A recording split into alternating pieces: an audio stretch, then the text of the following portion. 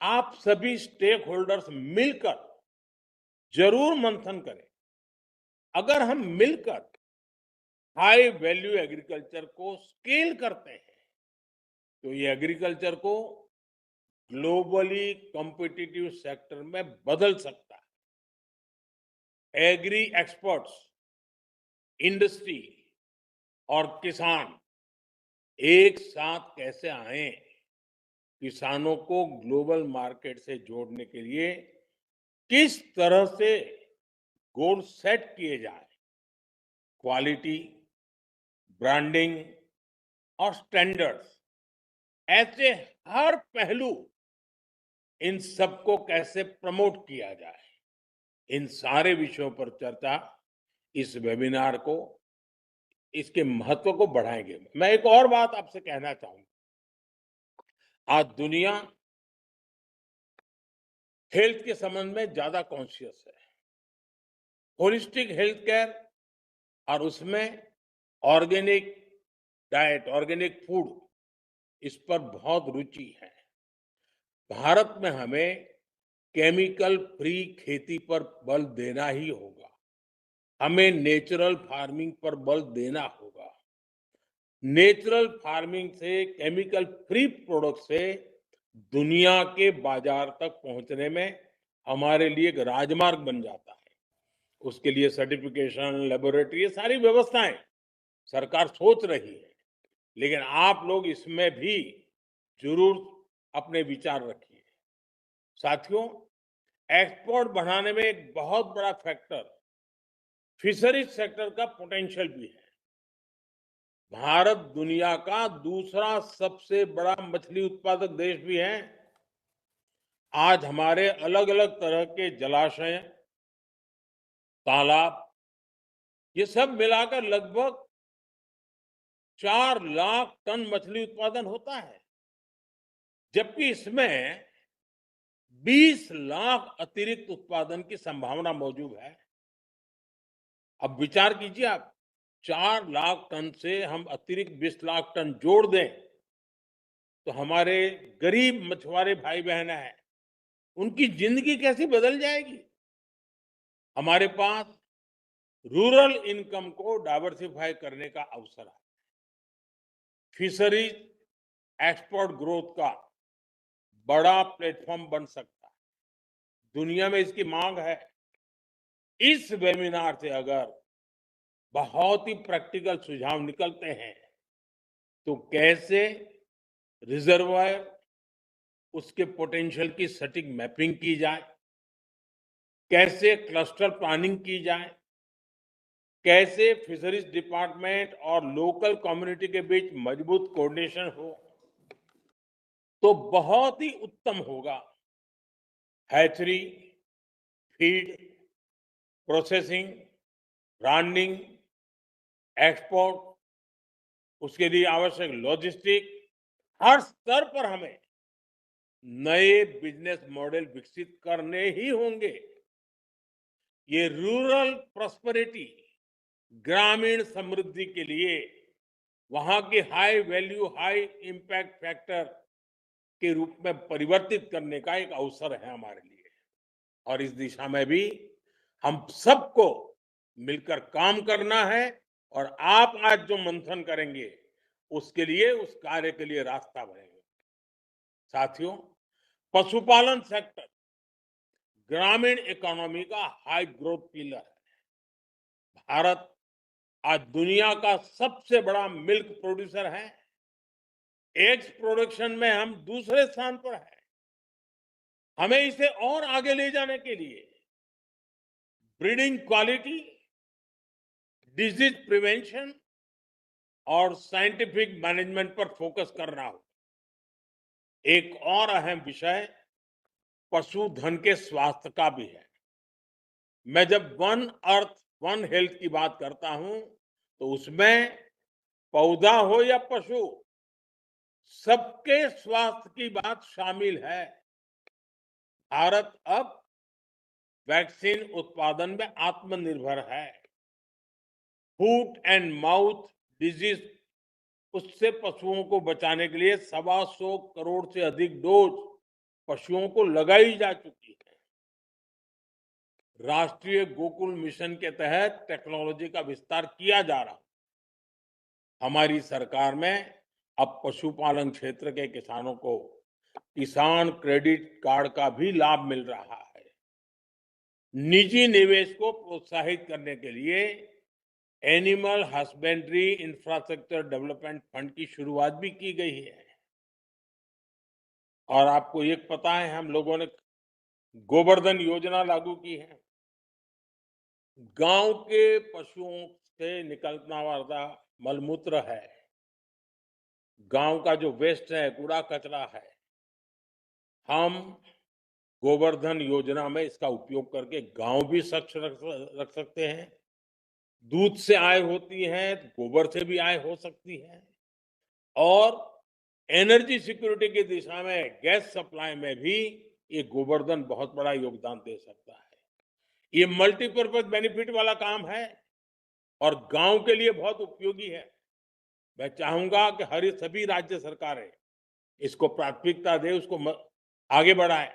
साथियों, हमने पिछले अनुभवों से समझा है कि केवल एक ही फसल पर टिके रखना किसान के लिए जोखिम भरा है। इससे आय के विकल्प भी सीमित हो जाते हैं। इसलिए हम क्रॉप डाइवर्सिफिकेशन पर फोकस कर रहे हैं। इसके अलावा national mission on edible oils and pulses, national mission on natural farming, ये सभी एग्रीकल्चर सेक्टर की ताकत बढ़ा रहा है। साथियों, आप भी जानते हैं, एग्रीकल्चर स्टेट सब्जेक्ट है। राज्यों का भी एक बड़ा एग्रीकल्चर बजट होता है। हमें राज्यों को भी निरंतर प्रेरित करता है कि वो अपना दायित्व निभाने में हम उनको कैसे मददरूप हो, हमारे सुझाव उनको कैसे काम आए। राज्य का भी एक एक पैसा जो गांव के लिए, किसान के लिए तय हुआ है, वो सही उपयोग हो। हमें बजट प्रावधानों को जिला स्तर तक मजबूत करना होगा, तभी नई पॉलिसीज का ज्यादा से ज्यादा फायदा उठाया जा सकता है। साथियों, ये टेक्नोलॉजी की सदी है और सरकार का बहुत जोर एग्रीकल्चर में टेक्नोलॉजी कल्चर लाने पर भी है। आज ई नेम के माध्यम से मार्केट एक्सेस का डेमोक्रेटाइजेशन हुआ है। सरकार एग्रीस्टेक के जरिए, एग्रीकल्चर के जरिए डिजिटल पब्लिक इंफ्रास्ट्रक्चर विकसित कर रही है। इसके तहत डिजिटल पहचान यानी किसान आईडी बनाई जा रही है। अब तक लगभग 9 करोड़ किसानों की किसान आईडी बन चुकी है और लगभग 30 करोड़ भूमि पार्सलों का डिजिटल सर्वे किया गया है। भारत विस्तार जैसे एआई आधारित प्लेटफॉर्म रिसर्च इंस्टीट्यूशंस और किसानों के बीच की दूरी कम कर रहे हैं। लेकिन साथियों, टेक्नोलॉजी तभी परिणाम देती है जब सिस्टम उसे अपनाए, संस्थाएं उसे इंटीग्रेट करें और एंटरप्रेन्योर्स उस पर इनोवेशन खड़ा करें। इस वेबिनार में आपको इससे जुड़े सुझावों को मजबूती से सामने लाना हो। हम टेक्नोलॉजी को कैसे सही तरीके से इंटीग्रेट करें, इस दिशा में इस वेबिनार से निकले सुझावों की बहुत बड़ी भूमिका होगी। साथियों, हमारी सरकार ग्रामीण समृद्धि के निर्माण के लिए प्रतिबद्ध है। प्रधानमंत्री आवास योजना, स्वामित्व योजना, पीएम ग्रामीण सड़क योजना, स्वयं सहायता समूहों को आर्थिक मदद, इसने रूरल इकोनॉमी को निरंतर मजबूत किया है। लखपति दीदी अभियान की सफलता की भी हमें नई ऊंचाई देनी है। अभी तक गांव की 3 करोड़ महिलाओं को लखपति दीदी बनाने में हम सफलता हो चुके हैं। अब 2029 तक, 2029 तक 3 करोड़ में और 3 करोड़ जोड़ना है और 3 करोड़ और लखपति दीदियां बनाने का लक्ष्य तय किया गया है। ये लक्ष्य और तेजी से कैसे प्राप्त किया जाए, इसे लेकर भी आपके सुझाव महत्वपूर्ण होंगे। साथियों, देश में स्टोरेज का बहुत बड़ा अभियान चल रहा है। लाखों गोदाम बनाए जा रहे हैं। स्टोरेज के अलावा agri entrepreneurs processing, supply chain, agri tech, agri fintech, export, इन सब में इनोवेशन और निवेश बढ़ाना आज समय की मांग है। मुझे विश्वास है आज जो आप मंथन करेंगे उससे निकले अमृत से ग्रामीण अर्थव्यवस्था को नई ऊर्जा मिलेगी। आप सबको इस वेबिनार के लिए मेरी बहुत बहुत शुभकामनाएं हैं और मुझे पूरा विश्वास है कि जमीन से जुड़े हुए विचार, जड़ों से जुड़े हुए विचार इस बजट को सफल बनाने के लिए, गांव-गांव तक पहुंचाने के लिए बहुत काम आएंगे। आपको बहुत बहुत शुभकामनाएं, बहुत बहुत धन्यवाद। नमस्कार।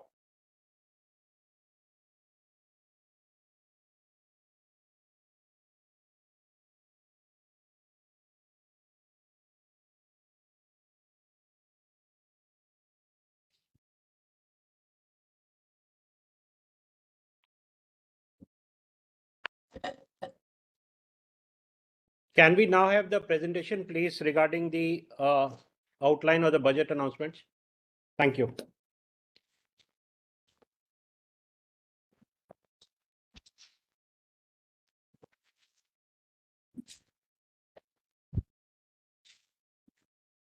I welcome all the participants who are joined us in the post-budget webinar on agriculture and rural transformation. Next, please. आप सबको विदित है कि हाल ही में माननीय प्रधानमंत्री जी ने मन की बात में 22 फरवरी को ये कहा, हमारे किसान केवल अन्नदाता नहीं, वे धरती के सच्चे उपासक भी हैं। उनसे यह सीखना चाहिए कि मिट्टी को सोना कैसे बनाया जाता है। आज हमारे किसान परंपरा और तकनीक दोनों का संगम कर रहे हैं। मुझे यह देखकर खुशी होती है कि अब हमारे किसान केवल उत्पादन पर ही नहीं, बल्कि गुणवत्ता, वैल्यू एडिशन और नए बाजार पर भी ध्यान दे रहे हैं। जो इस साल का बजट है वो इसी के इर्द गिर्द और इसी से इंस्पायर्ड और लेटर एंड स्पिरिट में इसको आगे ले जाता है, इस कथन को। नेक्स्ट। आपको सबको ये विदित है कि माननीय फाइनेंस मिनिस्टर ने यूनियन बजट 2026 की स्पीच में ये कहा है कि हम जो बजट है वो कैसे ट्रांसफॉर्मेशन कर रहा है एस्पिरेशंस को अचीवमेंट्स में और संभावनाओं को प्रदर्शन में, ताकि जो भी प्रगति के लाभ हैं वो सभी कृषक और किसान भाइयों को, बहनों तक पहुंच सके। और ये जो बजट है ये 3 कोर कर्तव्यों पर आधारित है, जिसमें गरीब और डिसएडवांटेज, जो वंचित वर्ग है और गरीब है, उनको कैसे हम अपनी कार्य योजना में सम्मिलित करें, अपने विकास की में सम्मिलित करें, ये 3 कर्तव्यों से स्पष्ट होता है। पहला कर्तव्य जो है वो आर्थिक विकास को तेज और सतत बनाए रखने का है। दूसरा है कि लोगों की आकांक्षाओं को कैसे पूरा किया जाए और उनकी क्षमता का विकास किया जाए। और तीसरा है कि जो सबका साथ सबका विकास का जो दृष्टिकोण है उसको हम अपने को सशक्त करते हुए विकसित भारत के अपने लक्ष्य की प्राप्ति की ओर बढ़े। और इन सभी का जो मुख्य केंद्र बिंदु रखा गया है वो स्मॉल एंड मार्जिनल फार्मर्स हैं, जिसमें उत्पादकता को भी बढ़ावा देना है, उद्यमशीलता को भी बढ़ावा देना है, ताकि उनके आय में वृद्धि हो सके। नेक्स्ट। अब मैं आपको जो मुख्य बजट अनाउंसमेंट्स हैं उसके बारे में कुछ संक्षिप्त में बताऊंगा। देखिए, पहला जो बजट अनाउंसमेंट पैरा 59 इस स्लाइड में दिख रहा है वो लाइव स्टॉक को डेवलपमेंट और उसके विकास की बात करता है। और इसमें ये बताया गया है कि कैसे हमारे जो वेटनरी प्रोफेशनल्स हैं उनकी कमी को दूर करने के लिए मोर देन इसमें कदम बढ़ाए जाएंगे। It proposes to roll out a loan-linked capital subsidy support schemes for establishment of veterinary and para-veterinary colleges, veterinary hospitals, diagnostic labs, breeding facilities in private sector, और कोलैबोरेशन रखा जाएगा between Indian and foreign institution, इसमें उसको सुनिश्चित किया जाएगा। Next. जो next para है पैरा 77, ये भी पशुपालन से संबंधित है। इसमें जो प्रस्तावित है उसमें support to animal husbandry entrepreneurship development है, और इसके लिए क्रेडिट लिंक सब्सिडी प्रोग्राम की बात की गई है। Scaling up and modernisation of livestock enterprises, enhancement of creation of livestock, dairy and poultry focus integrated value chains, and encourage creation of livestock farmer producer organizations. Next, para 76 fisheries से संबंधित है, और ये इसमें दो मुख्य पहल प्रस्तावित हैं। एक है कि इंटीग्रेटेड डेवलपमेंट और 500 रिजर्वायर्स और अमृत सरोवर, और जो फिशरीज का वैल्यू चेन है स्पेशली इन कोस्टल एरियाज, उसको कैसे हम और सशक्त बनाएं, और मार्केट लिंकेजेस को सशक्त करें involving startups, women lead groups together with fish farmer producer organisations. Next, para 78 है, ये कृषि से संबंधित है। जैसे कि आपने सुना, प्रधानमंत्री जी ने भी इसको उल्लेख किया है कि हाई वैल्यू एग्रीकल्चर को प्रमोट करने का दृष्टिकोण रखा गया है, और उसमें to diversify farm outputs, increase productivity, enhance farmers income and create new employment opportunities. We will support high value crops such as coconut, sandalwood, cocoa and cashew in coastal areas and agar trees in northeast, और जो हमारे हिमालय क्षेत्र हैं उसमें nuts such as almonds, walnuts and pine nuts. Next, para 79 again ये agriculture की उसी जो पहला अनाउंसमेंट हुआ उसके बारे में ये आगे उसको विस्तार देता है। इसमें प्रस्तावित किया गया है कोकोनट प्रमोशन स्कीम, जो प्रोडक्शन और प्रोडक्टिविटी दोनों को बढ़ाएगा, और उसमें जो इंटरवेंशंस प्रस्तावित हैं वो ये हैं कि रिप्लेस करेगा ओल्ड और नॉन प्रोडक्टिव ट्रीज को with new sapling plants and varieties in major coconut areas, ताकि जो कोकोनट पे आश्रित हमारे फार्मर्स और जो भी स्टेक होल्डर्स हैं उनका समुचित विकास सुनिश्चित हो सके। नेक्स्ट, जो नेक्स्ट पैरा है ये भी उसी का आगे विस्तार है। इसमें बात करते हैं dedicated programme for cashew and cocoa to make India self reliant in raw cashew and cocoa production and processing, and enhance export competitiveness and transform India cashew and India cocoa into a premium global brand by 2030. Next, ये para 81 sandalwood को के ऊपर है, और इसमें कहते हैं कि जो इस बारी गवर्नमेंट ने प्रस्ताव किया है कि we will partner with state governments to promote focused cultivation and post harvest processing to restore the glory of Indian sandalwood ecosystem. Next, para 82 ये अगेन जो हमारे अखरोट, बादाम और खुमानी की पैदावार को कैसे हम आगे बढ़ाएं by rejuvenating old low yielding orchards, expand high density cultivation of walnuts, almonds and pine nuts, और इसके लिए एक डेडिकेटेड प्रोग्राम प्रस्तावित किया जा रहा है जो फार्मर की इनकम को भी बढ़ाएगा और वैल्यू एडिशन यूथ को एंगेज करके इसको बढ़ाने का लक्ष्य रखा है। नेक्स्ट, ये डिजिटल पब्लिक इंफ्रास्ट्रक्चर की जो एग्रीकल्चर डिपार्टमेंट की पहल है उसको ये अनाउंसमेंट और आगे विस्तारित करता है। इसमें प्रपोज किया गया launch of Bharat Vistaar, a multilingual AI tool that shall integrate the AgriStack portals and ICR package of practice on agriculture practices with AI systems. This will enhance farm productivity, enable better decisions for farmers, and reduce risk by providing customized advisory support. Next, para 84 ये ग्रामीण विकास में जो लखपति दीदी कार्यक्रम है उसको उसकी जो प्रगति और उसका जो सक्सेस है उससे ये उसको आगे बिल्डअप करके एक्सपैंड करता है। इसमें प्रपोज किया गया है to help women to take the next step from credit led livelihoods to being owners of enterprise. Self help enterprise she marts की परिकल्पना की गई है जिसको सेटअप किया जाएगा as a community owned retail outlets within the cluster level federation through enhanced and innovative financing instruments. Next,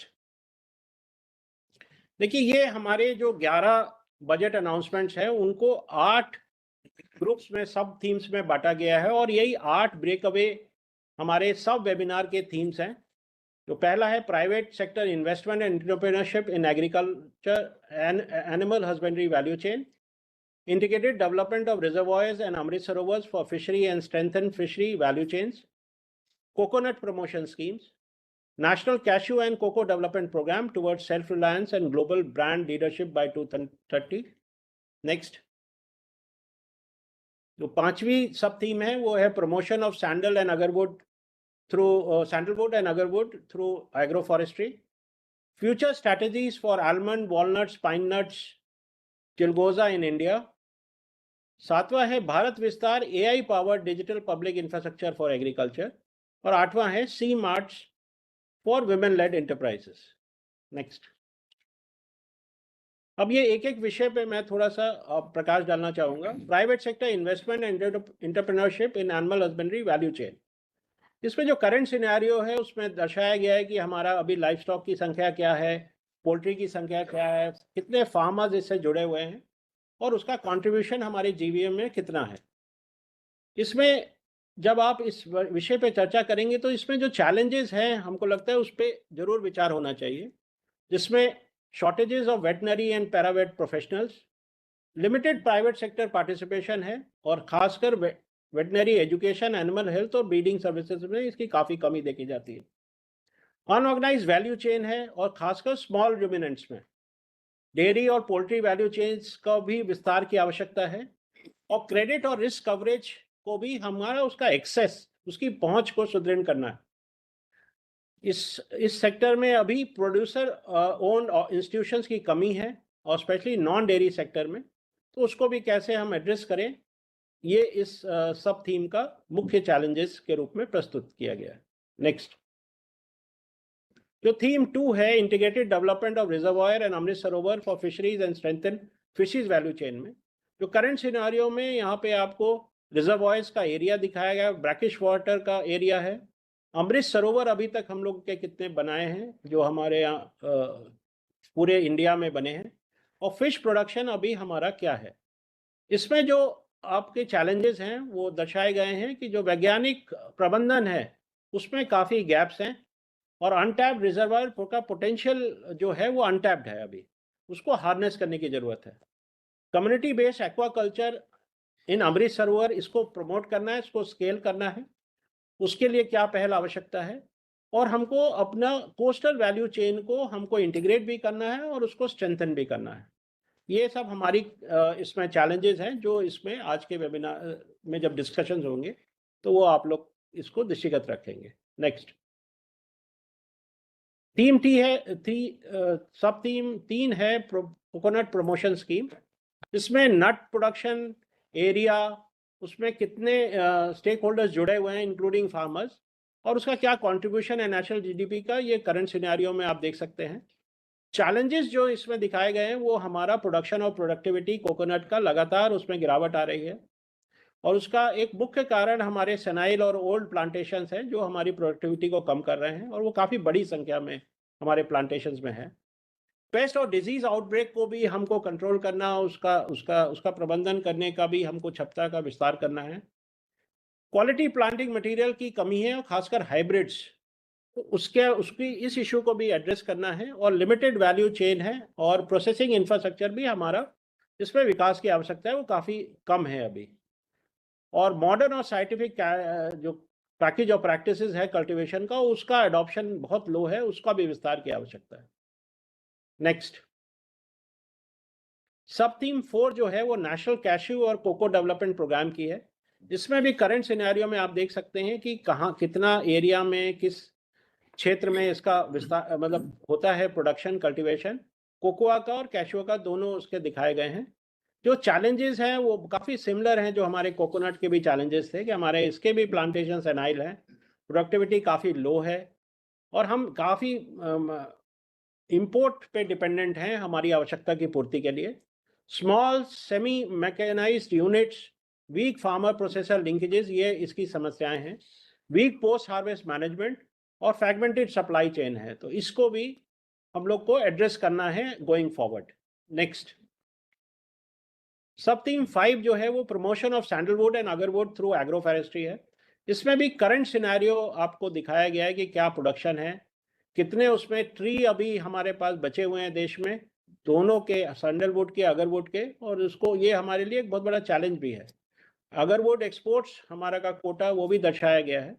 देखिए challenges इसमें वही है कि हमारा प्रोडक्शन ड्रास्टिकली डिक्लाइन हुआ है और अब ये कुछ ही राज्यों तक सीमित हो गया है। इसका जो ग्लोबली ये एक इंडिजिनस स्टेटस प्राप्त कर किया है और इसको हम लोग को एड्रेस करने की ज़रूरत है। और जो स्ट्रिंजेंट रेगुलेशंस हैं उसको भी हमको विचार करना चाहिए कि उसने क्या अपने उद्देश्यों की पूर्ति हुई है या उसने फार्मर्स और ग्रोअर्स को डिस्करेज किया है। हमारा स्टॉक डिक्लाइन कर गया है और नेचुरल रीजनरेशन भी हिंडर हो रहा है थ्रू इन्वेसिव प्लांट स्पीसीज। तो ये सब चैलेंजेस को हम लोग को अपने गोइंग फॉरवर्ड इसको एड्रेस करना है और ये डिस्कशन का मुख्य बिंदु बन सकते हैं। नेक्स्ट सब थीम 6 जो है वो future strategies for almond, walnuts and pine nuts in India है। इसमें भी करंट सिनेरियो में प्रोडक्शन एरिया बोथ वॉलनट का, आलमंड का दर्शाया गया है।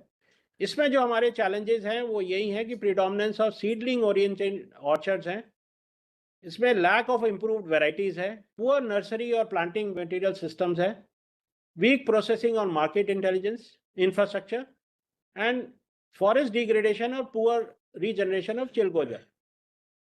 नेक्स्ट सबदीप 7 जो है वो भारत विस्तार से संबंधित है, AI powered digital public infrastructure for agriculture. देखिए अभी जो हमारा एआई है वो काफ़ी फ्रैगमेंटेड है digital ecosystem, high transaction cost है फार्मर्स की, हमारा एक्सेस और इंक्लूजन में काफ़ी गैप्स हैं। फार्मर को एक ही सूचना के कई सूचनाओं के लिए अलग अलग पोर्टल पर जाना पड़ता है, अलग कार्यालयों को पहुंच उसका करना पड़ता है। तो ये हाई ट्रांजैक्शन कॉस्ट इंश्योर करता है और हमको अपना एग्रीकल्चर गवर्नेंस को भी री इमेजिनिंग करना है विद न्यू टेक्नोलॉजीज को इंटीग्रेट करके एआई और डाटा मैनेजमेंट को।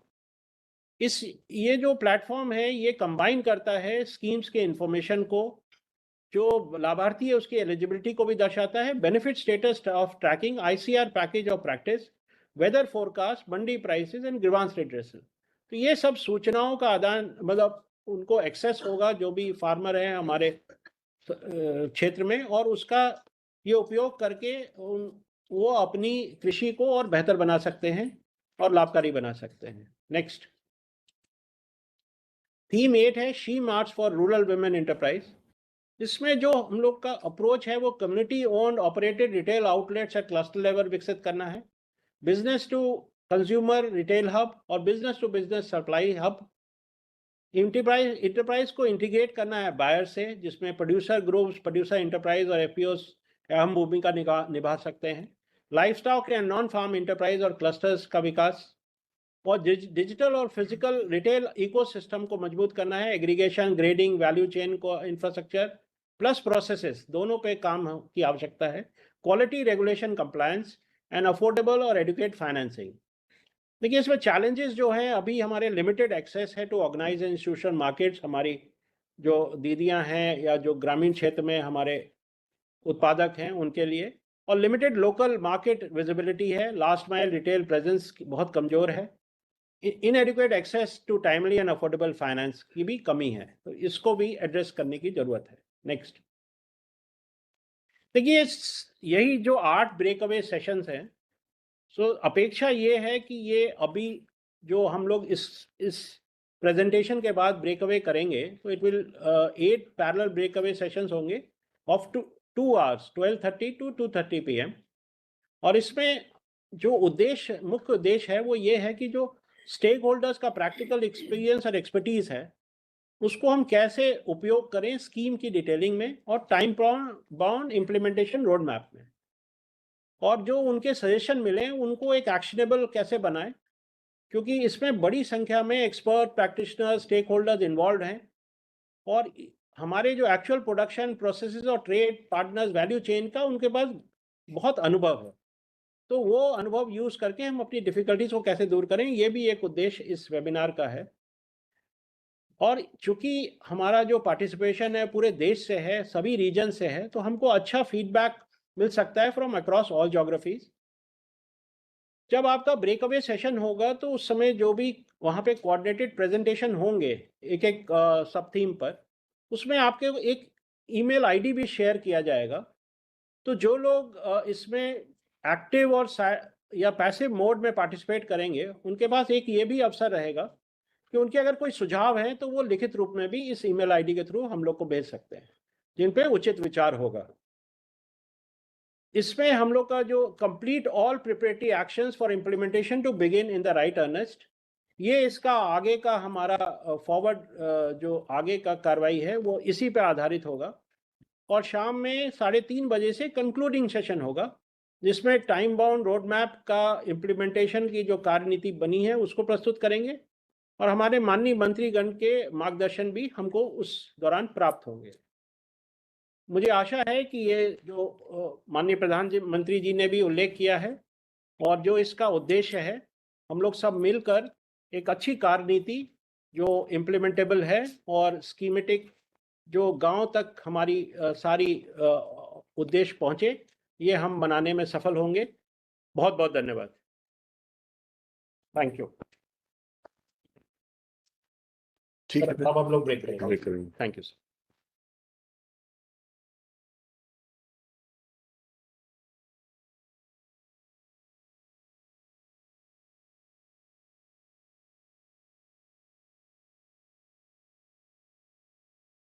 Thank you, everyone. Now each of the breakout sessions will begin their own individual panel discussions. Thank you. And we will again merge back at 3:30.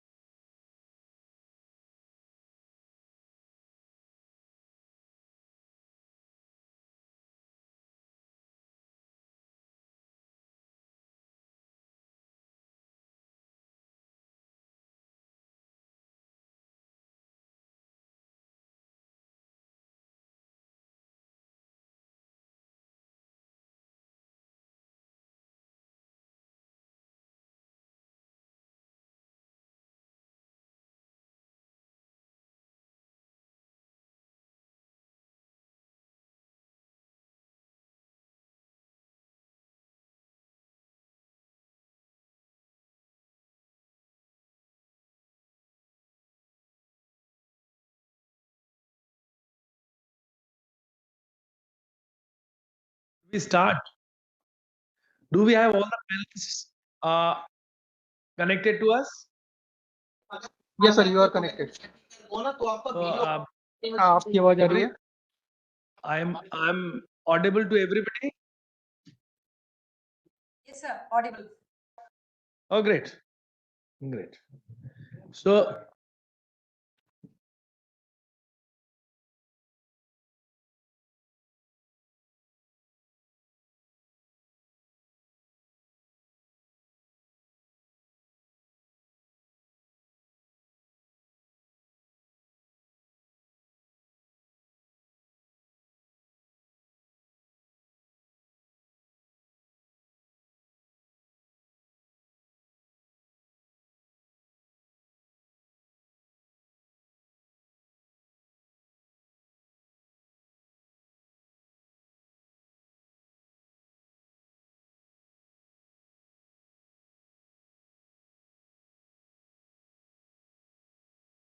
PPT, please upload the PPT.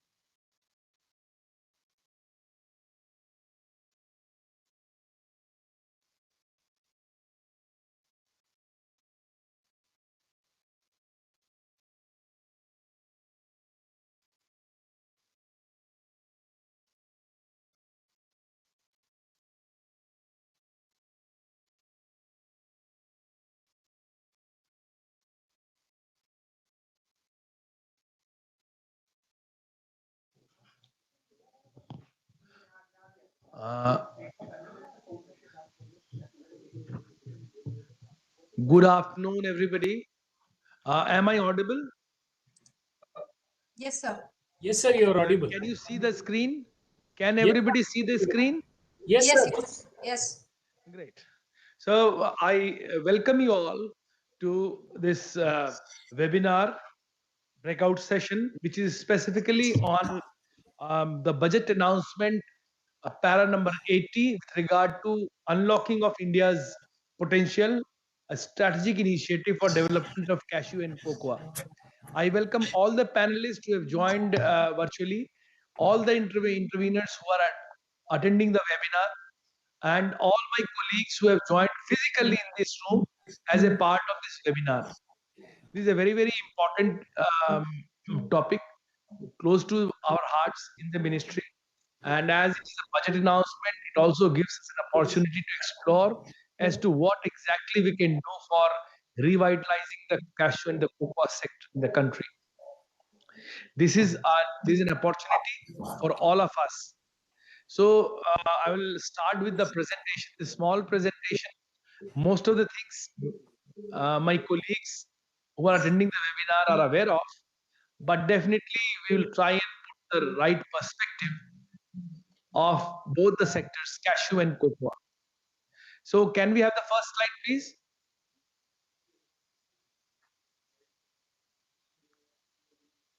Yeah. So the first slide outlines the announcement verbatim. It says a dedicated program is proposed for Indian cashew and cocoa to make India self-reliant in raw cashew and cocoa production and processing, enhance export competitiveness, and transform Indian cashew and cocoa as a premium global brand by 2030. We all know India has been a leader in cashew sector for a very, very long time. But in the last decade, things have changed. The scenario of production, processing, and market share has changed, and it is changing very rapidly. We have not lost sight of the case that we have more than one lakh people, especially women, who are employed in this sector of processing. So, because the production is not keeping pace and the imports are coming down, there is a problem with livelihood security of people who are engaged in processing. So, I'll start with a snapshot of the global scenario. Next, please. Next. So, the total global production, if we see, it was 5.1 million metric ton from 6.16 million hectares across the world. The largest producer of cashew is Ivory Coast, which is in West Africa, with around 1.25 million metric ton and around 1.53 million hectares. India is the second largest country which has large areas under cashew, and the production is rather not does not keep up with the area that we have. We have around 1.19 million hectare under cashew, and the production is 0.79 or 0.8 million metric tons. Followed by India is Cambodia. Cambodia produces around 0.65 million metric tons from 0.5 million hectare area, and it is followed by Vietnam, which produces around 0.35 million metric ton from 0.2 million hectare area. Especially the cashew sector has shown a very progressive and very promising growth in the last decade. We see a compound annual growth rate of 4% of the sector, and that is quite encouraging. And can we go to the next? If we see the Indian export and import scenario, we see that India has been progressively importing large quantities of cashew, and our strength lies in processing. But over the years, we see that the imports are also coming down. The import of it is not the kernel which was imported, the raw cashew nut was being imported to India. And because of certain restrictions in West Africa and East Africa on exports, the quantum of export from those countries is coming down because there are penal tariffs which are being imposed on exports. So it is, in fact, going to affect our industry of processing, wherein we processed and re-exported majority of the raw cashew nuts that we imported. So it is very, very important to understand the dynamics and understand why we require a specific program at this point in time when we can easily import. So import is getting restrictive all across the world. Next, please.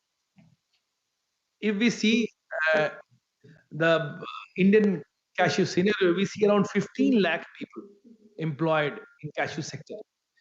Of the 15 lakh people, around 10 lakh are farmers, and around 0.5 lakh, 5 lakh people are workers who are engaged in different activities of processing and value chains.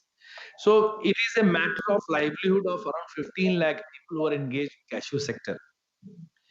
We have been exporting around, please no cross talking, please. So if we see the exports, the total exports can be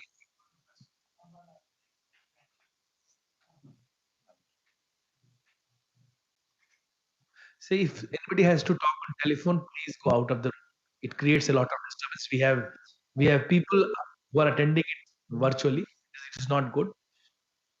The total export in cashew has been around 2,600 crores in 23-24. It is not only the cashew kernels which exported. We also export cashew nut shell liquid, which is derived from the shell after we break the shells of raw cashew nut. And we have been exporting around 60-65 crores of cashew nut shell liquid from India. So that's also a product which is great, which is in great demand across the world.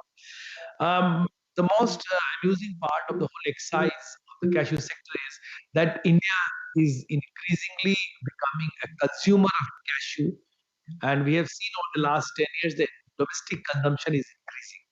And of the total world international production of cashew, 33% of the cashew nuts produced is consumed in India. So we are the largest consumers. We are one of the largest producers. Still, there is a gap. So it also makes a case as to why we should have some program to, in fact, push productivity and production in cashew sector. Over the last 10-15 years, a lot of action has happened in the cashew sector with the advent of the National Horticulture Mission. The area expansion under cashew from 8.3 lakh hectare has now it is almost 12 lakh hectares. The production, which was around 5.7 lakh metric ton, has gone to around 7.5 lakh metric ton. But still, there is a lot of gap. You see the international standards. The CJR of production is 1.8. We are far below the global average, and the rate of rate at which the area under cashew is growing is 2.1. That is very, very promising because new plantations are being taken up which have yet to reach into productivity and production phase. So that is a good sign, and we expect that India will emerge as one of the major centers of cashew production in times to come. Next, please. So based on all this background, we talk about why do we need this program. So I gave you that India is the largest consumer, one of the largest producers, and from being one of the largest processors of cashew, now it has become a consumer. So it is very, very important that we start producing more. How do we start producing more? We take up more areas under cashew, we improve the cashew productivity, and we also need to not lose sight of the fact that the countries which traditionally used to export cashew from West Africa, like Ivory Coast, Benin, and Ghana, and Central Africa and East Africa, these countries have been progressively restricting their exports or penalizing the export because they want processing to happen in their countries. So we will get less and less cashew imported into the country over the time because it will not be available. For raw cashew nut will not be available, and we only will become one of the consumers of cashew nut, which is coming from in the process from across the world. So it is very, very. We also have to go into the background as to why we are low in production, although we have large areas around 1.2 million hectares area under cashew. Still, we have low production. So we have to understand cashew in our country was reduced in the year around 1750s by the Portuguese in erstwhile Goa state, while it was under the control of Portuguese. And cashew was taken up as a crop, as a planting material for areas which were highly degraded. It was promoted as a soil binder and not as an economic crop because the Portuguese had control over Brazil. They brought this crop from Brazil to India and, in fact, reclaimed the land which was getting degraded in the Western Ghats areas of Goa. And from that, as an ancillary or as a spillover, cashew kernels and nuts started getting produced, and we got into a habit, and it expanded to other areas. In fact, the cashew was called the gold mine of wasteland, where nothing grew, cashew grew. So that is how we see areas in Maharashtra, in Karnataka, in West Bengal, large areas taken up under cashew nut as a wasteland reclamation exercise. Because the focus was soil and land degradation, we never focused on production and productivity. But our colleagues from ICAR and our state agriculture universities have done a lot of activities with regard to breeding programs, production of new varieties, and we have a lot of varieties which can be used while we formulate some kind of program to enhance cashew production. The major cashew production areas in India are Odisha, Andhra Pradesh, as I said, Maharashtra, Tamil Nadu, Karnataka, and Kerala. But it is expanding into non-conventional areas where it never grew. It also has a huge impact on the livelihood of people who are involved in the value chain of cashew. starting from picking of cashew from trees till roasting of cashew and using of the cashew apple and that shell, the liquor that is extracted from the shell that is taken out. A lot of value-added products are produced. So there's a large number of employment that it generates. So unless until we have a vibrant cashew production area, these livelihoods are going to get affected. So that is one of the major reasons that we want to have a program which supports livelihood, modernizes the productivity, modernizes value chain, and all the activities associated with the value chain. If we do things rightly in time, it is not out of place to say that we will become one of the leaders in cashew sector in the next 5-10 years. And we also feel that it can become one of the major ways of prosperity of our farmers who are cultivating cashew in poor lands. So it also aligns with the green growth, sustainable growth priorities of Government of India. So till now it is all rosy picture. If we do this, we get this, we become the largest producer, we have a very robust value chain, we become the world leader by 2030.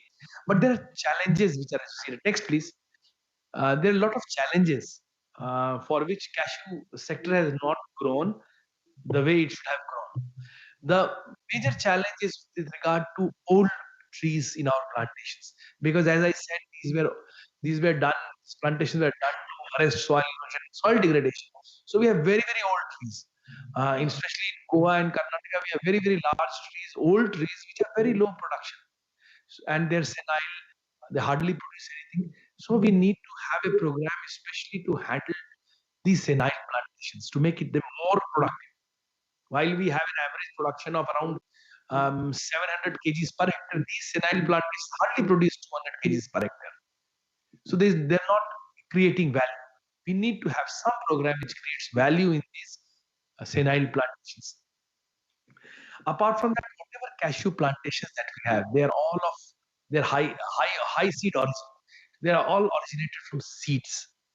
But we now have varieties which have been developed by ICR, by state agriculture universities, as I mentioned, which can be clonally propagated and their characters can be preserved in the whole process of propagation, and they can become high yielding. They are amenable to high density plantations, and it can yield up to 2000 kgs per hectare. So unless and until we look at planting material which has the innate ability to, in fact, push productivity and production, our production will remain low. So we need to have best kind of high yielding plantations. For that, we need to have access to quality planting materials. The Government of India, through all its programs and the Indian Council of Agriculture Research Centers, the state agriculture used to have a network of nurseries and other blocks which provide cashew planting material, high yielding cashew planting material of clonal origin. But there is a need to ramp it up. That is a big challenge.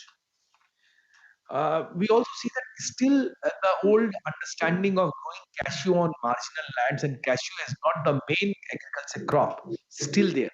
Unless and until we are able to convince farmer that the cashew grown as the main agriculture crop is able to give you better returns than any other agriculture crop, there will not be investment from the farmer side. It will still be as a crop which is as a one or two trees in the homestead, or maybe on the bunds of our agriculture fields, or in waste. So we want to basically bring it to the center of orchard propagation, especially in areas of Odisha, Andhra Pradesh, Telangana, parts of Maharashtra and Karnataka, and Kerala. So there is a huge potential there. Apart from that, farmers have also, it is not only the fault of the farmers, we are at fault because the extension machinery has not been able to convince the farmers as to what are the benefits, how they access the right kind of planting material, how they do fertigation and attend to various kinds of pests and diseases which affect the plants during the course of their growth. So package access to right kind of package of practices in the diverse agroclimatic zones that we have is very, very important. And I'm very happy to share that ICR has developed agroclimatic zone specific cashew planting material, which can be propagated in from very high rainfall areas to even very low rainfall areas. So we have the right kind of planting material available with us. Only thing is that we take this package of practice to the farmers along with the right kind of planting material. And we have specific components like e-Vistar, on which there is a program going on. We have social media. We have various methods of taking this package of practice and knowledge to the farmers. That is very, very important. And is still, even after all technologies, it will still be a very, very challenging task. And it has got a lot of impact on the production productivity and overall impact that we think cashew will have in the sector. Apart from that, we as is happening in most of the agriculture produce in India, we have a very, very fragmented value chain and supply chain. There's a basic reason for it. The trader has not associated himself with the grower. That's the biggest problem. That disconnect we need to address. We need to have the trader need to have, or the aggregator need to have some skin in the game where the farmer grows it and trader. So there has to be some agreement, some arrangement with the trader and the farmer, so that the farmer is convinced that whatever he grows, he get a good price for it, and the trader is also assured that he will get the produce which he can process and take it to the market, which will be of high quality. This is a big challenge that we need to address. Apart from this, the value addition. India has emerged as one of the largest consumers of cashew. And we know what kind of cashew we eat. We eat basically sweets made out of cashew. So value addition is very, very important. It is not only sweets. North India, we have sweets, the katlis, the various kind of mithais which are made from cashew. But there are way many products which can be made out of cashew. While we interact with farmers and value addition in confectionery sector, we see this is a huge opportunity. So we need to, in fact, document everything. We need to bring all these products on the table and tell the farmer and the processor these are the various opportunities that we have as to we can process it and make it consumable by the consumers. So this is a big challenge which I see, because if the consumer is ready to buy it, then across the value chain, everybody gains out of the process. So these challenges we need to address, I think, from this program, because we have done a lot of discussions in the ministry and with our colleagues and some of the farmers. We have come up with with a set of interventions that we feel is important. Please go to the next. The proposed intervention that we see, that presently we are at 1.2 million hectare. If we do a high density plantation of 2 lakh hectares in the next 5 years, we are able to ramp up our production by 5 lakh metric tons. A 5 lakh metric ton ramp in production will do a great service to the nation vis-a-vis import substitution and saving the expensive, valuable foreign currency that goes for importing of cashews. So area expansion is one that we see is very, very important. Other important part is rejuvenation of senile plantations. These old plantations we need to take up, maybe top lifting, maybe grafting, maybe other techniques. We have a host of techniques which can be blended together so that we are able to rejuvenate the old trees without the yield penalty that the farmer faces in a phase-wise manner. So that is something for which I look at my colleagues in the research organizations and the state agriculture universities to come up and suggest us how we take it forward. So that will be a very, very important intervention as to how we rejuvenate our plantations. Apart from that, quality planting material of clonal origin for different agroclimatic zones. I think that is very, very important. Unless and until the farmer has access to right kind of planting material suitable for the agroclimatic zone in which he is cultivating, and access to right kind of package of practice, things will not work. And if we are able to do it right, the productivity will go up.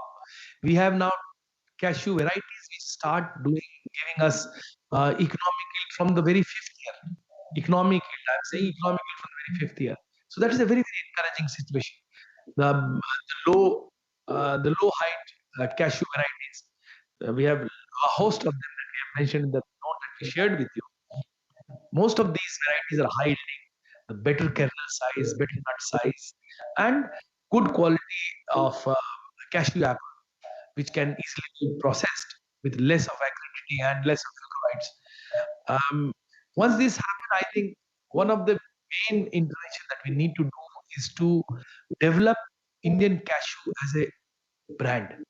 So obviously, when we develop cashew as a brand domestically, we also look at the international market, because still, even on this date, Indian cashew, although we export very less cashew nuts, our Indian cashew is considered as one of the best quality cashew that's available in the world, with size, with color and shape. So that brand we need to capitalize on, and we need to develop an Indian cashew brand, which people across the world should ask for. And that should be one of the aims that we need to promote under this program that we need to take.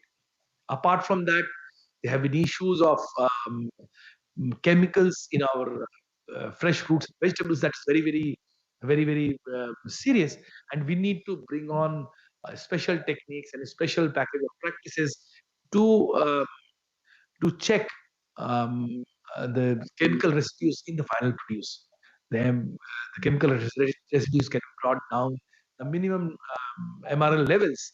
Apart from that, we also need to develop a system of traceability as to from where the cashew that we are consuming is coming from. Traceability brings in a lot of trust in the consumer, and we can bring in, if we are able to bring in traceability, the acceptance of produce in the international market goes up, because traceability tells about the kind of interventions that are happening in the farmer field, and if the farmer field is able to farmer is able to follow a right kind of package of practice, it brings in trust in the consumer through traceability, that the end produce has been grown well, grown sustainably, and does not have any residues. Apart from that, we also need to look at the right kind of processing that needs to take place. We have the largest capacity of processing, cashew processing in the world. But if we see the traditional cashew processing is all very, very cottage industry level processing, wherein village level workers in a hall do the roasting and they do the breaking of the cashew shell. But now we have special mechanisms, special methods and machines available which can do the dehusking of the kernel, raw kernel, do the roasting, and the quality of the cashew nuts that it produces is far, far better. These machines need to be adopted, because we need to bring in, because we have a very strong base of farmer aggregates in form of farmer producer organizations. We need to bring in the FPOs and the farmer aggregates to take up modern mechanized processing, so that the quality does not degrade and they get the best price in the market. And if we are able to do it right, all these steps, the whole production becomes sustainable, and it aligns with our carbon sequestration goals, the SDG goals, and it is clean and it is acceptable across the world. So this is a challenge, and this throws up huge opportunities for us as a sector, as a country, large size, variability to take up this. Next, please. So I'll come to outcome. If we are able to do things right as we plan, we can have an additional 5 lakh metric ton production. We can ramp up productivity also to a great extent. We can, by 23, 20, 34, 35, we can take it up to 20 lakh metric ton production. It can reduce imports by 50%. It is a very, very conservative figure. But what I feel, if we are able to do it right, in the right manner, in the right planting field, right package of practice, the right varieties, right agroclimatic zone, we can even breach it, and we can become totally self-sustainable in cashew production, and we can also emerge as a large exporter for that. And if we are doing everything as we plan, especially the livelihood security that of 1.5 million, 15 lakh farmers, especially women, and our tribal colleagues from these villages, they will be saved. And it will not only be saved, the drudgery involved in present roasting and breaking of cashew shells, I think that will reduce it. Will reduce the drudgery for, say, protect their livelihoods, and have better produce, better remuneration for them, better produce for the consumers. We can become the global leader, as I said. What we need to do at the same time is we need to have a very, very robust cashew value chain that we develop with local participation, alignment with local requirements, so that we become self-sufficient. We do mechanization wherever we require, which is amenable to our farmers, farm producer organizations, without affecting the native cultures and the local ways of handling cashew. So with this, I come to the end of cashew. Come, the next slide is about cocoa. Please, can we go to cocoa, please? Cocoa is still more amusing, because if we see, cocoa is not a very, very old crop. Cocoa was introduced maybe 40, 45, 50 years in commercial production in India. And the total area that we have across the world is around 10 million hectares. Majority of the cocoa production happens in Africa, in South America, and parts of Southeast Asia. So Cote d'Ivoire, as Ivory Coast is a leading producer in cashew, it is also one of the leading producers. It is the largest cocoa. It has got around 8 million hectares under cocoa and produces around 2.3 million metric tons. That is huge. It is followed by other countries like Ghana. Ghana produces has an area of 1.15 million hectares under cocoa and produces around 6.5 lakh million metric ton, 0.65 million metric tons from this area. Followed by Indonesia. Indonesia has 1.14 lakh hectare under cocoa production with around 6.4 lakh metric ton production. India, we have just started. We have not taken cocoa production on a big way, but we feel that our agroclimatic conditions, from the southern part of India till northern part, grossly supports cocoa production in many of the states. We have around 1.1 lakh hectare area under cocoa production. We produce around 30,000 metric ton of cocoa annually. And if we see the growth rate of cocoa sector, it is around 4% last decade. It is going very fast. And we need to capitalize, we need to benefit our farmers of this growth of cocoa sector. And if we see, go to the next, please. If we see the exports, primarily the cocoa industry has been an import-dependent industry. It has been like that in India for a very, very long time. But with changing habits and additional requirements and development of small confectionery stores and these boutique chocolatiers in the country, a lot of demand has been generated for cocoa for domestic industry. And we have seen the last 30, 35 years, especially in the state of Kerala, Andhra Pradesh, a lot of cocoa plantations have been taken up in our coconut gardens, with areca nut gardens. A lot of cocoa is being produced. And because the demand in the urban centers are increasing, we depend to a great extent on imports. If we see the total import of cocoa beans equivalent that we did last year, we did around 80,000 metric ton of cocoa bean equivalent. Here we see only the cocoa bean. I'm talking about all the products across the line with chocolate as a part of that. It's around 80,000 metric ton that we require. We produce only around 30,000 metric ton. So there is a gap of around 80% total 80% of the total requirement is import based. Next, please. So there's a huge opportunity because we are dependent on imports. We don't have much production. We can ramp up production in our in suitable areas, especially the areas are Andhra Pradesh, Kerala, Tamil Nadu, and Karnataka.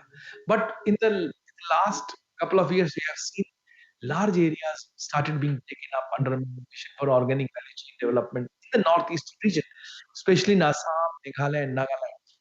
The mission organic is all organic cocoa that is coming up in the northeast region.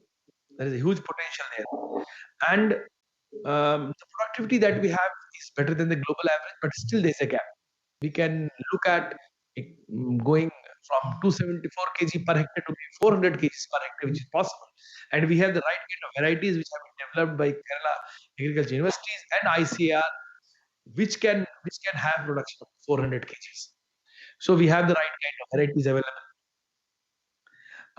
There's a huge demand, as I mentioned, and if we are able to ramp up production and we have the right kind of processing that we can develop, medium-sized process, where what I say, basically primary and secondary processing, which involves fermentation and grinding of the cocoa beans at the maybe farmer aggregate level or mid-size enterprise, the incomes of the farmers will go up drastically, and then it is supplied to the end produce, maybe large market, large companies like Mondelez, Nestle. They're all waiting for us to supply cocoa to them from India. Next, please.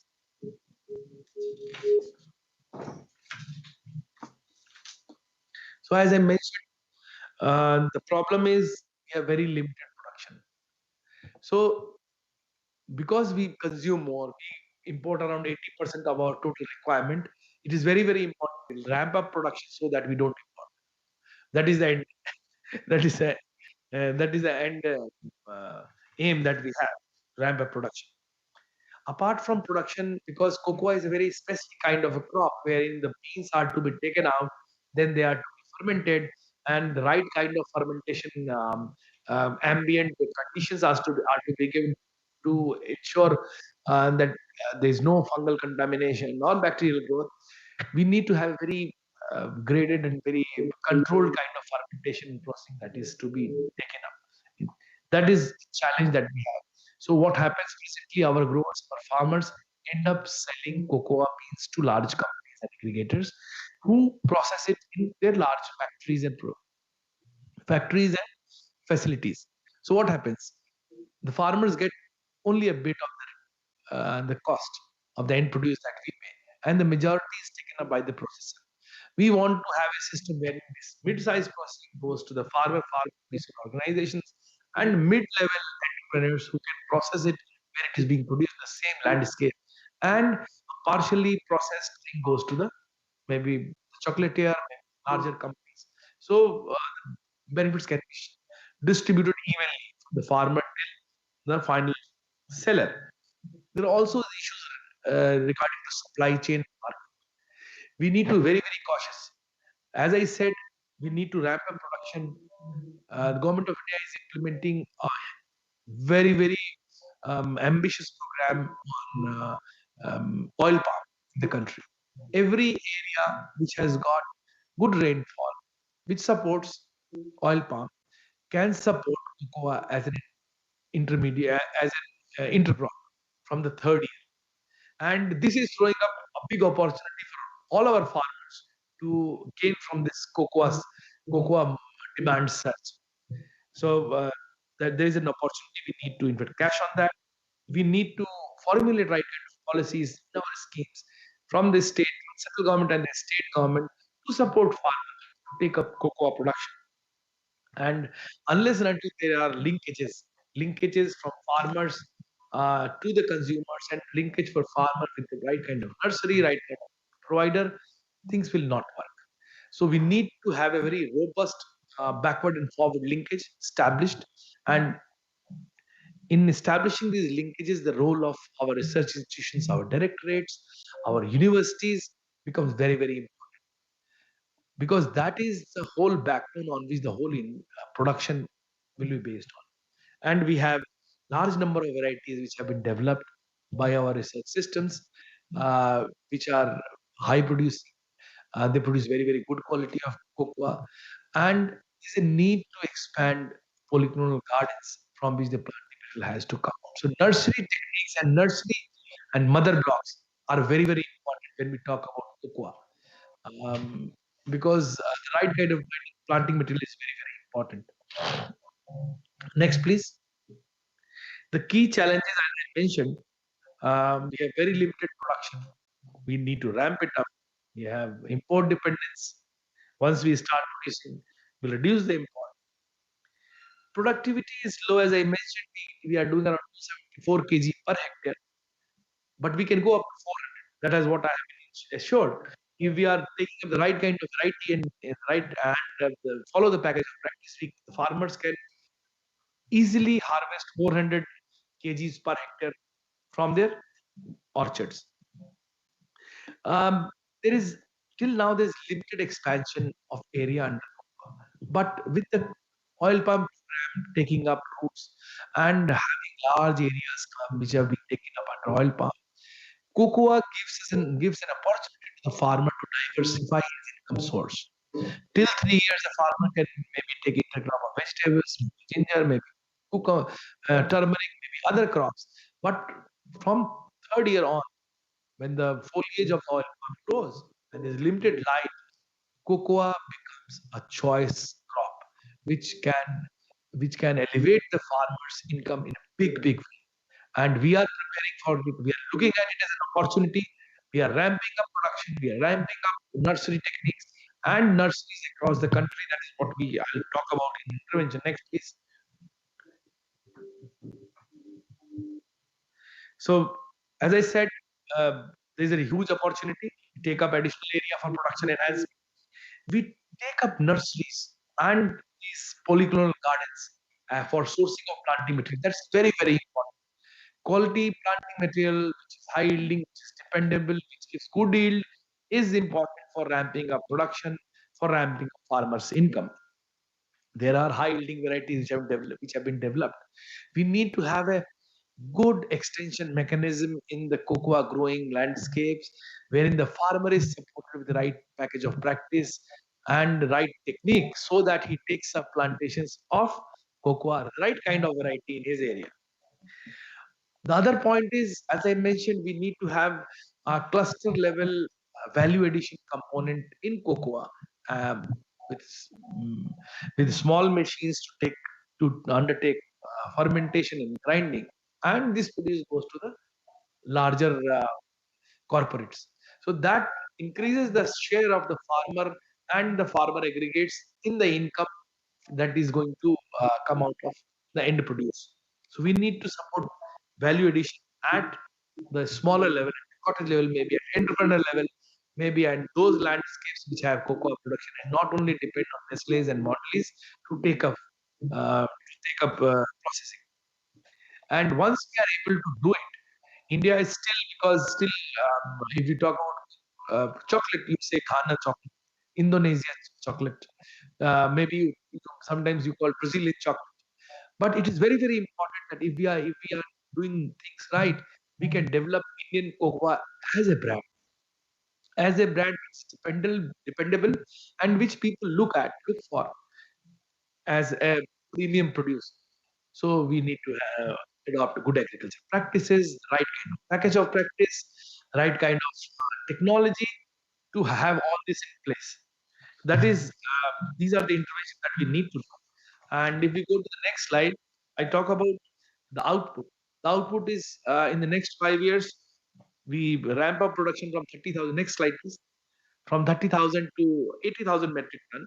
We improve the productivity maybe to 500 to 600 kg per hectare. That is quite ambitious. Even if we are able to do it at 400 kg per hectare, that is very, very good. And we expand areas. We only have 1 lakh hectare area. We can add another 1.5 lakh hectare area with oil palm coming up in a big way in Andhra Pradesh, Tamil Nadu, Telangana, Odisha, even in the north of the country. So that is a big opportunity. We can stagger and reduce the imports over the years and become self-dependent in cocoa production. As I mentioned, fermentation unit, they are the key of the right kind of maintaining right kind of quality and getting the right kind of return to the farm. At the aggregate, at the enterprise level, at the small farmer producer organization level, if we are able to ramp up processing in terms of fermentation and grinding and drying, we can achieve this very easily. And the farmer will be, I'll not say double, but maybe many fold, because that is the potential. And other very, very important thing is building of linkages at the market level. Once we develop a brand, we need to look at the market, the domestic market, the niche market across the world, in the international arena, and to market our produce in that manner.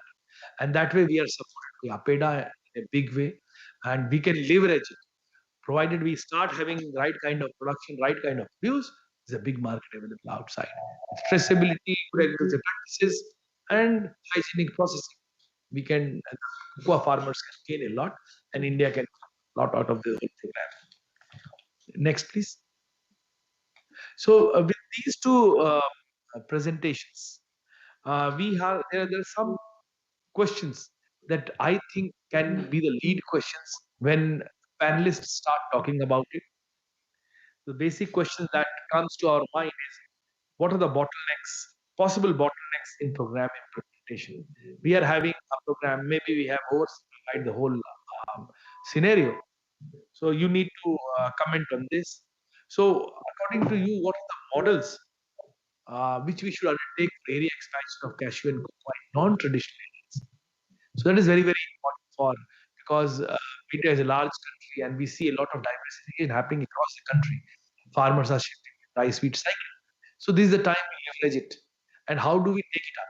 So I would be looking forward to inputs with regard to this point. And also talk of, I would appreciate if you could talk about the major constraints that affect the productivity cashew and cocoa.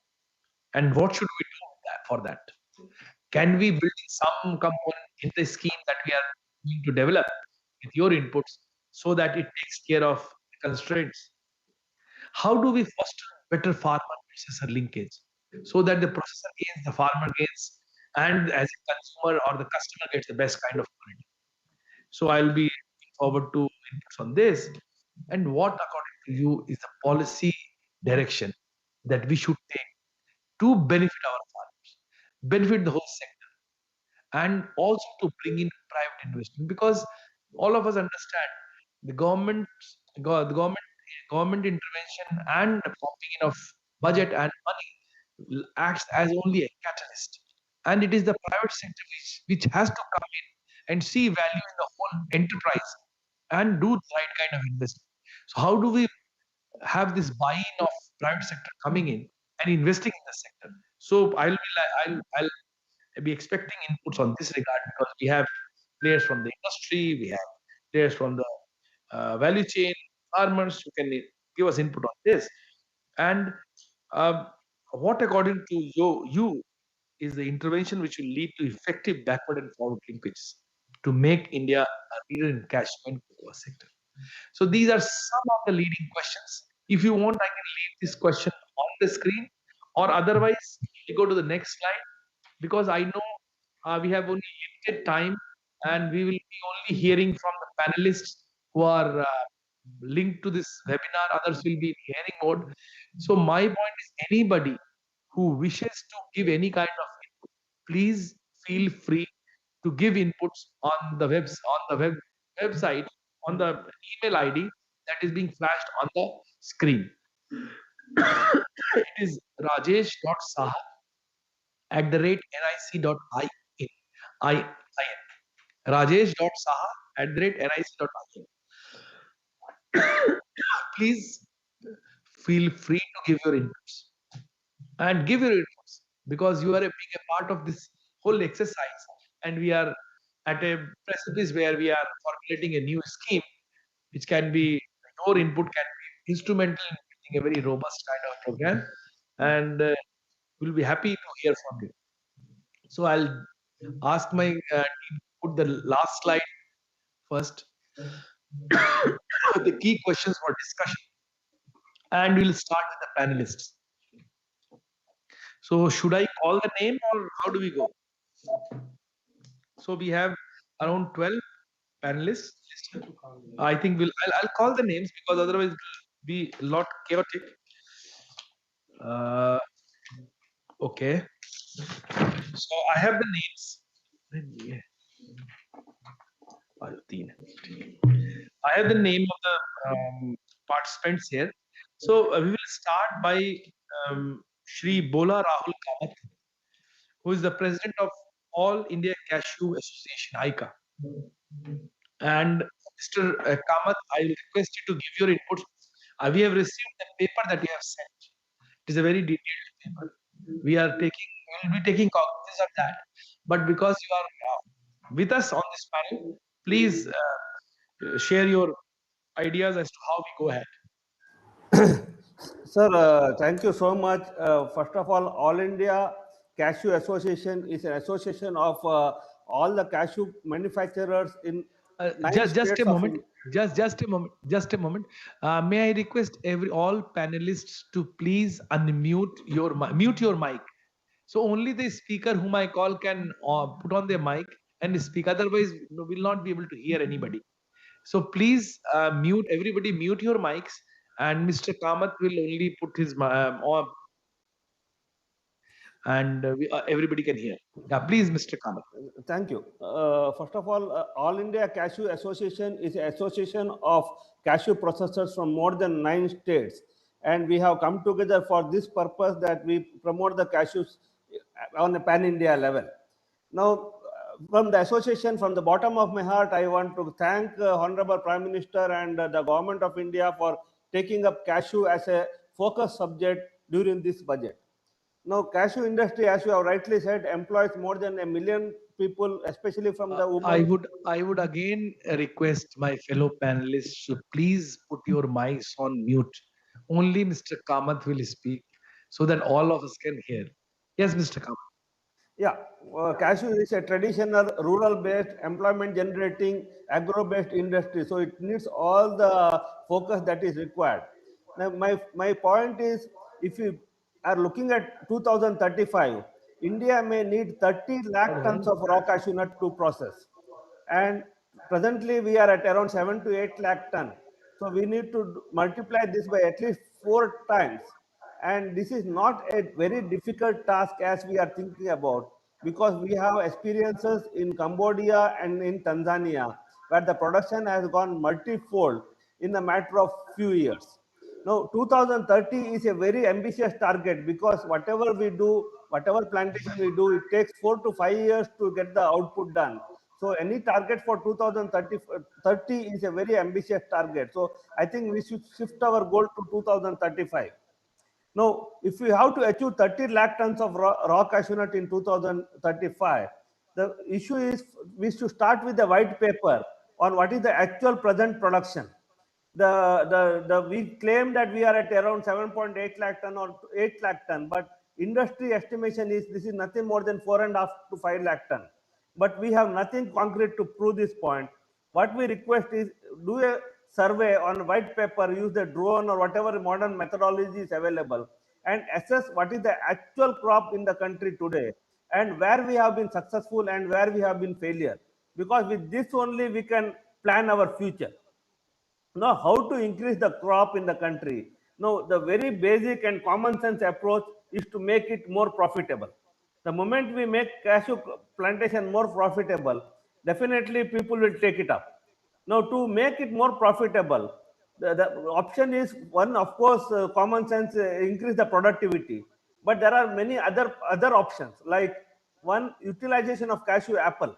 We have been talking about this for ages, but even now, utilization has been very low. Only in Goa, cashew fenny is allowed, but in rest of the country, the fenny production is not permitted. When we do alcohol from grapes and other items, why prevent cashew fenny? That is my point, and why let it go waste? Second is get the other type of income, like carbon credit. Arrange for educate people how we can do carbon credit for growing more cashews. create warehouses where the farmers can store cashew and sell. Presently, the cashew production is in the month of April and May, but the peak demand is in the month of September to October when Diwali comes. Now, farmers are forced to sell the cashews in the month of April and May. Now, let the farmers store the product in the warehouses, get the finance, and then they can sell as and when they require. The next point is decrease the cost of harvesting. Today, we are talking about mechanized harvesting in almost all competing nuts, be it walnut, almond, and anything else. The harvesting process is mechanized, the shakers are available, and then the collection mechanism, separation, everything is mechanized. But in cashew farming, the harvesting cost itself comes to 60 to 70 rupees per kilo, which is more than 35% or 40% of realizable value. Now, this we need to consider how to make it mechanized so that the cost will go down. Second is artificial drying. Sir, today the 20% of the crop is damaged because we don't have a drying facility, and cropping will come in the month of May and June when there is raining in the southern part of India. So if you develop a protocol for artificial drying, this is a common sense, but for the ages we are not able to do this. The next point is the development of a scientific moisture meter. Now, again, very common sense approach, but with so much of scientific study for last so many years, we couldn't develop a moisture meter which can measure the moisture accurately in raw cashew nut. Because why I am insisting on this, if we have a moisture meter, we can ask farmers to dry the cashew, and trade can pay accordingly higher price to the farmers so that the post harvesting treatment is quick and efficient. Presently, we cannot measure the moisture and we pay the farmer same price for the dried or undried cashew. That is why there is no incentive for farmers to dry. Sir, there is a very good scheme, Pradhan Mantri Fasal Bima Yojana, but unfortunately, this is not applicable for cashews. Now, cashew farmers also face a lot of uncertainties with the environment, and we request that this yojana be extended to all the cashew farmers also. No, no, my next point is here, sir. Develop, give the plantation status to cashew farming. For example, now we can see coffee plantation, tea plantation in the countries, but cashew plant is not a plantation status. So, if as an industry I want to buy around 500 acres and develop a cashew farm, it is not permitted as per the present land laws and present rules. So if we do the plantation status, the big corporates can come in and invest in the cashew plantations. Similarly, as you said, public-private partnership. Now we have huge land bank available with the state corporations like KCDC or other area where the productivity is low. The challenge here is they are auctioning the lands in 1 or 2 year time frame. But if you have to take the land and then rejuvenate it and then take the output out of it, it takes 5 to 10 years horizon. So this, if public-private partnership is allowed in these lands, and if you can take these lands to the private for 10 to 15-year horizon, I think this can do wonders. Sir, my last point here is what we need is a coordinated approach, because we have been talking a lot. Everybody is working on their own, but there is no coordination approach. So we need to get on to mission mode, have one umbrella, one steering committee or whatever name you call, which is monitoring each and every chain, what they are doing, whether they are doing it right, and give a course correction. If we can do that, sir, I am very sure we can be at least, as you said, 50% Atmanirbhar by 2035. Thank you so much. Thank you, Mr. Kamath. Can we have Mr. Uttam Paul, East Coast FPC, West Bengal?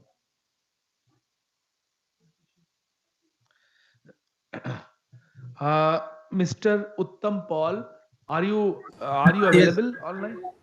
Yes, sir. Good afternoon, sir. Myself, Anuruddha Nayak from East Coast Farmers Producer Company. We are working in just a moment. I called for Mr. Uttam Paul. Yes, actually, we have told them to rename it, but it's written in Uttam Pal only. Previously, we have contacted with Uttam Pal.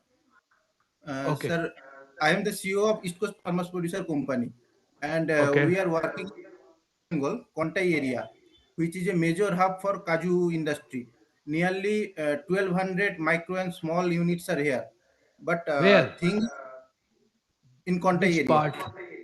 Kontai, West Bengal, Purba Midnapur West district. Bengal. Yes, Achha. sir. Purvi Midnapur. Purba Midnapur, East Midnapur. Purvi Midnapur. Okay. Yes, yes. And Yeah. thing is that many people are associated in very small basis for processing. But previously we had huge amount of Cashew production in our area. Plantation was there. Small farmers used to use their barren land for Cashew tree. But now they have shifted from Cashew to some firewood cultivation because of low yield and low quality Cashew production. So we have contacted with KVK and other parties, government parties, so that we can again motivate them for Cashew plantation. But we need more intervention from government side also, so that we can motivate the farmers, as well as some benefits, other benefits like some subsidy or something through which they can again reconvert their plantation to Cashew. Another thing is that as most of the Cashew factories, they are very small scale, micro scale. They don't have proper knowledge on branding as well as for marketing. So banks are providing loan, but they are not able to outcome so much so that they can earn huge amount of profit from this industry. And most of the employees, nearly 60% employees are from rural women only. So they used to came to know the work and they are working on it, but they also don't have expertise on this quality and branding, hygienic, all these kind of things. So we also need to monitor this also, so that we can train them properly for quality and India branding. Another thing is that we have sometimes we have huge difference between RCN prices and kernel prices. That because of our price is depend on kernel prices depend on local demand, and we are importing RCN mostly from African countries. So that's also create a major problem for our processors. So if we can motivate our local farmers, and as you told that we are going to increase our cultivation like 2 lakh hectares and production by 5 lakh metric ton. So it will help us for our processing units and motivate much more investment from other businessmen also. Okay. Thank you, Mr. Naik. We have noted down what you said. We will certainly be looking at ways how we can encourage farmers, more and more farmers, to take up cashew and not leave cashew plantations and go to other commodities. Can we have Mr. Satish Abhimanya, Tribal FPO? Shri Satish Kumar. Do we have Mr. Satish here? So if Mr. Satish is not here, then we'll go to G. Shekhar Babu, CEO, Andhra Pradesh Food Processing Society. Mr. Babu? Good afternoon, sir. Am I audible, sir? Yeah, you're audible, please. Thank you, sir. So good afternoon to Chairman, sir, of this session and all the co-panelists. I'm Dr. Shekhar Babu. I'm Chief Executive Officer of Andhra Pradesh Food Processing Society, Government of Andhra Pradesh. Thank you, sir, for providing me this opportunity to interact with you. Sir, with respect to cocoa, I would like to respond on that AP being the leading state in the country with respect to cocoa production. Sir, though I have shared a copy of my presentation, but due to paucity of time, just I would like to just in fact, just tell us the pointers. We have your inputs, detailed inputs here. You just tell, for the benefit of all the panelists, you just talk about the pointers. Yes, sir. Yes, sir. Sir, we take pride, state of AP, we take pride in having highest area under cocoa, and also we are the largest producers of cocoa. I think in terms of both area and production, we contribute to 40% to the country's area and production, sir. So we have good success stories. So our strengths are like our plantation crops, cocoa being a intercrop. So having more than 1 lakh hectares of coconut, 2.3 lakh hectares of oil palm. They are our strengths. So under these crops, so these cocoa is being grown as a intercrop, sir. Sir, coming to few of my views to, making our country self-sufficient in cocoa, because we are largely now dependent on the imports. So, in coming years, so our target is to reduce our dependency on the imports, and we become a self-sufficient in cocoa production. So, I would like to highlight on to achieve that target, we need to concentrate on area expansion, sir. So now whatever area that we have is very limited. So in order to achieve our self-sufficiency, so we have a demand about 1.5 lakh tons of cocoa per year, and we produce only, I think, 30% of that. Close to 28,000 tons we produce in our country. So we have huge dependency on the imports. In order to reduce that, area expansion is one we have to target. I think at least 5 times of area what we have now has to be targeted in coming years under cocoa. That is very much doable, sir, because we have large extent of area under coconut and oil palm and other plantation crops. So that is doable. AP, we are concentrating per annum at least to add 5,000 hectares additional area under cocoa. That is our effort that we are putting in our state. So for that, currently we are taking support of MIDH scheme also of Minister of Agriculture. So we need to concentrate on that. Not only AP, but other states also we have to concentrate on area expansion. So coming to the second important item is value addition. As you rightly said, we need to not only encourage the big players, but also the small players in value addition, be it is a primary processing, be it is a secondary processing. So we have very limited players in value addition in cocoa. So we need to give a lot of encouragement to our primary processors and also the secondary processors.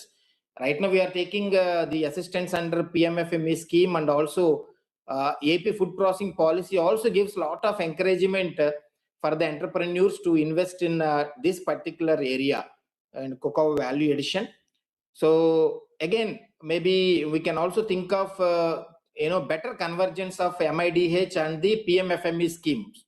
Both are CSS schemes, so we can think of that convergence also without any restriction, so that the entrepreneurs get the maximum benefit, good encouragement to establish their processing units. Maybe a kind of the directions from the ministry, if can be given to all the states, that the convergence is allowed. So that will be really helpful for the entrepreneurs to take advantage of the various schemes of the ministries. So third important point I would like to highlight on the quality parameters. The quality of the chocolate or the taste of the chocolate. This is a, cocoa is like a trade crop. It's a commerce crop. Definitely the quality or taste or preference of the chocolate depends on the quality of the beans that we produce. So it has to be given a lot of focus, sir. So right now we don't have any approved quality parameters in cocoa that the farmers can follow. It is now we have opened that to the to the trader. Now trader is deciding the quality, trader is deciding the price of the beans. We don't have any protection right now, protection mechanism to the farmer. So like for many other crops, I think we follow, for many crops we announce minimum support price. We follow the FAQ norms, sir, while procuring that particular crop. But for cocoa, just we left it to the market. We don't have any regulation with respect to the quality parameters. So I urge you, sir, that maybe ICR Institute, relevant institute may be requested, or ICR may be requested to prescribe quality parameters or recommend quality parameters for cocoa, sir. So as a state, we are working on this particular aspect, sir, so that farmer will have some protection. He will have some bargaining power. If he maintains that quality standards for the beans, always he can have that, bargaining power when he sells that produce to any trader, sir. So that is the reason, if you see in last 4 years, cocoa price is, highly fluctuating, sir. 2 years back, we had 1,000 rupees per kg. Last year, we had around 450. I think this season, I think it is around 350. The price has become highly volatile because of the, we don't have the, system to assess the quality parameters. So now I request you, sir, ICR may be asked to, put efforts in bringing that quality parameters for the cocoa, sir. Maybe if for the coming immediate season, if they can bring it, nothing like that, sir, so that all states can follow that. Even in the market also, those parameters can be followed. Mr. Babu, there are other panelists also. I think we gave you 5 minutes. So You have this much, sir. anything These are else the you few want? inputs that I have, sir, Okay, with me thank to you. share with you. Thank you very much, Thank sir. you. Yes. Thanks Thank for the opportunity. Yes. Mr. Sailesh Subhash Chandra Desai, cashew farmer from Ratnagiri. Shailesh Subhash Chandra Desai हैं? देसाई साहब हैं यहाँ पे? हैं? कैसे हो सकता है? चलिए, we'll take somebody else. Mr. Sameer Jain नहीं आए हैं? अच्छा, मॉन्डलीज वाले आए ही नहीं है? Very good. मिस्टर GVS प्रसाद, कोकोआ फार्मर, थडीकालापौडी, के कोटमंडल, Eluru, Andhra Pradesh. Sir, namaste. Namaste. Sir, my name is Guduru Venkateswaram Prasad. I am a farmer of cocoa and palm oil. Sir, we have in AP, regarding AP, we have a 1.07 lakhs hectares of coconut and 2.25 lakhs of hectares of palm oil. In our area, 1.0 total is 3.32 lakhs hectares of both the coconut and palm oil, but we have only 35,000 of hectares of cocoa with us. Only 10% area we have covered with cocoa as an intercrop. In this bottleneck is in the palm oil, we have only 1% success stories. That means 99%. In the coconut, we have a 96% of cocoa is there. In the palm oil, only 1% covered with cocoa. What for? In this bottleneck is only spacing. You see, Malaysian spacing 57 by 50, and that means 57 plants per acre. In this, I am the first person to introduce the cocoa as a intercrop in the palm oil. 98 itself. 2001 onwards, I am getting 225 kgs of per acre of yield from the palm oil cocoa. In this, we have got it as a better quality than coconut. That means we may have 90% of balanced area without cocoa. That means we may get, that means the average is 3 lakh, that means 3 lakhs acres, hectares of this one. We may get 1 lakh tons of cocoa. That much potentiality is there in Andhra Pradesh. Basically, we have a, what in this one is constraint is, we don't have any planting material, better planting material. We have a CPCRA at Vittal, only 4 to 5% we have got it from Vittal. Some of the good gardens are there. From that, we need some special nurseries. We have to develop some nurseries. Second is some model farms. We have to create some model farms in this area. Every mandal we must have a 2 to 3 model farms with the multiple cropping pattern, cocoa based multiple cropping and palm oil based method. Palm oil based this one. One thing is there, sir. Some of the stakeholders, that means Mandelays is working here. Other than that, Jindal also is having more than 25,000 tons requirement is there. He is not operating any direct system procurement, but you may contact them and he can come over here and he can have a direct procurement from the farmers. That is one. Second one is we have a potentiality of more than 3 lakhs tons of productivity from Andhra Pradesh. It can give the what is called soil organic carbon. It can improve the soil organic carbon. And the second one is one more thing, sir. I am requesting you to from this panel. See, 85% of the people is below 5 acres. That's why we want to make it as a model farms, not only single crop. You see the almost coconut and cocoa. We can change the spacing of the coconut and palm oil. We may get another 5 to 6 crops from the this unit area. We are from that 85% of the below 5 acres people, they are having a 365 days work, and we have a sustainable agriculture and sustainability of the health of that 85% of the farmers. Second one is my humble request is we have to make some what you called committees with the farmers. Good farmers are there, good practices, best practices. Around the year, maybe suppose cocoa, 2 months we must have a one coordination committee. Then only we have a possibility of whatever PM says, whatever you are saying, that that may help to the next generations. Please help us in that way and think over twice.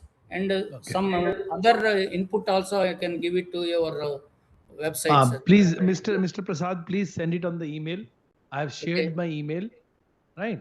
Please Yeah, send your thank you. comments on the email. Thank you. Okay, sir. Thank you. Thank you. Dr. Femina. Yes, sir. Sir, first of all, we have been discussing throughout about the challenges which we already know. To move towards self-reliance in cashew, we need to change our approach in addressing these challenges. Firstly, we need to have a regional approach. A regional approach is required through FPOs or by forming any cooperatives to form clusters so that they can be made self-reliant and self-sufficient in every aspect. That means that these regionally discovered areas should have the nursery, sign garden, all at the regional level. And at the same time, regional collection centers should be formed at the level of FPOs at the state level. However, the most important factor which we see is that market assurance and fair price. Our farmers should be able to bring their produce to these collection centers, and the facilities for grading and aggregation should be available there so that these graded produce can be sold to the processors, and a transparent mechanism wherein the price can be directly transferred to the farmers should be a very important system which we should be finding out. And if such a system we are able to develop, and it will be able to build the confidence among the farmers and encourage them to expand cashew cultivation and improve the productivity. Towards this direction, we need to work in 5 important areas, as already told by sir in his presentation. The first is about the cluster development and area expansion program. So here the idea is to develop clusters for almost to an area of 500 to 1000 hectares, so that the interventions can be planned in a more focused and in a customized way for each state. And if we have, sir had already told about the high density planting, I would also like to add that normal density would also be feasible in the areas wherever the space is available. So through this approach, if we are able to expand almost 30,000 hectares under normal density, we could be able to bring almost 1.5 lakh hectares in cashew in the next 5 years. Along with that, 10,000 hectares in high density planting will also contribute to almost 50,000 hectares more. With improved varieties and better management, this expansion alone has a potential to increase almost 5 lakh metric ton of additional production. The second important focus area is about strengthening the planting material system. So here we know that we have almost 30 accredited nurseries, but the availability of the improved varieties is still very limited. So limited availability of varieties in case of high density planting is also a constraint. Here, I would request the ICR that they should also think about the relaxation in either licensing the system to make these high yielding varieties possible to the accredited nurseries. So if we are able to establish almost 60 new sign gardens, which can additionally add 10 million number of planting material base can be developed. The third important focus area is about the productivity improvement. As already been told, we know that large unproductive areas are available in the senile plantations, which are basically in the state-owned corporations as well as in the forest plantation and even in the private holdings. So the private holdings, it is very difficult to replant the system, but in case of the corporations, they should be coming forward with the ways and means by which these replanting can be taken up in these areas. Almost we can target for 30,000 hectares, which can contribute in covering almost 1.5 lakh hectares in a 5 years, and we can contribute in almost 2 lakh metric tons of additional production through only replanting of these senile plantations. And at the same time, the productivity... Dr. Femina, you will be part of the whole exercise because you are heading one of the directorates which is responsible for cashew and cocoa. You will be a part of formulating the program. So whatever ideas you have, you already shared with us. We will take your ideas and information and your expertise in the sector as to how we develop the program. So thank you for your inputs. Can I have Mr. The principal scientist from ICR Plantation Crops Research Institute, Kudlu Kasargod, Mr.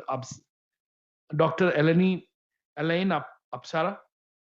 Can I hear you, sir? Hear me, sir? Yeah, please. Sorry. Yeah, good Yes, afternoon, madam. sir. Good Yes, afternoon. I am Good Elaine Apsara from CPCRI. Our cocoa center is in Karnataka, Dakshina Kannada district. And sir, I am very happy that Government of India recognized cocoa now and giving the promotion activities. I go with your presentations, sir, interventions. What are all the interventions you put there? The first one is area expansion. So as people told, it is tea require high. Hello? Dr. Apsara, Dr. Apsara, if you have something in addition to add to our what I presented, because I presented the Government of India's thinking and opinion, right? That Yes, sir. In that only, sir. In that so only, we have if you I want to add something to it, please add, right? Yeah, in No that need points to only, repeat. sir. Yes, sir. In that, from CPCRA, I'm telling, we have 6 CPCRA centers and 6 ASRP centers. So we'll be helping for the area expansion from the mother gardens we already have in that regions. And also we will be establishing mother gardens with the varieties identified from particular regions. So region specific varieties will be supplying. And most of the current plantations are seedling plantations. That also will be changing with the clonal material. And you talked about processing, and we have developed fermenters and dryers for the high rainfall zone to maintain the quality. And for the Indian cocoa, sir, I'll be happy to announce that 2017 Tamil Nadu beans got international award. 2025 Andhra Pradesh beans got international awards. So we are not below any quality standards. And to maintain the quality, nowadays we are having QR code for our planting material. So the variety traceability also we can do. So that is what I want to tell you. And the bottlenecks, what you mentioned, sir, price is the major issue, as well as models you talked about non-traditional areas. Other than palm-based cropping systems, in the northeastern region, we can go with the agroforestry model also, which is followed in West Africa, South American region. Along with the fruit trees and forest trees, we can go with the agroforestry model also. The decrease in productivity, our concern is pruning is not being practiced. Canopy architecture is very important when we are growing as a mixed crop under palms. So that is the main thing. As well as some policy changes you are asking. So like Camco in Andhra Pradesh, if they have some cooperative sector, then it will be good for the farmers. And private industries, when they're supplying seedlings, they can have contract farming or tripartite agreement between farmers, industries, and the growers. So this is our concern, sir. Thank you, sir. Thank you. In fact, we'll be looking forward to CPCRI to be a partner when we implement this because of the capacity that you have, and I will be looking towards CPCRI to work, especially in the field of planting material availability, because the biggest challenge that we are facing in cocoa and cashew to an extent has been covered, but cocoa is the availability of right kind of planting material, because we have very limited polyclonal gardens. We have gardens in some of the universities. Maybe you have a garden, maybe but DCCD has a garden, but still with the kind of demand that we have for planting material, the demand is huge, especially when we had this Mr. Prasad from Andhra Pradesh, who is a farmer, he said 3 lakh hectare. So 3 lakh hectare is the potential. So only for 3 lakh hectare, what is the kind of planting material you require? We cannot go at a pace at which we are working now. You need to, in fact, buckle your seat belts. You need to work for a specific program for enhancing planting material production, especially in these polyclonal gardens. And we will definitely have a component in the scheme, because we see in the ministry this is one of the most important interventions which needs to come to enhance the planting material production in the country. So we'll be taking you on board while we do formulate the program.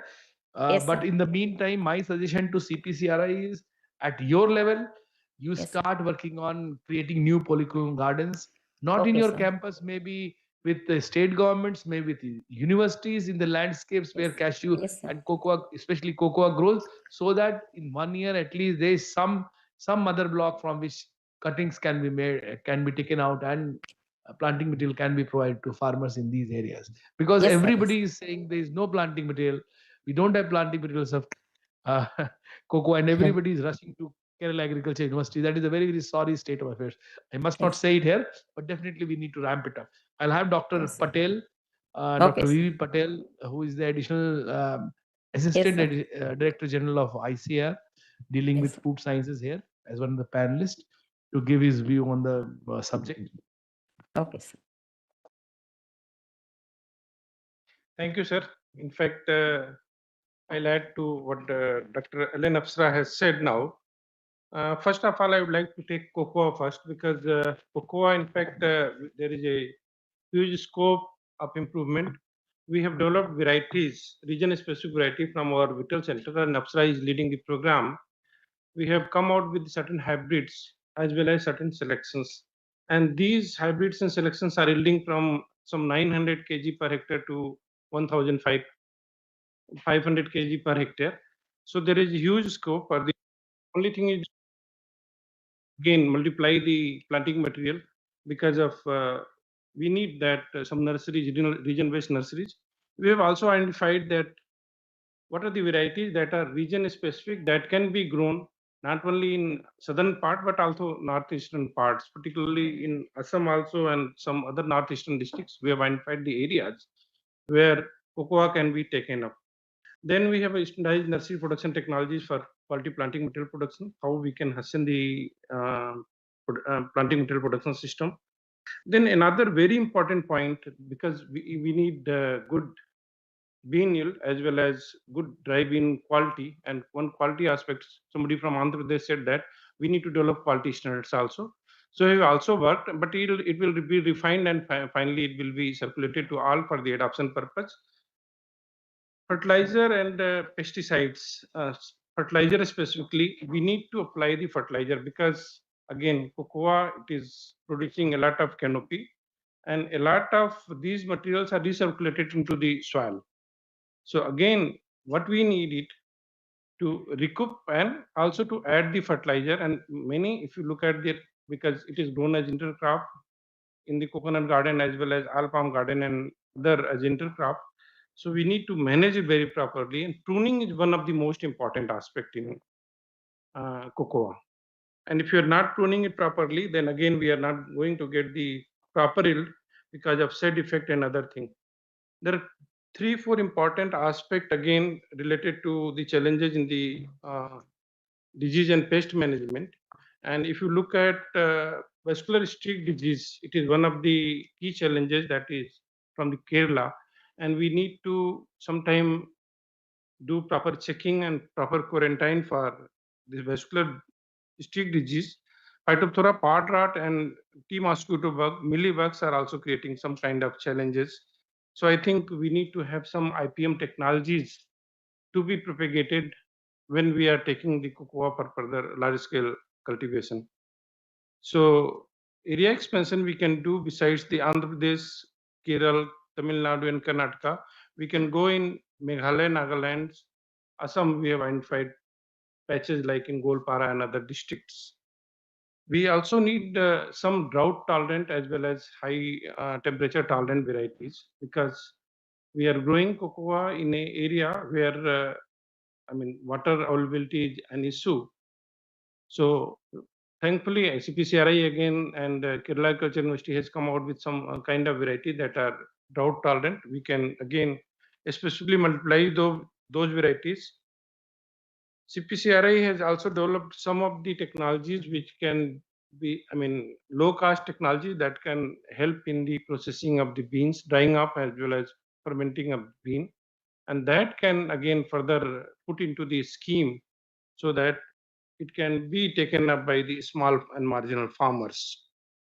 One thing again, we need, through this, because if research is not integrated, so sometime we are going for the area expansion and also production enhancement, productivity enhancement, as well as quality enhancement. So wherever small inputs that are faced by the farmers, we should keep some inputs for the research purpose. And as far as cashew is concerned, I would like to inform the House that we have 14 research centers besides one full-fledged research institution that is working on cashew aspect. And reason like we are growing cashew in East Coast, West Coast, and plain lands. So we have developed 69 varieties, improved varieties in cashew, and also developed varieties that are having dwarf canopy structure. And this CVRC also we released Vidhan Bonsai Kaju and more dwarf hybrids that has got yield potential of somewhere between 2 and 3 metric tons per hectare. So from current 700 kg per hectare, we can go up to 2,500 and 3,000 kg per hectare very easily. So to name from the East Coast, we have center in Bapatla and Vridachala, Bapatta in Andhra Pradesh, Vridhachalam in Tamil Nadu, Bhubaneswar in Odisha, Jhargram in West Bengal. West Bengal also, they said about the decline in the productivity, but thankfully that variety has come from the West Bengal, and it is Vidhan Bonsai Kaju, and it is performing very well in West Bengal. But one thing is that again, there are certain specific recommendation for the variety. Vidhan Bonsai Kaju, we require annual pruning of the variety to get the returns. And if you are not doing the pruning, then variety performance may reduce. Similarly, in West Coast, we have a center in Maharashtra, Vengurla, in Goa, in Thrissur, in Kerala. We have 3 centers. In Karnataka, we have 2 centers. One is in Ullal and Vittal. So in plain area, in Raipur, we have, and Jagdalpur. These are the centers, and as a institute as well as the ICRP 14 AIC centers, we can certainly contribute in training and capacity building of the farmers for enhancing the new plantations, and also we can support for giving the planting material for mother planting material. In fact, I would like to correct here, because we cannot supply all the planting material, but certainly we can contribute to give the new varieties as a mother plant to the upcoming nurseries. We have also engineered technology for replanting and also rejuvenation of the plantation. And one specific area, somebody, probably Mr. Kamath said, 3-4 point, and carbon credit is one of the important aspect where we have also worked the carbon sequestration module. We have also worked out for different kind of the machine that can collect the nuts, that can separate the nuts. We have also worked some equipment on the equipment for the artificial drying. So I think we need again some collaboration effort to take it to the farmers field. One good thing happened over the past few years that cashew apple, normally it has gone best. In Goa, we have been using as a penny. But there are a lot of products, particularly the cashew apple syrup. Sugar we can prepare from the cashew apple. This technology we have developed. And a number of value-added products from the cashew apple has been developed. So it can be further popularized among the farmers so that they can get the value from the cashew apple. And of course, what Kamaji said that, we can further see that this penny can be again commercialized and licenses were given for commercial modification. So I think with this, we have technology backup to support the program. Thank you. Oh, thank you, Dr. Patel. I think it is very, very comforting to hear from ICR.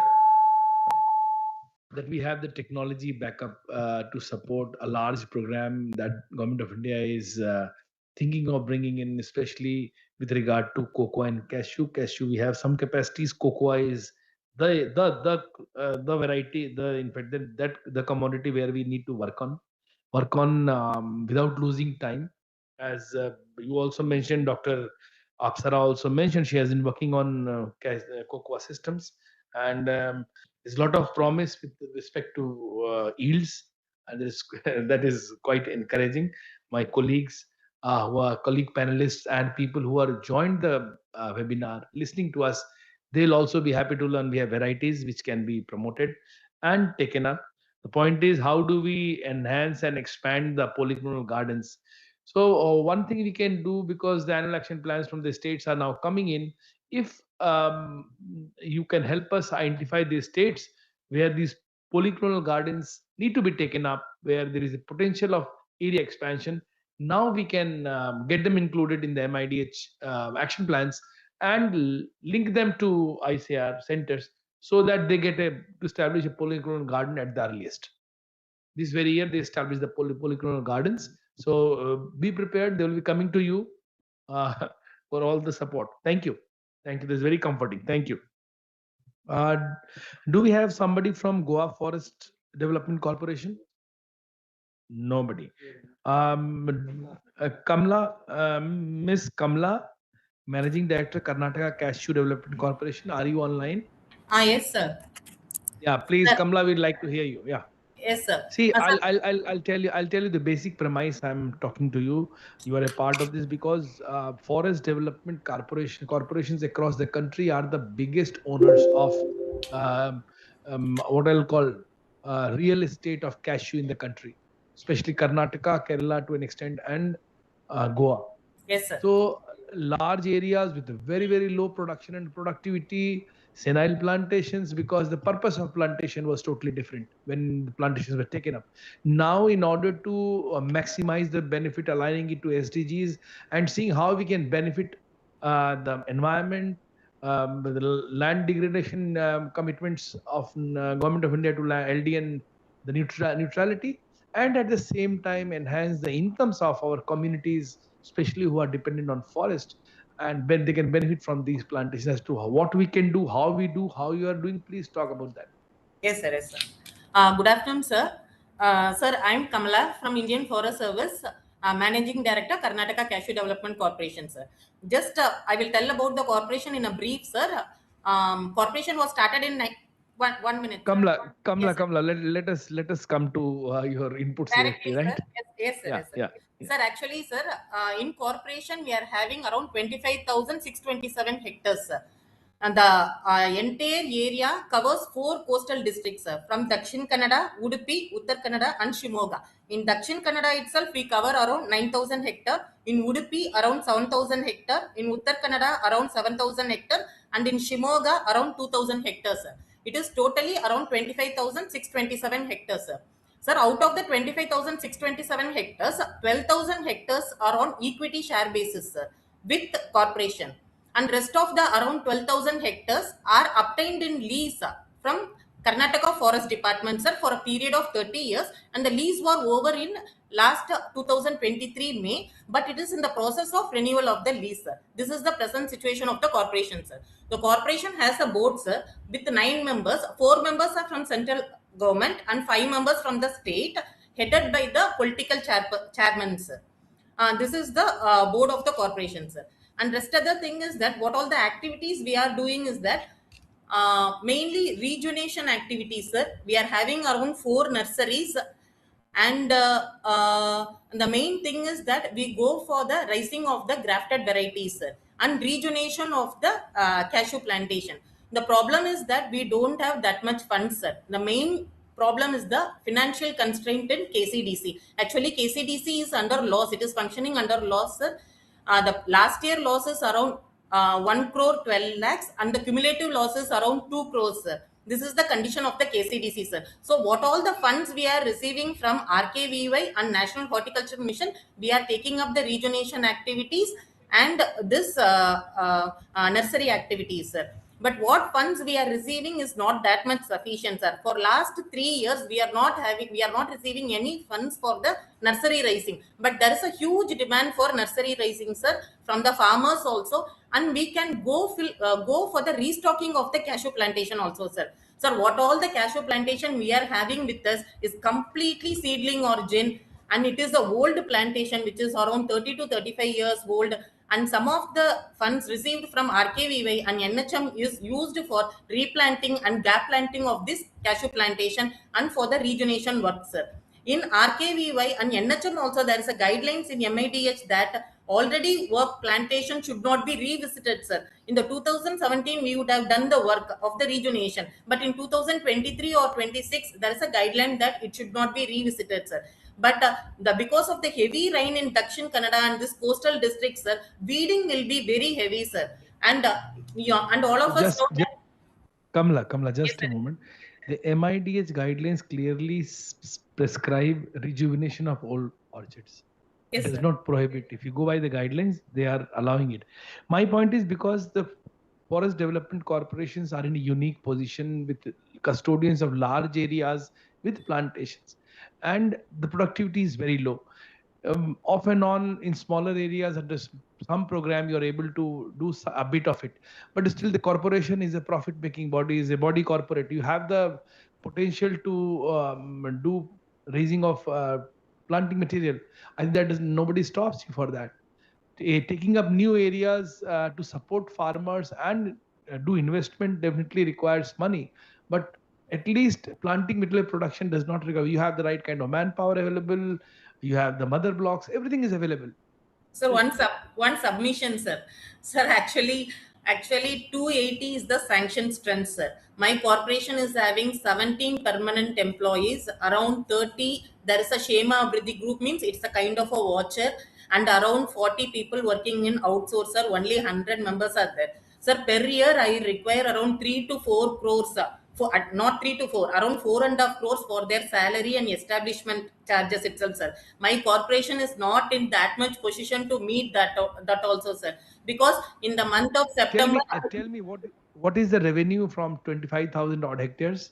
Yes, sir. Sir, actually I used to go for the tender through MSTC in the month of November, sir. Sir, 25,000 hectare I get a revenue around, sir, last year I got around 4.5 crores, sir. My 4 God. crores. Yes, sir. 4 crores 50 lakhs. Sir. Sir, actually, a matured 30 years tree has to yield around at least 8 to 10 kg, 10 to 8 kg, sir, per tree, sir. But these trees are yielding only 3 to 4 kg, sir. The problem is that it is completely of. Okay. No, I got your point. There is a requirement of investment in these plantations. That is what you want to say. Yes, and sir. because the KCDC is not being funded by government of Karnataka to a great extent, Yes, sir. in order to rejuvenate these 25,000 hectares, which is important at this point in time, we need investment from wherever you can get. Yes, but definitely planting material production that you will have to do for yourself and also for other farmers in that area. If I think that if that is a commitment, we will certainly like to have you on board and Okay. look at, because you are one of the largest custodians of these lands with cashew Yes. plantations. If you are willing, certainly yes, we'll have to take you on board. Thank you. Sure, sir. Thank you so much, sir. Thank you, sir. Can I have the Vice Chancellor from Kerala Agriculture University, Dr. B. Ashok?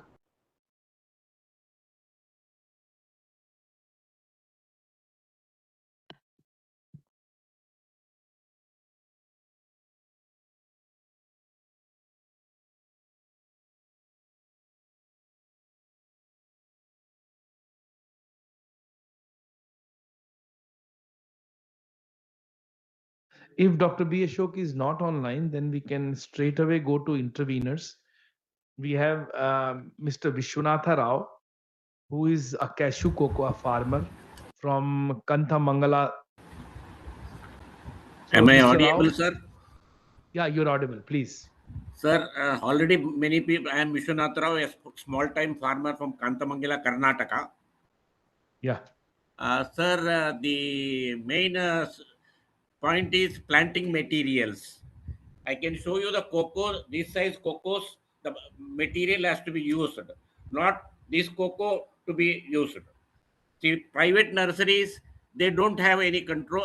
Nobody has got control on that. They use the small cocoa and give unproducing plants to us.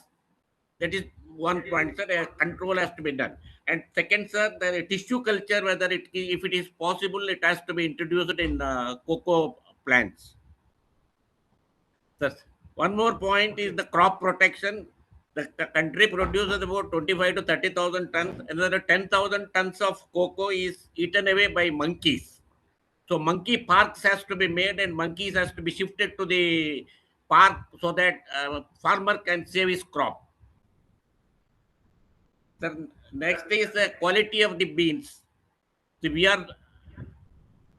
have a very little knowledge about fermentation. It has to be uh, taught to the farmer how to ferment it. In most of the part of the Kerala or Andhra or Karnataka, many people do not ferment, just send the bean to the sun dry and then sell it to the market.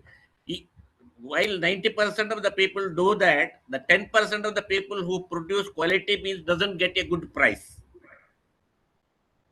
Sir, one more Yeah, I is can understand. one small point is there, sir. That is carbon credit, because the cocoa has a very rich foliage. It eats the carbon what is available in the atmosphere, helps the people in the country or world. So every tree has to be paid 250 rupees of carbon credit to the farmers. Thank you, sir. Okay, thank you. Thank you, Mr. Rao. Can I have Mr. Tony James, cocoa farmer from Alakod, Kannur, Kerala? Yes, sir. Good afternoon, sir. Good afternoon. Sir, I would like to highlight some points which we are facing now, especially farmers. So I am from North Kerala side, Kerala.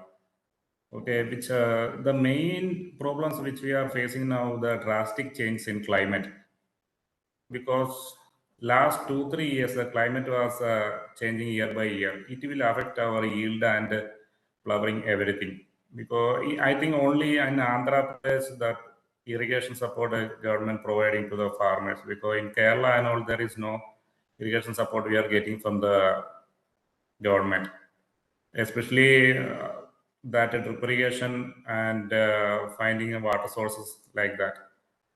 And the second point is need more cultivation practices from the government. And I think already Mondelez is giving a little bit training program and seminars in Kerala, but it's not, that is not sufficient for it's getting only to the few farmers. So rest of them are not aware about the proper drying, and just now the Vishwanath are told that fermentation and other process. And the third main point is already that told that from the Karnataka animal threats. That is the main another problem which we are facing now, especially monkey, and there are some pig and civet cat. All these things are very much affecting the cultivation and cocoa, this one. And one of the other point is financial support from the banks, because when we are approaching to the banks, all of the banks are telling this cocoa is not listed in the commodity, because other like rubber and other argonautes all are listed in the commodity list, but cocoa where they are not giving any loans or funds for the plantation and farming. That's it, sir. Thank you, Tony. Thank you for your inputs. Thank you. Can I have Vivek Alva from Kadava, Karnataka? Mr. Vivek Alva, if he is online. Okay, if he's not there, then we go to Mr. Prakash Rao, a cocoa farmer from Nuzivid, Eluru, Andhra Pradesh.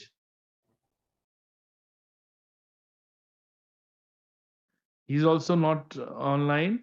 Then, Okay, and then I go to our mission director from the state horticulture mission in Karnataka, with Mr. Dundi. Mr. Dundi? Sir, good afternoon, sir. Thank you, sir. Mr. Dundi, I have received a detailed note from your side with 4 or 5 major components, right? Which talks Yes, sir. about area expansion, rejuvenation, insurance coverage, a lot of. So if you want to talk about anything else that has not been covered either in the discussions earlier or in your note, please tell us. Sir, whatever the bottlenecks for the production of cashew as well as cocoa, sir, I think the formation of this clusters under cluster development program is the major solution, can be the ultimate solution for these activities, sir. Because most of the tell me, Mr. Dundi, tell me one more thing. Karnataka Forest Development Corporation has around 25,000 hectares under their control. How much or what is the extent of orchards which are outside the forest area in agriculture fields, especially of cashew? Sir, departmental farm, sir, or farmer's field? Farmer field, owned by farmers. Sir, in the last 5 years, if you see, sir, earlier it was 48,000 hectares. Now it has come to 28,000 hectares in 24-25. Their area is, I think, reducing drastically. What is the reason? Sir, most of the farmers are not saying that it is not that profitable, and price fluctuation is too much, sir. Once they'll get 80 rupees and sometimes they'll get 120 rupees like that. They are feeling that it is not that profitable when compared to the competitive crops like areca nuts, sir. Okay, people are shifting to areca nut. Areca nuts, that's the main thing, sir. And one more thing, sir, if you make arrangements both in cashew and cocoa, sir, we have a huge area, especially there is big scope for that area expansion in cashew and cocoa. But only thing, for black soil, we need one good variety that can be tolerated to salt as some black soil tolerant varieties can be introduced, sir. But the center in Karnataka called Ulal Center has developed some varieties, if I am not wrong, for black soil. Have we explored that? Mostly they are bred for the red soil only, laterite and red soil, sir. Okay, we'll find it further. You heard the earlier presentation, earlier discussions also. You need to start working for taking up polyclonal gardens, especially for cocoa, right?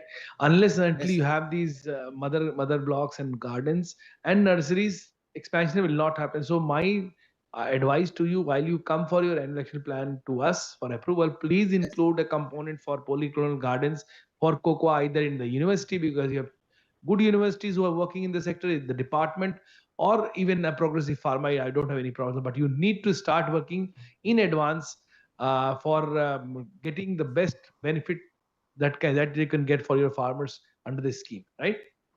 Okay, thank you. So we'll establish clonal varietal nurseries. Yeah, so planting material is going to be a problem in cashew and cocoa both.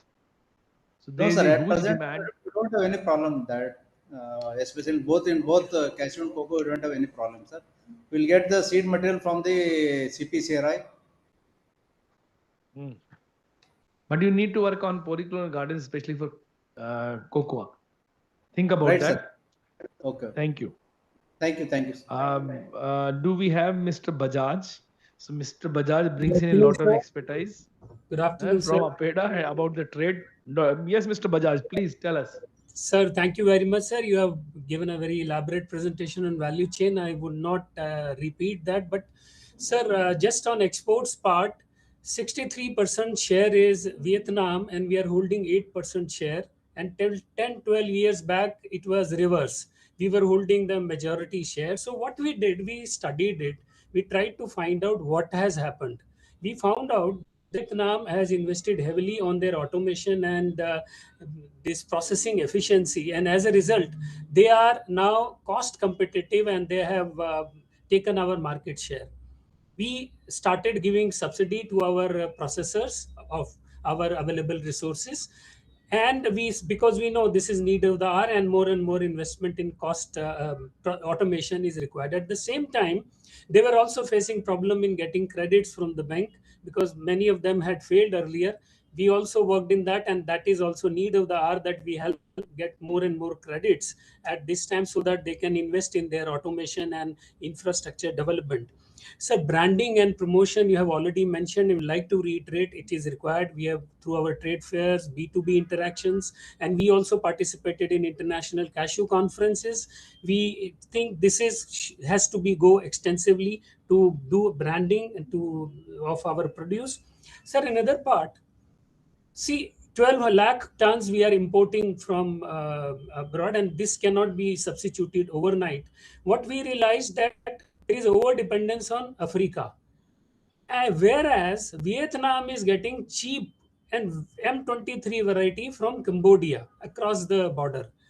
That is also increasing their cost competitiveness, and we are not able to get from the Cambodia. So we approached Cambodia through our delegates, and the moment we approached, sir, $100 price increased for Vietnam, and now we are likely to get M23 varieties from the Cambodia, and this will also help us in getting import at free flow of import, and especially the M23 variety, which our especially the exporters need it.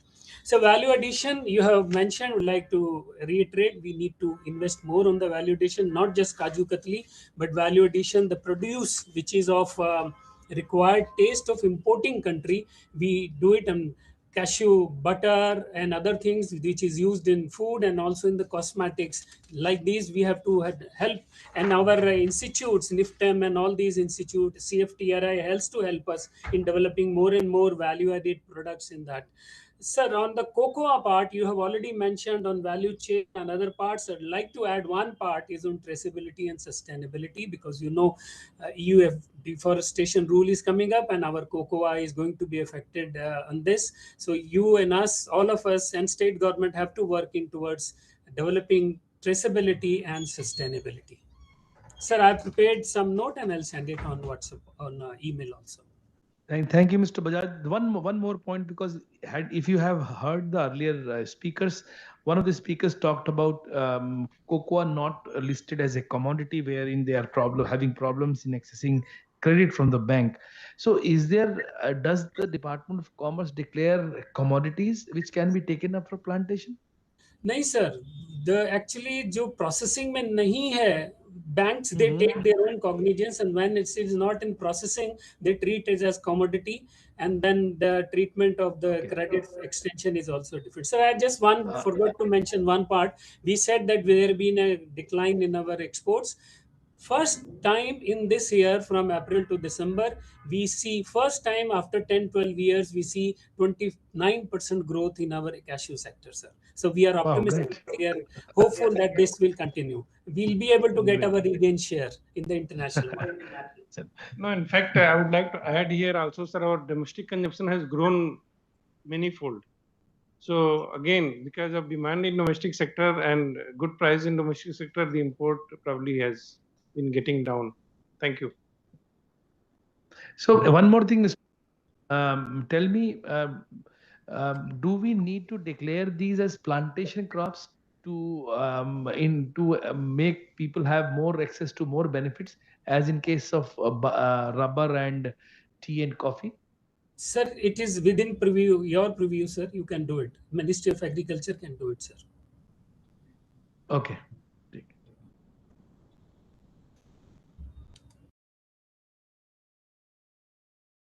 Janardhan, Mr. Janardhan Goyal. Good afternoon. Jayavardhan Goyal. Sorry. Jayavardhan. Yes, Jayavardhan. Thank you so much. Golden opportunity for me to speak on a public forum like this. And I would just like to give a short introduction about myself. My name is Jayavardhan Goyal, and I'm a youth icon for the Government of India. And today, as we are discussing the sub-themes of cocoa and cashew development program towards self-resilience and global brand leadership by 2030. So most of the points have been covered by the respected panelists, but to add on to this, like India has a global Act East policy. So now we have to inculcate this Act East policy domestically in the terms of agriculture as well. So specifically, first of all, talking about cocoa, since we are having cultivation hurdles in the present area where cocoa is being cultivated. To add on, Northeast has favorable agroclimatic conditions for cocoa because the region experiences high rainfall, short dry periods, and humid subtropical weather that closely resembles the southern cocoa belt. Now, sir, if we focus on cocoa cultivation in Northeast, there is a five-prong approach. First of all, the process must begin with agroclimatic mapping. Secondly, we must identify districts where rainfall distribution, soil depth, and temperature patterns are optimal. So, thirdly, pilot cultivation and demonstration farms should be introduced. Fourthly, nursery development and seedling distribution. And fifthly, the intercropping promotion.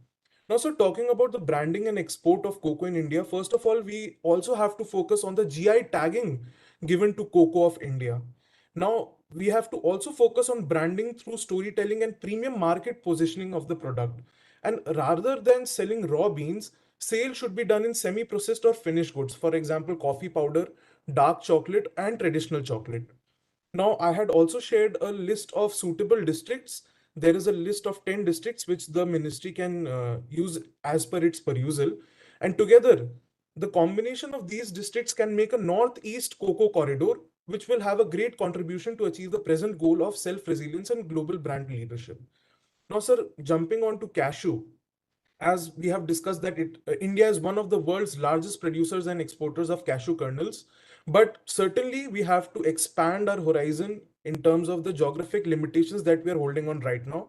So I have also shared a potential expansion zone where cashew cultivation in India can be uh, further enhanced. That is the western coastal belt. Jayavardhan, we have received your detailed inputs. So if you want to contribute anything apart from what you have given us in writing, I think, please do that. Yes, sir. So, talking about the entire scenario from a youth's perspective, what visually appeals the youth is the thing that is actually most prominent in nature. Sir, right now, I have this 250 grams of cashew in front of me, but there is no branding and there is no visual appeal in this. This is a dry roasted cashew of half a kg, but there is no branding and it is not visually appealing. Here, this is a Goan cashew, which has its branding and everything, and it is of the Kaju Darbar Company of Goa.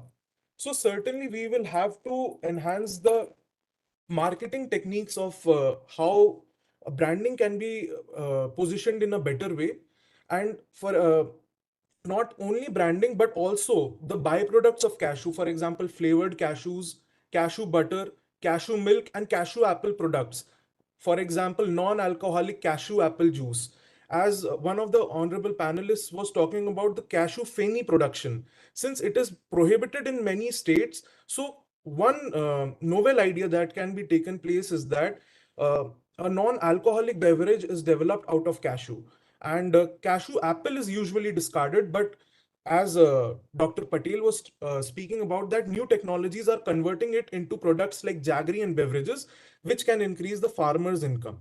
Now, lastly, sir, we can develop integrated cashew export clusters and specific cashew FPOs and the development of zonal cashew corridors. And lastly, sir, for the export of cashew from India, we can sell it with our indigenous brand name or the master brand of the government of India with the name of Swarn Kaju. That means golden cashew. So this was all from my end, sir, and my written concept note has already been shared to the ministry. Thank you, Jayavardhan. I think it gives a total new twist to the whole discussion that we are having, and it brings in a totally new perspective. I'm thankful to you for putting in your thoughts, working on it. We will be reaching out to you when we start formulating the program, and we'll have your inputs on that again. Thank you, Jayavardhan. Thank you so much, sir. Thank you.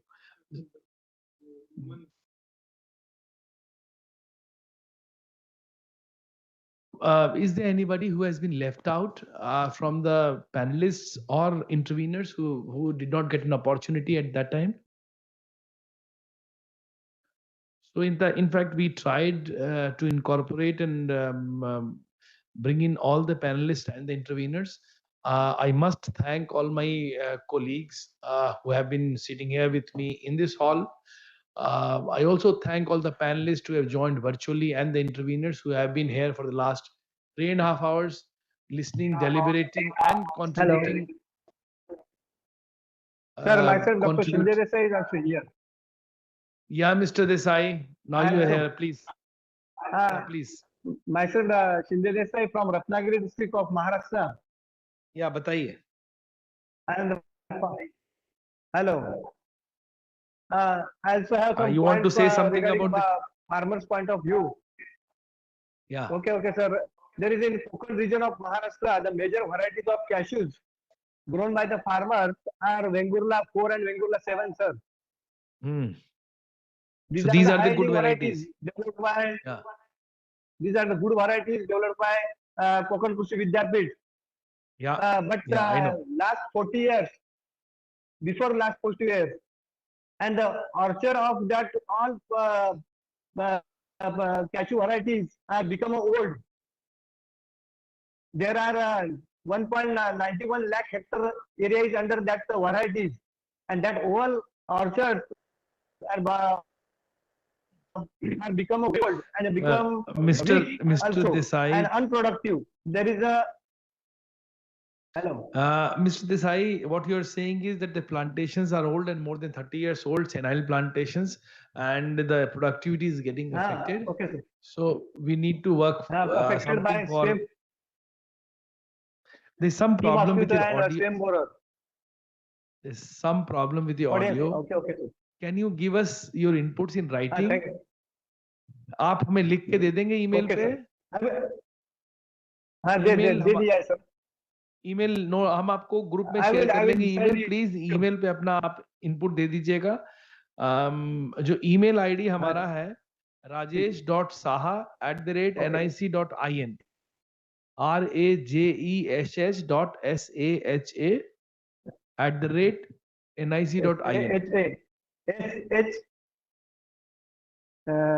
हम share आपके WhatsApp पे share कर देते हैं. ठीक है, तो आप इन मेल पे सारी डिटेल दीजिए हमें. ठीक है.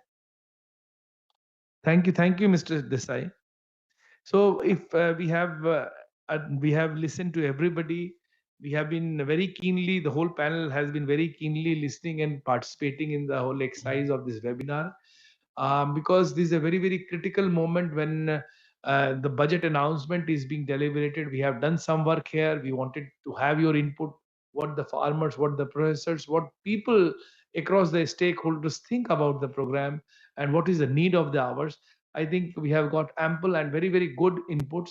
We'll certainly be incorporating them when we start working on the scheme, and we will be looking back again to you and reaching to you when we formulate the first draft of the scheme to discuss and take your inputs. So be prepared. If you have anything else in mind, please write to us, because that will help us devising a scheme which is more closer to implementable and is practical and is for in the interest of both the sectors. So I extend my thanks to everybody who participated, who was in active mode, who contributed, and all those people who were listening to us in this webinar were in listening mode. Thanks to everybody. Thank you to my team here. Thank you. Thank you so much, sir. Thank you very much. Thank you. It goes without saying that I'm thankful to the NIC team here who have made this possible, to have a very good environment where we can. There was no glitches with the whole connection. I'm thankful to you. So we will again resume this link at 3:30, and we'll assemble here because we'll have our next phase of the webinar starting. Thank you.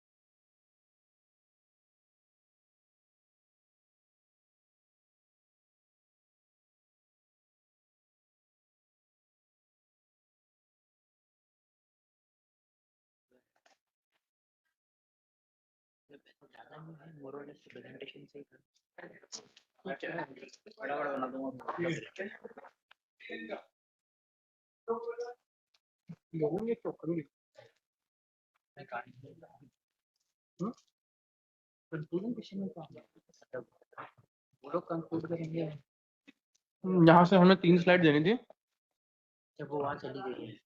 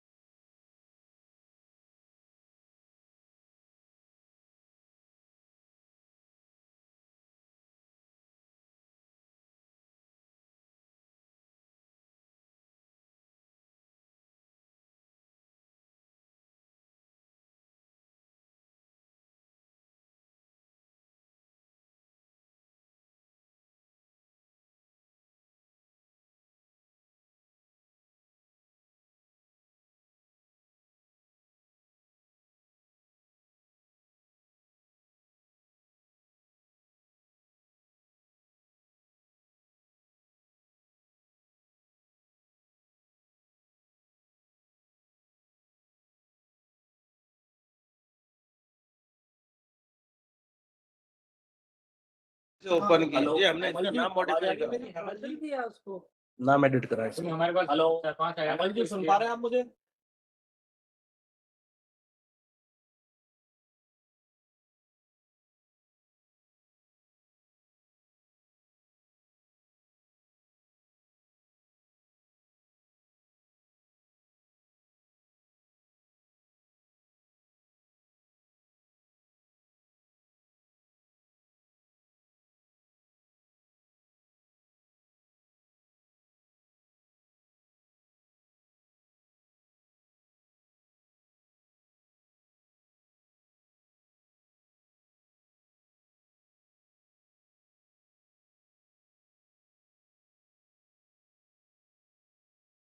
Hello hello mic check 1 2 3 hello आवाज आ रही है Rahul sir, आवाज आ रही है? आ रही है, आपकी आवाज आ रही है? पूछ रहा हूँ कि कंट्रोल में?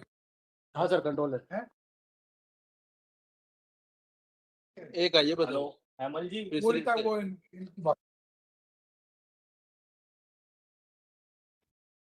कुछ बोल रहे हैं आप? आवाज आ रही है मेरी? हाँ हाँ बिल्कुल परफेक्ट आ रही है सर।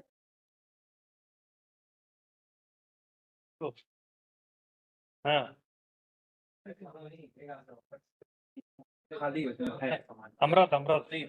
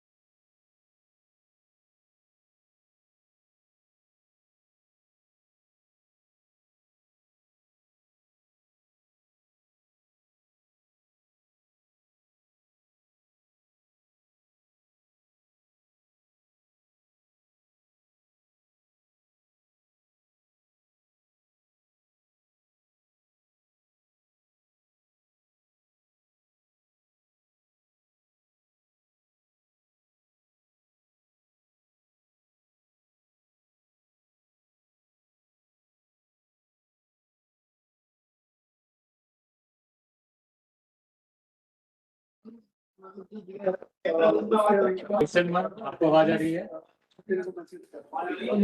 ऑडियो चेक कर ले कभी हम लोग यहाँ आवाज आ रही है? नो सर आप चेक कर लीजिए एक बार ये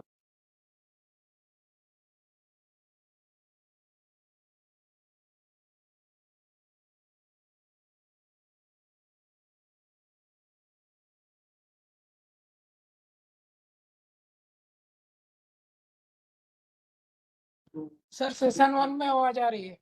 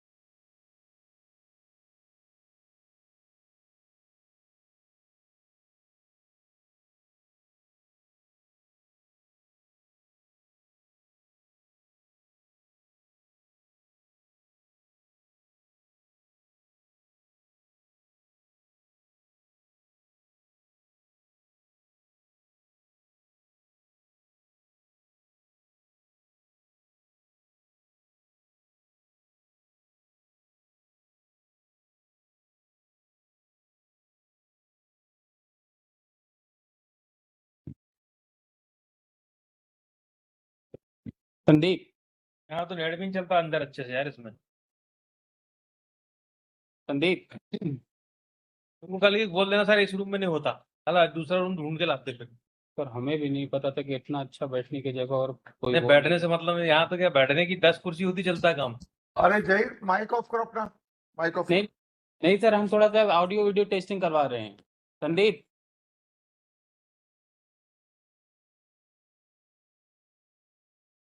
सर आपको कोई प्रेजेंटेशन तो नहीं है ना?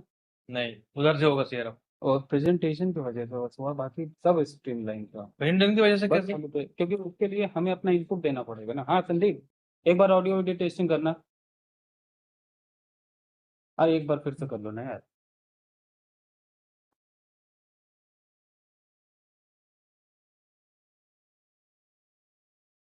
नहीं निकल, वो जो लीड लेके आया ना बता रहा है, वो लीड मिल जाती तो लैपटॉप यहाँ रख देते। उसमें नहीं लगता सर। एक बार टेस्ट कराइएगा। हेलो हेलो हेलो, आवाज आ रही है सर, आपका लेआउट होगा। वीडियो भी आ रहा है, सब कुछ एकदम क्लियर? हाँ बिल्कुल क्लियर। ठीक है चल।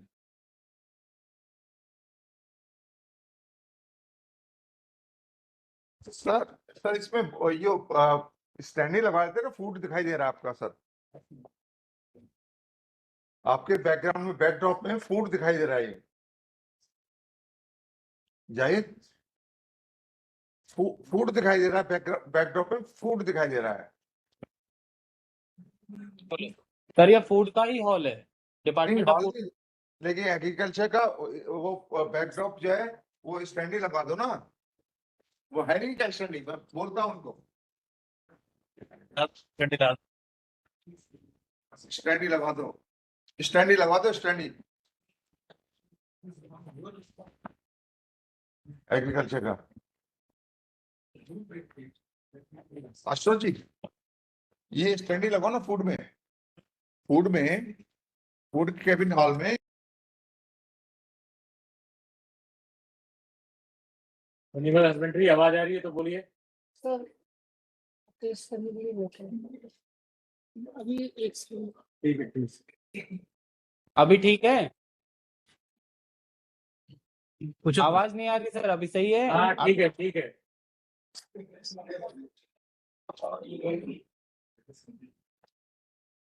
ठीक है ना, बेटर है।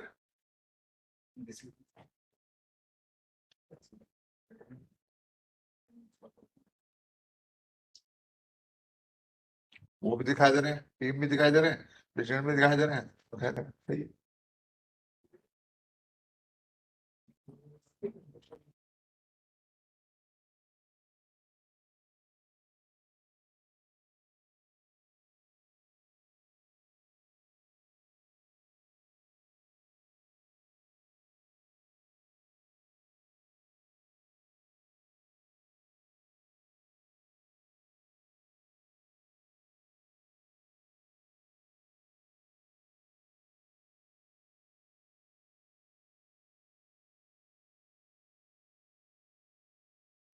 फ्रेशर्स ज्वाइन कर लीजिए ना, फ्रेशर्स।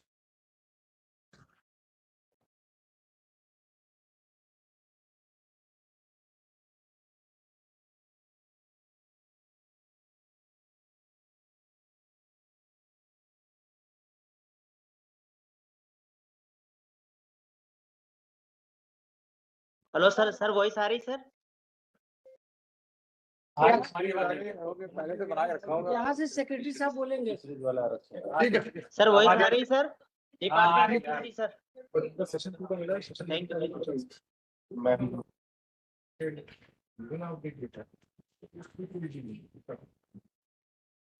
Thank you. कैश्यू का थोड़ा फ्रेम खाली सा है। S5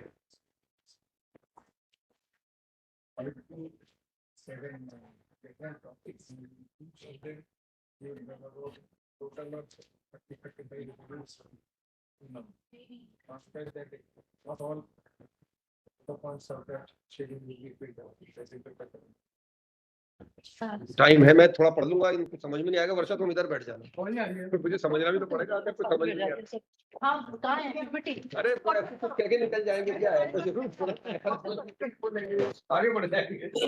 अच्छा, हाँ मैं भाई किसने आगे छोटे बंदे।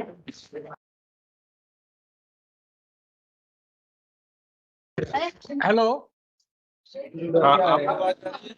We are from 243 Animal Husbandry. यहाँ पे एक मिनिस्टर Animal Husbandry में स्टूडियो में आवाज आ रही है हमारी। तो मंत्री लोग मतलब 243 स्टूडियो में आवाज आ रही है क्या? हेलो, हाँ जी आ रही है। ठीक है। ये ग्रीन होगा करेगा। Okay, thank you.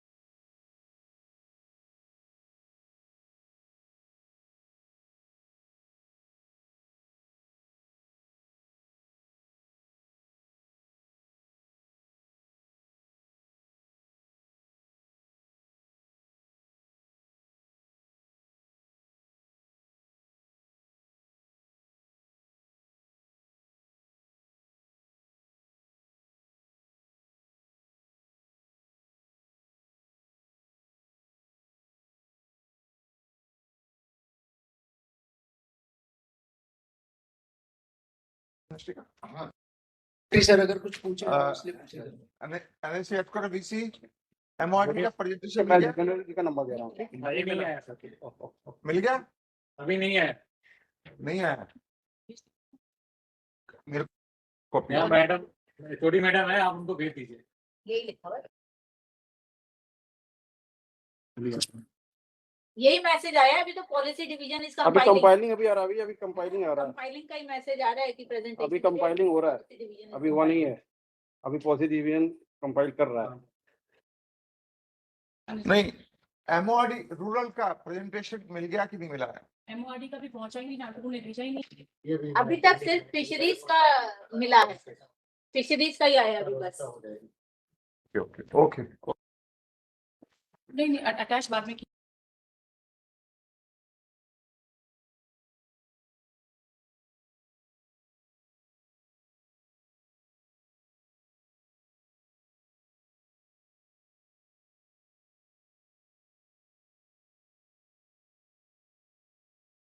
Department of fisheries and department of animal husbandry का पीपीटी शेयर हो चुका है VC डिवीजन में प्लीज चेक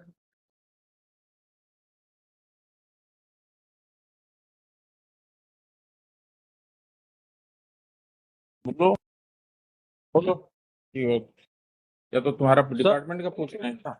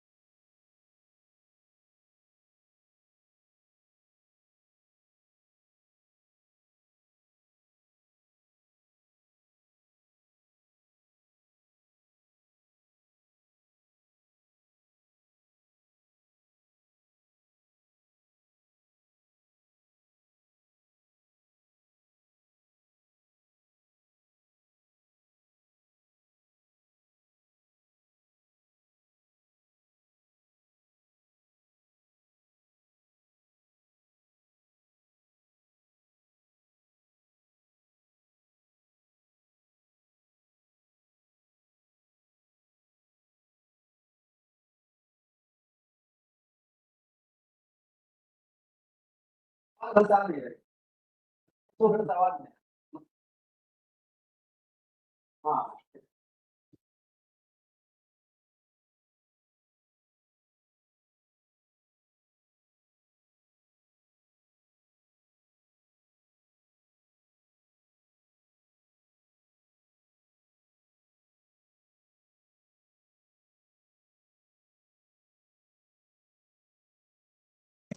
सर बोल दें तो अच्छा रहेगा ना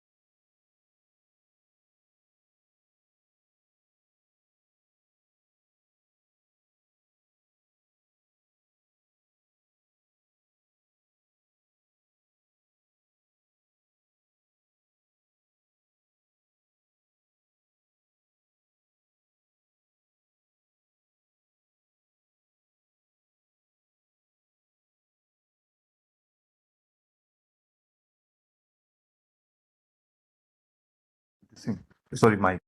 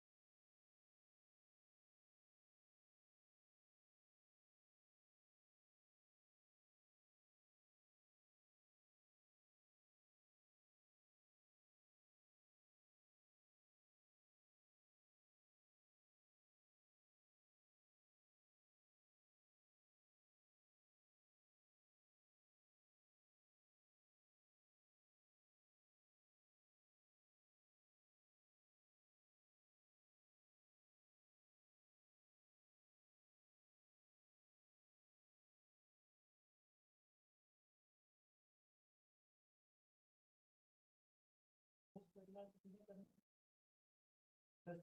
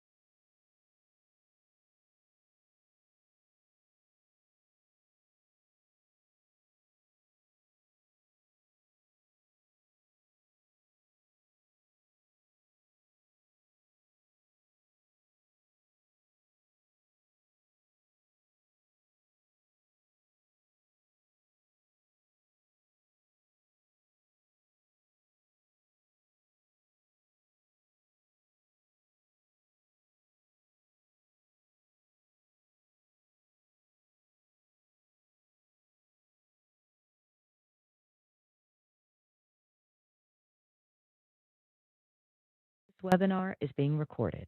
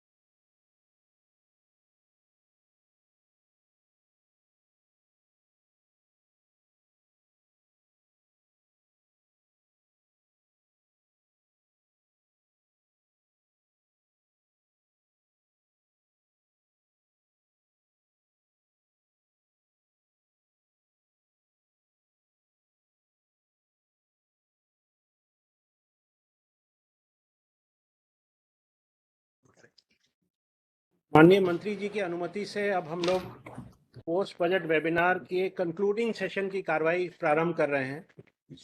सर्वप्रथम जो हमारी सब थीम में डिस्कशंस हुए हैं उसको लेकर हम लोग प्रेजेंटेशंस करेंगे एक एक करके। तो सर्वप्रथम एग्रीकल्चर करेंगे, उसके बाद फिशरीज, उसके बाद एनिमल हस्बेंड्री और उसके बाद रूरल डेवलपमेंट। तो हम लोग यही क्रम फॉलो करेंगे। तो मेरा अनुरोध है कि जो कृषि का प्रस्तुतिकरण है उसको लगाया जाए प्लीज।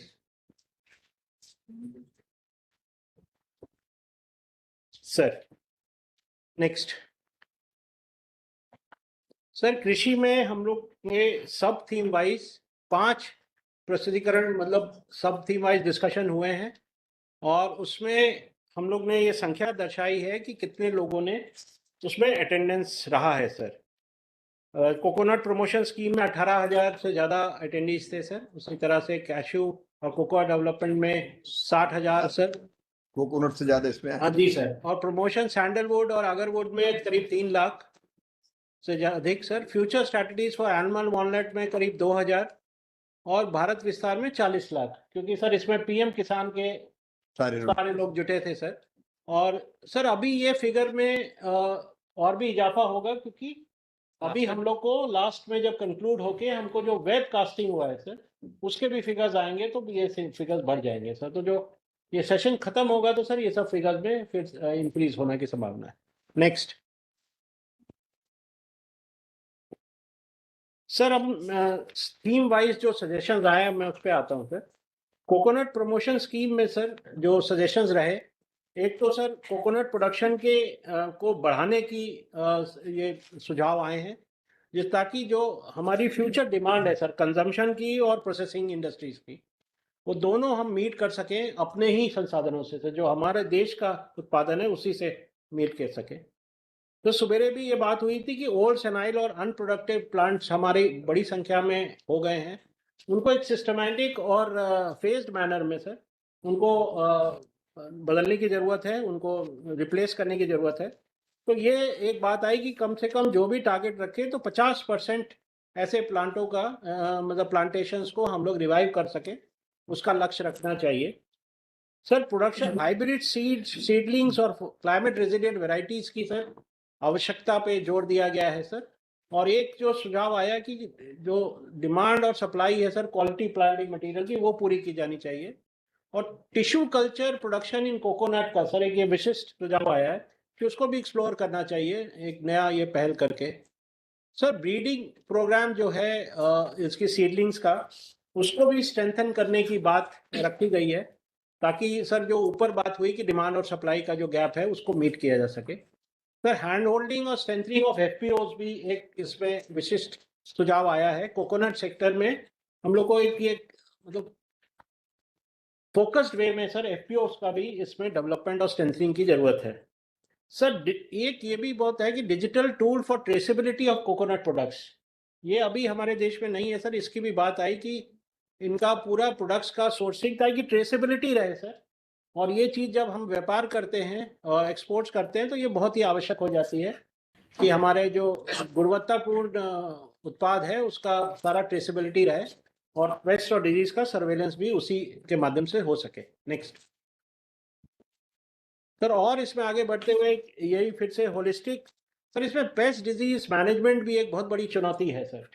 बहुत सारी ऐसी बीमारियां हैं जिसको टैकल करने की क्षमता अभी विकसित होनी है सर, क्योंकि उसमें कुछ कमजोरी रही है, प्लांट्स बहुत बुरी तरह से प्रभावित होते हैं, तो उसको भी स्ट्रेंथन करने की बात आई है sir. Soil based integrated nutrient management जो बैलेंस यूज ऑफ फर्टिलाइजर्स है और न्यूट्रिएंट्स है, और इंटरक्रॉपिंग को भी बढ़ावा देने की जरूरत इसमें आई है, ताकि मतलब सर प्रोडक्शन भी अच्छा हो सर, हेल्थ ऑफ प्लांट्स भी अच्छा हो और किसान की भी आय बढ़े सर।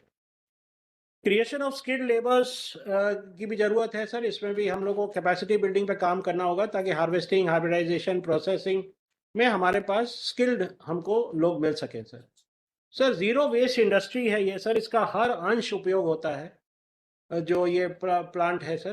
तो उसको सर पूर्ण रूप से हमको एक सर्कुलर इकोनॉमी टाइप में डेवलप करना होगा, ताकि जो भी आदमी इसमें इसका उत्पादन करे उसको पूर्ण उसका लाभ मिल सके सर, हर उसके अंश का सर। सस्टेनेबल पैकेजिंग की भी बात हुई है, जो उसके वेरियस प्रोडक्ट्स हैं, और उसमें भी मॉडर्नाइजेशन और मशीनरी की भी जरूरत एक आई है सुझाव में सर। ये सब बहुत विशिष्ट सुझाव है सर, जो हमारे दृष्टि में अभी तक इंटरनल डिस्कशंस से बियॉन्ड भी हैं सर। इस एक्सपोर्ट कॉम्पिटिटिवनेस को इम्प्रूव करने की बात है, इनोवेटिव कोकोनट प्रोडक्ट्स को भी प्रमोट करने की बात आई है सर। नेक्स्ट सर, अब इन सब का वे फॉरवर्ड एक ये देखा आ गया है ग्रुप के द्वारा कि हमको ग्लोबल लीडर बनना है कोकोनट और क्वायर प्रोडक्ट एक्सपोर्ट्स में बाय 2030। ये एक लक्ष्य रख के हम लोग को आगे बढ़ना है, और इसमें सारे लक्ष्य होने चाहिए। इन्हांसिंग फार्मर्स इनकम, जो इसका सतत ग्रोथ है वो होना चाहिए, प्रोडक्टिविटी पे ध्यान हो, वैल्यू एडिशन पे। तो एक होलिस्टिक और इंटीग्रेटेड डेवलपमेंट अप्रोच के साथ सर इसको अब हमको एड्रेस करना होगा, और जो हमारी अगर स्कीम बनती है तो उसमें ये सारे अवयव होने चाहिए सर, कंपोनेंट्स उसके ये रहने चाहिए। और स्टेक होल्डर्स, ये भी एक अच्छा सुझाव है कि इसमें जो स्टेक होल्डर्स हैं सर, चाहे फार्मर्स हो, नर्सरी मैन हो, प्रोसेसर, साइंटिस्ट, एक्सपोर्टर्स, प्रोड्यूसर्स, इन सबको सर एक प्लेटफॉर्म में लाने की जरूरत है, ताकि हम मतलब समय समय पर उनके विचार आदान प्रदान होते रहे, और जो भी हम काम कर रहे हैं, सब सेक्टर में जो लोग काम कर रहे हैं उनका हम लोग को लाभ मिल सके। नेक्स्ट सर, ये नेक्स्ट सब थीम है national cashew and cocoa development programme की टुवर्ड्स सेल्फ रिलायंस। इसमें भी सर जो मॉडर्न कल्टीवेशन प्रैक्टिसेस पे जोर दिया गया है, ताकि पोस्ट हार्वेस्ट टेक्नोलॉजीज को बेहतर बनाना, ताकि प्रॉफिटेबिलिटी बढ़ सके सर। कोकोआ और कोकोआ क्लस्टर्स को major producing states integrated facility of production, processing, storage और मार्केटिंग की बात की, ये इंटीग्रेटेड फैसिलिटी डेवलप किया जाए जहाँ पे ये स्टेट्स हैं, ताकि इसको स्ट्रेंथन किया जा सके सर, इसके पूरे वैल्यू चेन को। फिर कैश्यू और पॉली सीड्स गार्डन की बात हुई है सर, तो इसको भी हम लोग को इसमें आगे लेके चलना है sir. Quality standards, branding, certification, global marketing को इन्हांस करने की जरूरत है, ताकि ये हम इसमें लीडर बन सकें कैश्यू और कोकोआ प्रोडक्शन में। ICR and other research institutes should focus on developing improved varieties. Public private partnership की बात हुई है प्रोसेसिंग कंपनीज के साथ सर, ताकि मतलब इसको पूरे वैल्यू चेन को स्ट्रेंथन कर सके। और कॉम्प्रिहेंसिव क्रॉप इंश्योरेंस कवरेज की भी इसमें बात हुई है सर, तो इस पे काम करने की जरूरत हो सकती है। नेक्स्ट सर, इसमें वे फॉरवर्ड यही है कि हमको क्वालिटी प्लांटिंग मटेरियल का प्रोडक्शन, ताकि उसकी उपलब्धता सुनिश्चित हो सके क्षेत्र में। एरिया का एक्सपेंशन करना होगा सर, नए क्षेत्र को देखने होंगे कहाँ पे नॉन ट्रेडिशनल एरिया से भी आगे बढ़ के कहाँ पे इसका विस्तार किया जा सकता है।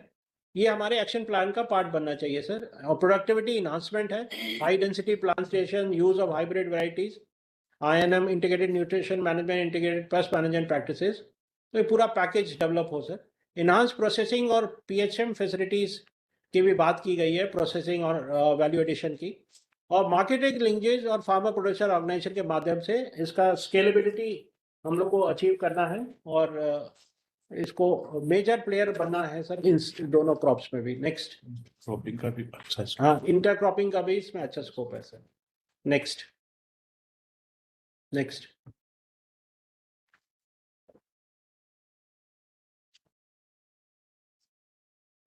सर, अब ये तीसरा जो हमारा विषय, promotion of sandalwood and agarwood through agro forestry, sir इसमें भी एक्सपेंशन ऑफ सर्टिफाइड नर्सरी की बात हुई है सर, क्योंकि ताकि टिश्यू कल्चर का प्रोपगेशन हो सर, हाई क्वालिटी सैपलिंग्स का डिस्ट्रीब्यूशन हो, और standard operating procedures for cultivation, artificial inoculation agarwood का, ये भी एक विशिष्ट सुझाव आए हैं sir. Integration of biotechnology with agro forestry practices, value chain development, ये भी सर विशिष्ट है सर सुझाव, क्योंकि ये हमारी जो कागज बना था उसमें ये सारी चीज़ें नहीं थी। सिंगल इंस्टीट्यूशनल नॉलेज प्लेटफॉर्म की भी बात की गई है, जो पहले भी थी, ताकि सब लोग एक प्लेटफॉर्म पर आकर आदान प्रदान हो सके। Harmonise MSME policy of central and state government, ये सर थोड़ा सा विषय मतलब बियॉन्ड एग्रीकल्चर है, बट इसको रखने में और इस पर आगे विचार करने में संबंधित विभागों से हम लोग को एक स्टार्टिंग पॉइंट मिल सकता है सर। क्लाइमेट मॉडलिंग की बात की है सर इन क्रॉप्स के लिए, ताकि रीजनल एक्सपेंशन क्रॉप का हो सके। और एक्सपोर्ट प्रोसीजर को सिंप्लीफाई करने की बात की गई है इसमें सर। ये इसमें जो रेगुलेटरी एस्पेक्ट्स है उसको भी सर देखने की जरूरत है। नेक्स्ट सर, वे फॉरवर्ड में यही है कि इसका हम लोग थ्रू फार्मर पार्टिसिपेशन, इसको आगे ले जाना है सैंडलवुड को और अगरवुड प्लांटेशंस को। कॉन्ट्रैक्ट फार्मिंग मॉडल्स की भी बात आई है सर, इसको कैसे हम लोग ला सके ताकि जो क्षेत्र में उसका स्वीकार्यता भी हो सर और ये लाभकारी भी बन सके both for farmer and as well जो प्राइवेट पार्टी है sir. Grid level value chain, agarwood chip processing, traditional oil distillation, cottage industry के रूप में विकसित करने की बात है। और इसकी सर्कुलर इकोनॉमी का इसमें भी आया है कि सर उसको कैसे हम लोग सुदृढ़ करें। सर सैंडलवुड 12 से 15 साल लेता है मैच्योर करने में, तो इसमें सर जो इसके बैंकिंग के लिए जो राशि की आवश्यकता है उसकी भी बात आई है कि इजी बैंकिंग और इंश्योरेंस और फाइनेंस सपोर्ट इसमें होना चाहिए, क्योंकि एक लंबी जेस्टेशन पीरियड है सर इसका। तो उस दौरान इंटरक्रॉपिंग की भी संभावना है सैंडलवुड में सर। एग्रो फॉरेस्ट्री में तो हाँ इंक्रॉपिंग चलेगी सर, मतलब इतने साल अगर नहीं आया तो करेंगे 15 साल। इसमें सर जो एग्रो फॉरेस्ट्री के मॉडल्स हैं, जो एग्रो फॉरेस्ट्री इंस्टीट्यूट पूरे कंट्री में जो नेटवर्क है उसमें हमें कौन सा कहाँ इंटरक्रॉपिंग या सिस्टम होना चाहिए, वो लाएंगे सर जब इसका डिटेलिंग करके वो समय की जाएगी। Yes sir.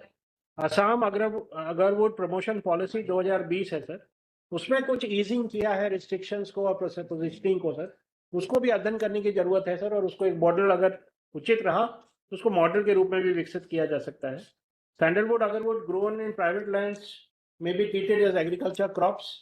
सर ये सब अगेन लीगल एस्पेक्ट्स हैं और रेगुलेटरी एस्पेक्ट्स हैं जिसमें राज्य की भी जो नियमावली है, नियम है सर, उनको भी देखने की जरूरत पड़ेगी। बट इस पे सर ये सारे विशिष्ट सुझाव हैं, इस पे काम करेंगे जब हम इसको आगे ले जाएंगे। रीजन स्पेसिफिक प्राइसिंग पॉलिसी भी मिनिस्ट्री ऑफ कॉमर्स और इंडस्ट्री को इसमें विचार आया है sir. Next sir almond, walnut, pine nuts के फ्यूचर स्ट्रैटेजी के रूप में इसमें एक sir creation of excellence, centre of excellence तीनों के लिए सर ये सुझाव है। आलमंड, वॉलनट, पाइन नट के लिए अलग अलग सेंटर ऑफ एक्सीलेंस क्रिएट करने में विचार की बात है। Capacity building, training of farmers for managing plantation, quality standards, branding, certification, global marketing, ये सब थीम जो है ये सभी टॉपिक्स में कॉमन चल रही है क्योंकि ये बहुत बड़ी आवश्यकता है सर। इम्प्रूव वेराइटीज़ की भी बात सर सब जगह आई है, इसमें भी वो बात है कि क्लाइमेट रेजिलिएंट है और हाई यील्डिंग वेराइटीज़ हम कैसे डेवलप करें और उसको उसकी उपलब्धता भी सुनिश्चित हो सर। नट जनरेशन क्लस्टर्स और इन पाइन नट्स का एरिया एक्सपेंशन ऑफ वॉलनट्स और आलमंड्स का, तो ये तीनों के लिए अलग सर, दो को एक संग रखा गया और development of nut regeneration pine nuts के बाद। रोबस्ट वैल्यू चेन और प्रोसेसिंग करना है सर, इस विद इन्वॉल्वमेंट ऑफ, इसमें इन्वेस्टमेंट आना चाहिए प्राइवेट सेक्टर से और एफपीओस को भी सर हम लोग इसमें प्रोत्साहित कर सकते हैं। ऑर्गेनिक फार्मिंग क्लस्टर्स, क्योंकि ये तो इस एग्रो फॉरेस्ट्री है तो इसमें यह स्वतः ही आता है सर। नेक्स्ट वे फॉरवर्ड में सर हमारा इंपोर्ट डिपेंडेंस को हमको कम करना है, फार्मर्स इनकम को बढ़ाना है, डेवलपमेंट ऑफ वैल्यू चेन और enhancement of export potential, generation of employment opportunity. तो जो भी हम रणनीति या योजना बनाएंगे सर उसमें ये सारी चीजों को हम लोग विचार करेंगे। नेक्स्ट भारत विस्तार sir, AI powered digital public infrastructure for agriculture. इसमें सर जो सुझाव आए हैं कि हमको लोकल डेटा जो है उसका भी उपयोग इसमें रखना चाहिए। Use of more diverse high quality local data for mandi prices, weather and crops. तो जो सर हमको जहाँ से डेटा मिल रहा है उसमें लोकल डेटा को और इसमें जोड़ने की बात है सर। ऑल फार्मर्स सर्विसेज, जो जितनी तरीके की सर सेवाएं हैं उसको इसके संग जोड़ना है, जो कि हमारी आगे की गोइंग फॉरवर्ड सर रणनीति भी है। Interconnected AI systems sir, inter operable होने चाहिए सिस्टम्स, और स्टेट्स और रिलेटेड सेक्टर्स में अगर सर हैं तो उनको भी कैसे हम कनेक्ट करें अपने सिस्टम से, तो एक पूरा व्यापक डिजिटल पब्लिक इंफ्रास्ट्रक्चर बन सके, इस पे बात है सर। कंटेंट सैंक्टिटी है सर, ट्रेन, क्योंकि सर हम जो उसमें जो भी कंटेंट डाल रहे हैं उसको एआई उपयोग कर रहा है सर, वो करेक्ट होना चाहिए सर, वेटेड होना चाहिए, ताकि किसी तरह से भी कोई ऐसा सुझाव फार्मर तक नहीं पहुंचे जो कि अनुपयोगी हो और गलत दिशा में ले जाए sir. Utilise feedback sir, develop action oriented mechanism to implement feedback. ये सर फीडबैक मैकेनिज्म डेवलप करने की जरूरत है, क्योंकि जो भी फार्मर सेवाएं ले रहा है सर उसको वो कितनी उपयोगी है या उसके समस्या का समाधान हो रहा है कि नहीं सर, ये डायरेक्ट फीडबैक सिस्टम इसमें आगे हम लोग गोइंग फॉरवर्ड इसको डेवलप करना है। नेक्स्ट सर जो इसका वे फॉरवर्ड है, हमको इंश्योर विजिबिलिटी इंश्योर करना है सर। इसका मतलब भारत विस्तार सर अभी मतलब फेज 1 लॉन्च हुआ है, तो इसकी मार्केटिंग और पॉपुलराइजेशन करने की जरूरत है और एक संस्थागत रूप देने की जरूरत है सर, क्योंकि जब तक इंस्टीट्यूशन इसको अडॉप्ट नहीं करेगा सर, तब तक फार्मर से अपेक्षा करना मतलब थोड़ा सा उसके लिए हम लोग को काम करने की जरूरत है। ऐड लोकल लैंग्वेजेस सर, आगे जाके तो सर ये अल्टीमेटली सभी भारतीय भाषाओं के लिए हम लोग को कोशिश करनी है, तो फेज वाइज इसमें आगे बढ़ेंगे सर।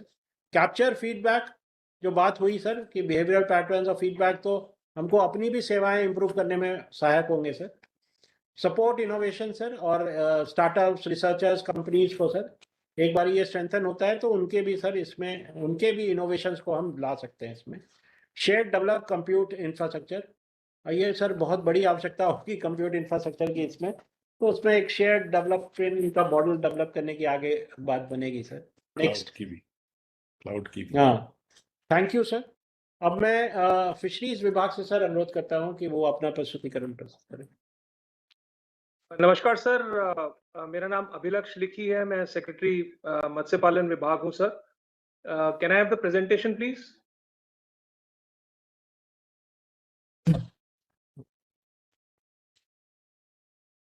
प्लीज शुरू करें। नहीं, वो अपलोड कर रहे हैं sir presentation. Sir presentation next.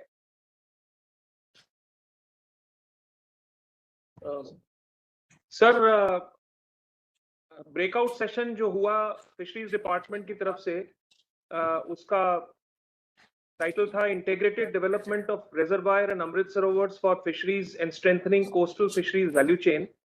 इसमें बहुत एक्टिव पार्टिसिपेशन रहा, लगभग 1500 पार्टिसिपेंट्स जुड़े। ये नंबर्स अभी भी कंफर्म और ज्यादा बढ़ेंगे जो हमारे साथ जुड़े हैं लोग सर। इसमें fisheries, fish producer farmer associations, startups, self help groups, सभी राज्य सरकारें, National Fisheries Development Board, MPEDA, ICR संस्थाएं, fisheries universities, colleges, KVK, NITI Aayog, NABARD और हमारे जो साथी मंत्रालय हैं जल शक्ति, ग्रामीण विकास, एमएसएमई और माय भारत के रिप्रेजेंटेटिव ने भी सर पार्टिसिपेट किया। लगभग 20 स्पीकर्स ने अपने विचार रखे सर और 60 से ज्यादा रिकमेंडेशंस आई हैं। सभी रिकमेंडेशंस जो कंट्रीब्यूशंस की गई स्पीकर्स के द्वारा और इंटरवेंशनिस्ट के द्वारा, उनको एकत्रित करके हमने 4 भागों में बांटा है सर। प्री प्रोडक्शन, प्रोडक्शन और पोस्ट प्रोडक्शन, और चौथा है सर टेक्नोलॉजी, जो कि कॉस्ट कटिंग थीम है। नेक्स्ट। तो जहां तक प्री प्रोडक्शन की बात है सर, सबसे ज्यादा जोर इस बात पे, फीडबैक इस बात पे आया कि प्रजाति की स्टॉक इंप्रूवमेंट और जेनेटिक इंप्रूवमेंट, मतलब गुणवत्ता का बीज और गुणवत्ता का ब्रूड स्टॉक रिजर्वायर में, अमृत सरोवर में या जलाशय में इसका होना बहुत जरूरी है, जिसके लिए ब्रूड स्टॉक बैंक्स बनाए जाएं और फिंगरलिंग और स्टॉकिंग की अच्छी व्यवस्था की जाए, और रिजर्वायर के साथ ही नर्सरी और रेयरिंग सिस्टम्स का इजाद भी किया जाए, जिसके लिए स्किल्ड मैन पावर की ट्रेनिंग की जरूरत है। और साथ ही साथ फीड प्लांट, क्योंकि हमारे आज के दिन जितने भी जलाशय हैं सर या अमृत सरोवर हैं, फीड प्लांट उनसे बहुत दूर हैं, जिससे कॉस्ट में इजाफा होता है। तो फीड प्लांट को रिजर्वायर और अमृत सरोवर के पास रखने की बात की गई। जहां तक प्रोडक्शन, उत्पादन का सवाल है सर, सबसे बड़ी सजेशन ये आई कि केज और पेन कल्चर, जो आज के दिन की सबसे बड़ी टेक्नोलॉजी है किसी भी जलाशय में लगाने के लिए, उसको HDPE केजेस के साथ हमें प्रमोट करना चाहिए कमर्शियल स्केल पे। और उसके साथ साथ automatic feeding system, manual feeding से हटके ऑटोमेटेड फीडिंग सिस्टम्स पे हम आए। जो भी हम इंटीग्रेटेड डेवलपमेंट करें रिजर्वायर्स की, उसकी भी जरूरत महसूस की गई। और उत्पादन में जो महिलाओं के द्वारा बनाए गए सेल्फ हेल्प ग्रुप हैं, या हमारे जो FFPO हैं, या जो कोऑपरेटिव्स हैं, प्रॉपर लीज राइट्स के साथ, जो एक राज्य सरकार का इख्तियार है, उस सारी चीज को भी हम देखना चाहिए। इस संदर्भ में हमने रिजर्वायर की गाइडलाइंस भी निकाली हैं sir, national Fisheries Development board ने, उनको भी अमल में लाया जाएगा। और प्रोडक्शन स्टेज में हर तरह का फाइनेंशियल एक्सेस, चाहे वो KCC के माध्यम से हो या रिस्क कवरेज हो इंश्योरेंस के माध्यम से, उसका भी बहुत लोगों ने सजेशन दिया सर। और एक सजेशन जो लास्ट में जिसका आंकलन किया गया है कि अफोर्डेबल पावर सप्लाई, जो भी सारे सिस्टम को रन करने की या एक्वाकल्चर को करने की पावर सप्लाई की स्थिति है, उसको भी राज्य सरकार की मदद से बढ़ाया जाना चाहिए। नेक्स्ट,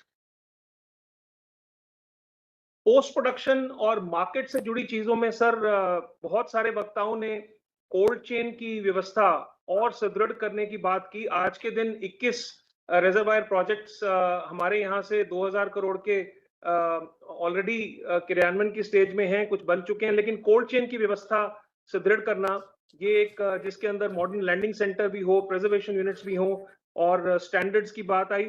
और एक बात उभर के जो आई पोस्ट प्रोडक्शन में कि जितने भी एफएफपीओज, महिलाओं के ग्रुप्स और जिनको भी हम लीज राइट्स के माध्यम से जलाशयों में, अमृत सरोवर में काम करने का मौका देंगे, उनको मार्केट के लिए ई प्लेटफॉर्म्स के साथ जोड़ा जाए, जैसे कि ONDC, open network for digital platform, और वो मार्केटिंग होगी तो आगे चाहे डोमेस्टिक मार्केट हो या एक्सपोर्ट मार्केट हो, उससे उनका जोड़ और भी ज्यादा बनेगा।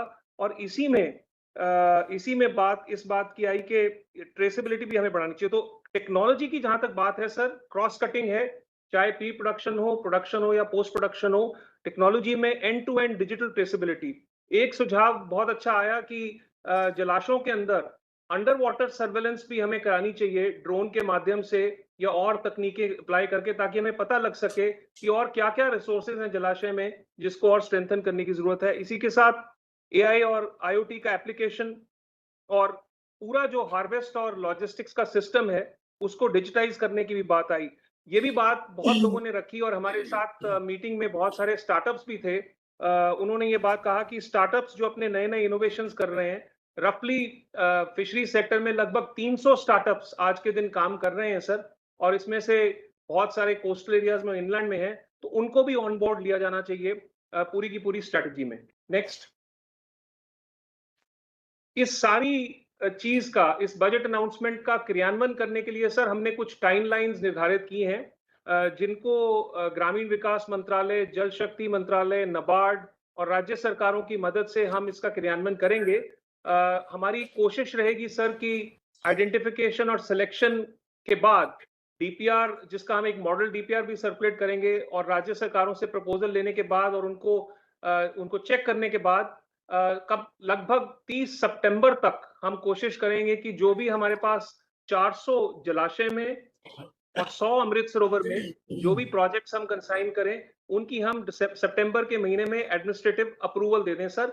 और इसमें हम 2000 एफएफपीओ, 50 स्टार्टअप, 400 फिशरीज कोऑपरेटिव्स और 200 महिलाओं के द्वारा चलाए गए सेल्फ हेल्प ग्रुप्स, इनको भी हम वैल्यू चेन में शामिल करेंगे।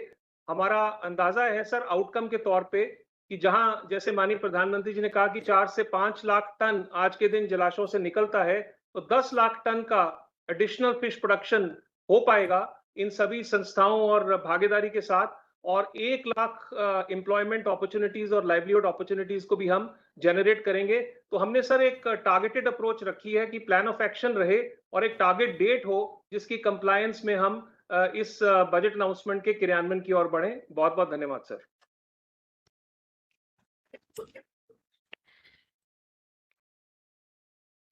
सर अब मैं अनुरोध करूंगा सेक्रेटरी एनिमल हस्बेंड्री या डेयरिंग से कि वो अपना प्रस्तुतिकरण करें। नमस्कार सर, मेरा नाम नरेश पाल गंगवार है सर, मैं secretary animal husbandry and dairying department हूँ सर। हमारे ब्रेकअवे सेशन का सर जो थीम था sir, private sector investment and entrepreneurship in animal husbandry value chain sir. Next slide please. Next sir, इसमें इस थीम से संबंधित सर 2026-27 के बजट में 2 पैरास पे में इनका मेंशन है सर।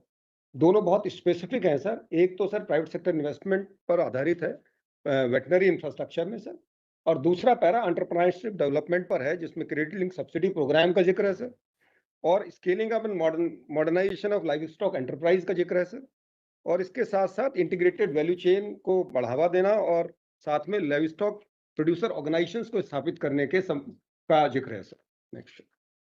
नेक्स्ट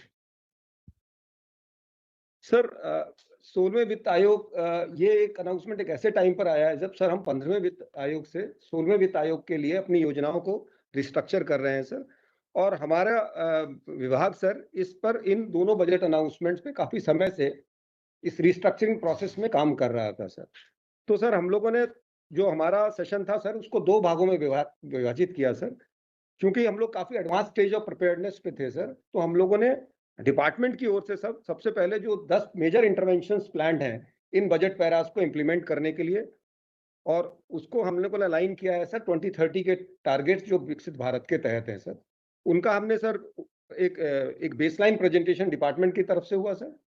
उसमें सर कुछ तो जो है हमारे ऑलरेडी चलते हुए इंटरवेंशंस हैं उनके रिफाइनमेंट और एक्सपेंशन करने का प्रस्ताव है सर, और कुछ नए इंटरवेंशंस इसमें हमने प्रस्तावित किए हैं जो क्रिटिकल गैप्स हैं इन दोनों बजट पैरास के चलते सर, उनको एड्रेस करने का हम लोगों ने किया है सर।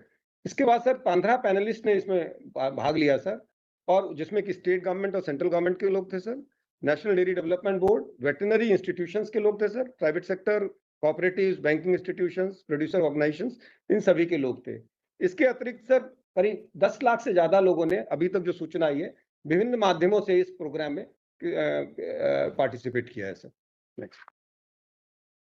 तो सबसे पहले सर जो हम लोगों ने जो इंटरवेंशन प्लान किए जो हमने इस सेशन में प्रेजेंट किए थे उसके बारे में मैं ब्रीफली बताना चाहूंगा सर।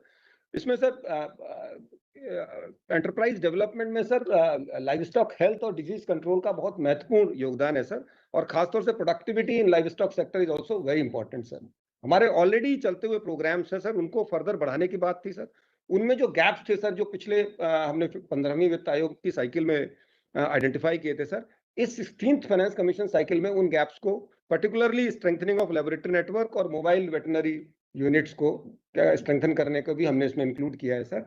एक सर आर्टिफिशियल इंसेमिनेशन जो मेजर प्रोडक्टिविटी एनहांसमेंट का टूल था पिछले 10 सालों में सर, इसके माध्यम से बोवाइन एनिमल में एआई जो है 20% से बढ़ के 40% हो गया, बट इसका अभी तक पूरी तरह से कॉन्सेंट्रेशन जो है सर बोवाइन एनिमल पे ही था। लेकिन जो स्मॉल लिमिनेंट्स हैं, खासतौर से पिगरी है, गोट है, शीप है, इसमें अभी सर ये मॉडर्न ब्रीडिंग टेक्नोलॉजीज नहीं आई हैं। तो अभी इसमें हम लोगों ने नए जो 16th फाइनेंस कमीशन साइकिल में एक तो बोवाइन एनिमल में इसका पेनिट्रेशन बढ़ाने का सर एक प्रस्तावित किया है सर 40 से 70% बाय 2030, और साथ ही नॉन बोवाइन एनिमल में भी पिगरी, गोट और शीप में इसको एक्सटेंड करने का भी एक प्रस्ताव किया है सर। सीड प्रोडक्शन का सर एक प्रोग्राम हम लोगों ने 15वें वित्त आयोग की साइकिल में चलाया है सर, उसको बढ़ाने का भी इसमें हमने प्रस्तावित किया सर। एक सर करीब 1.5 लाख कोऑपरेटिव सोसाइटीज विलेजेस हमारे कोऑपरेटिव सोसाइटी से कवर है। 1 लाख विलेजेस जो है अभी भी सर कोऑपरेटिव सोसाइटी से कवर्ड नहीं है सर। उसके कारण जो इंटीग्रेटेड वैल्यू चेन है सर डेयरी सेक्टर की, उसको वो एक्सेस नहीं कर रहे हैं और वो इनफॉर्मल सेक्टर में चल रहा है सर। उसको भी सर अभी हमारे जो व्हाइट रिवोल्यूशन 2.0 है सर, उसके तहत एक फेज मैनर में अगले 3 साल में उन विलेजेस को भी मिल्क कोऑपरेटिव सोसाइटी से कवर करने का प्रस्ताव हम लोगों ने प्रस्तुत किया सर।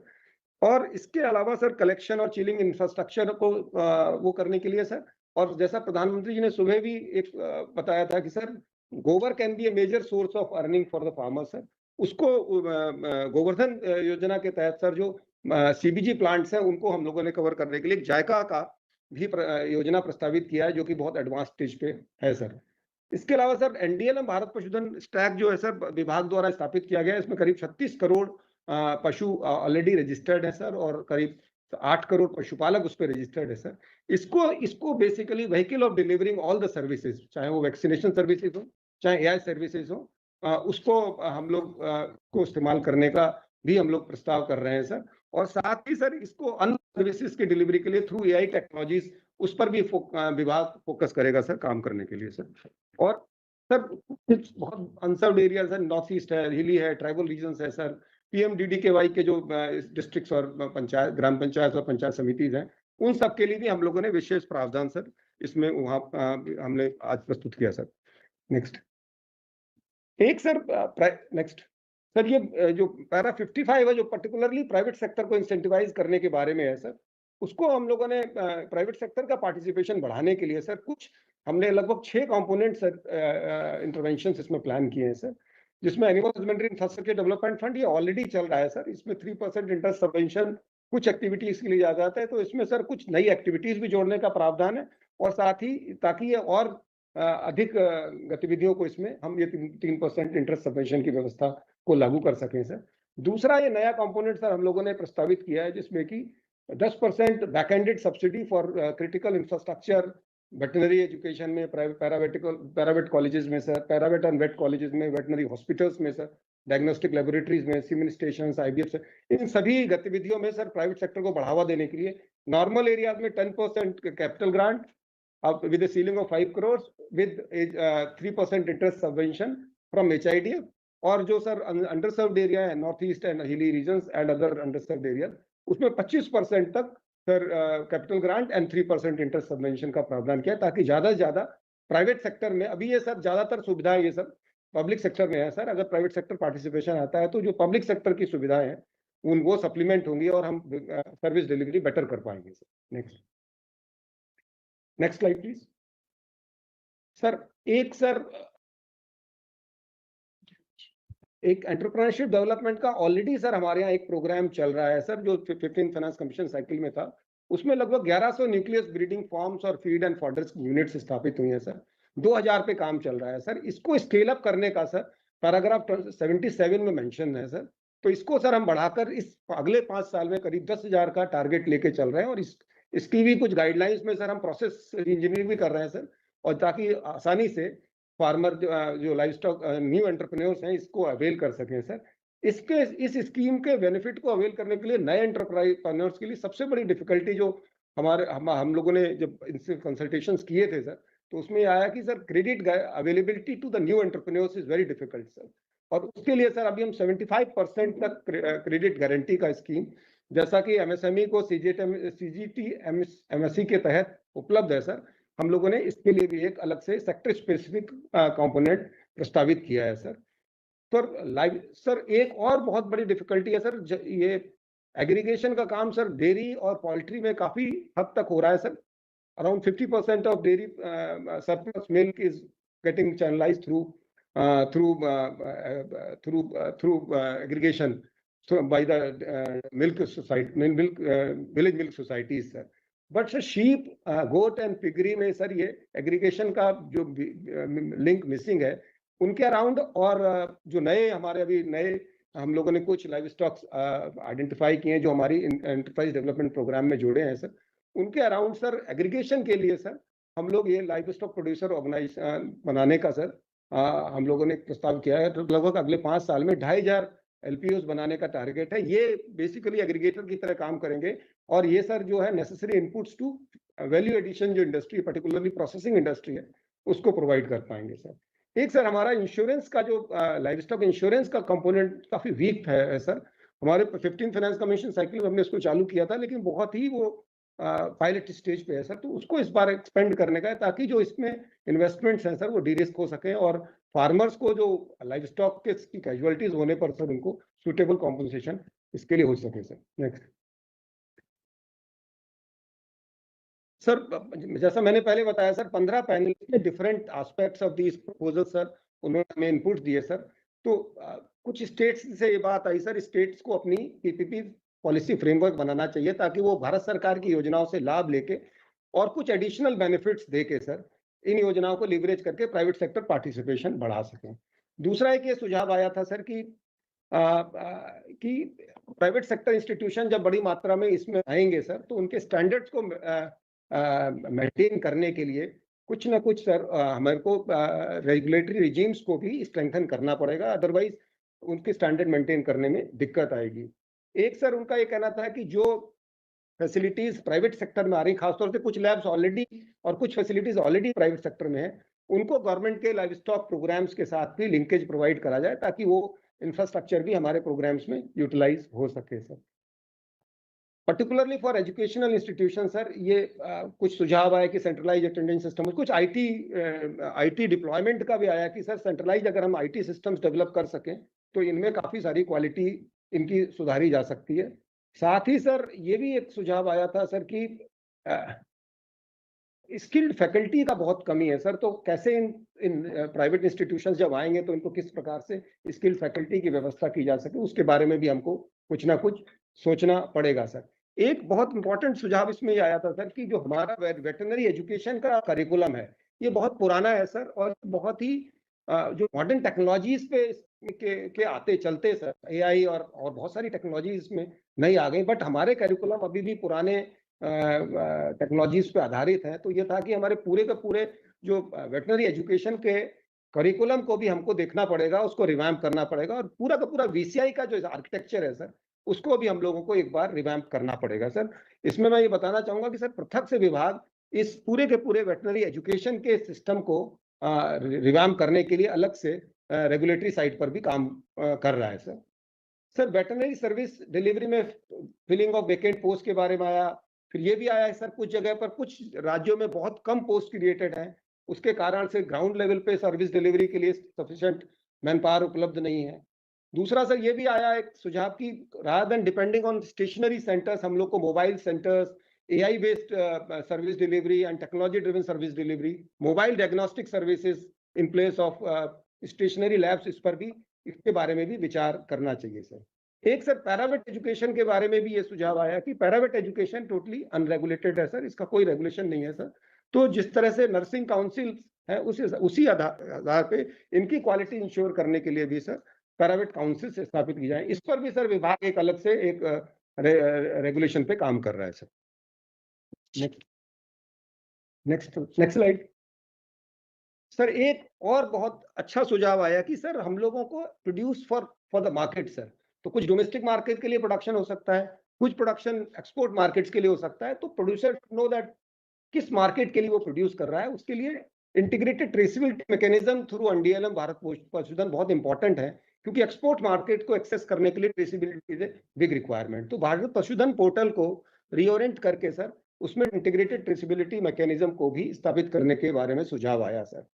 एक sir laboratory network for disease surveillance and product certification भी स्थापित करने की आवश्यकता है। इसमें सर जैसा मैंने शुरू में अपने प्रेजेंटेशन में बताया था सर, लेबोरेटरी नेटवर्क को स्ट्रेंथन करने के लिए हम लोग अभी काम इस 16 फाइनेंस कमीशन में हम लोग इस पर काम करेंगे सर। बट एक सुझाव ये भी आया था कि प्राइवेट सेक्टर की बहुत सारी लेबोरेटरीज हैं, उनको भी अगर हम अपने नेटवर्क में रोप इन करेंगे तो हमारी जो डिजीज सर्विलांस और प्रोडक्ट सर्टिफिकेशन बेहतर हो सकता है sir. Disease free export oriented zones के बारे में सुझाव आया सर। हमारे यहाँ सर पोल्ट्री इंडस्ट्री में छोटे छोटे जोन्स, करीब 44 जोन्स को डिजीज फ्री जोन्स के रूप में नोटिफाई किया हुआ है सर, वहां से exports can be made sir. इसी लाइंस पे सर अन्य लाइव स्टॉक के बारे में भी ये सुझाव आया कि एक्सपोर्ट फ्री जोन्स को स्थापित करने पर भी हमको विचार करना चाहिए सर। एक सर ये भी सुझाव आया कि एक्सपोर्ट लॉजिस्टिक्स में बहुत बड़ी अपॉर्चुनिटी है प्राइवेट सेक्टर इन्वेस्टमेंट के लिए, उसको भी हमको एक्सप्लोर करना चाहिए।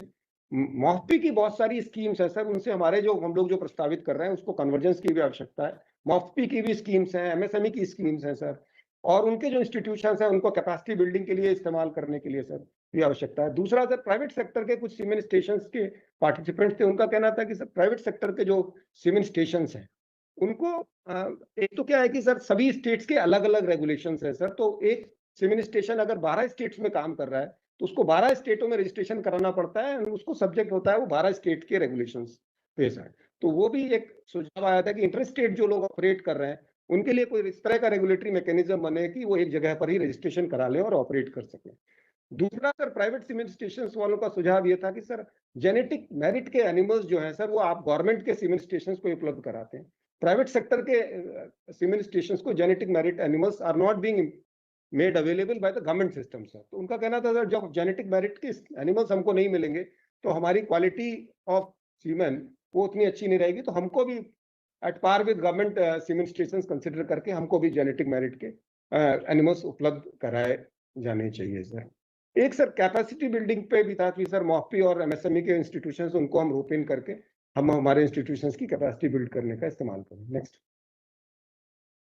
Slide sir. D risking mechanism पे खासतौर से हमारी जो इंश्योरेंस की स्कीम है और क्रेडिट गारंटी स्कीम है, इसमें sir department of financial services के द्वारा सुझाव था कि ये एक अच्छा स्टेप है कि हम sector specific credit guarantee scheme लेके आए, क्योंकि उससे जो न्यूएंसेज है सेक्टर की सर वो एड्रेस हो सकते हैं। एक जेनरिक स्कीम में सर वो न्यूएंसेज कभी कभी एड्रेस नहीं हो पाती।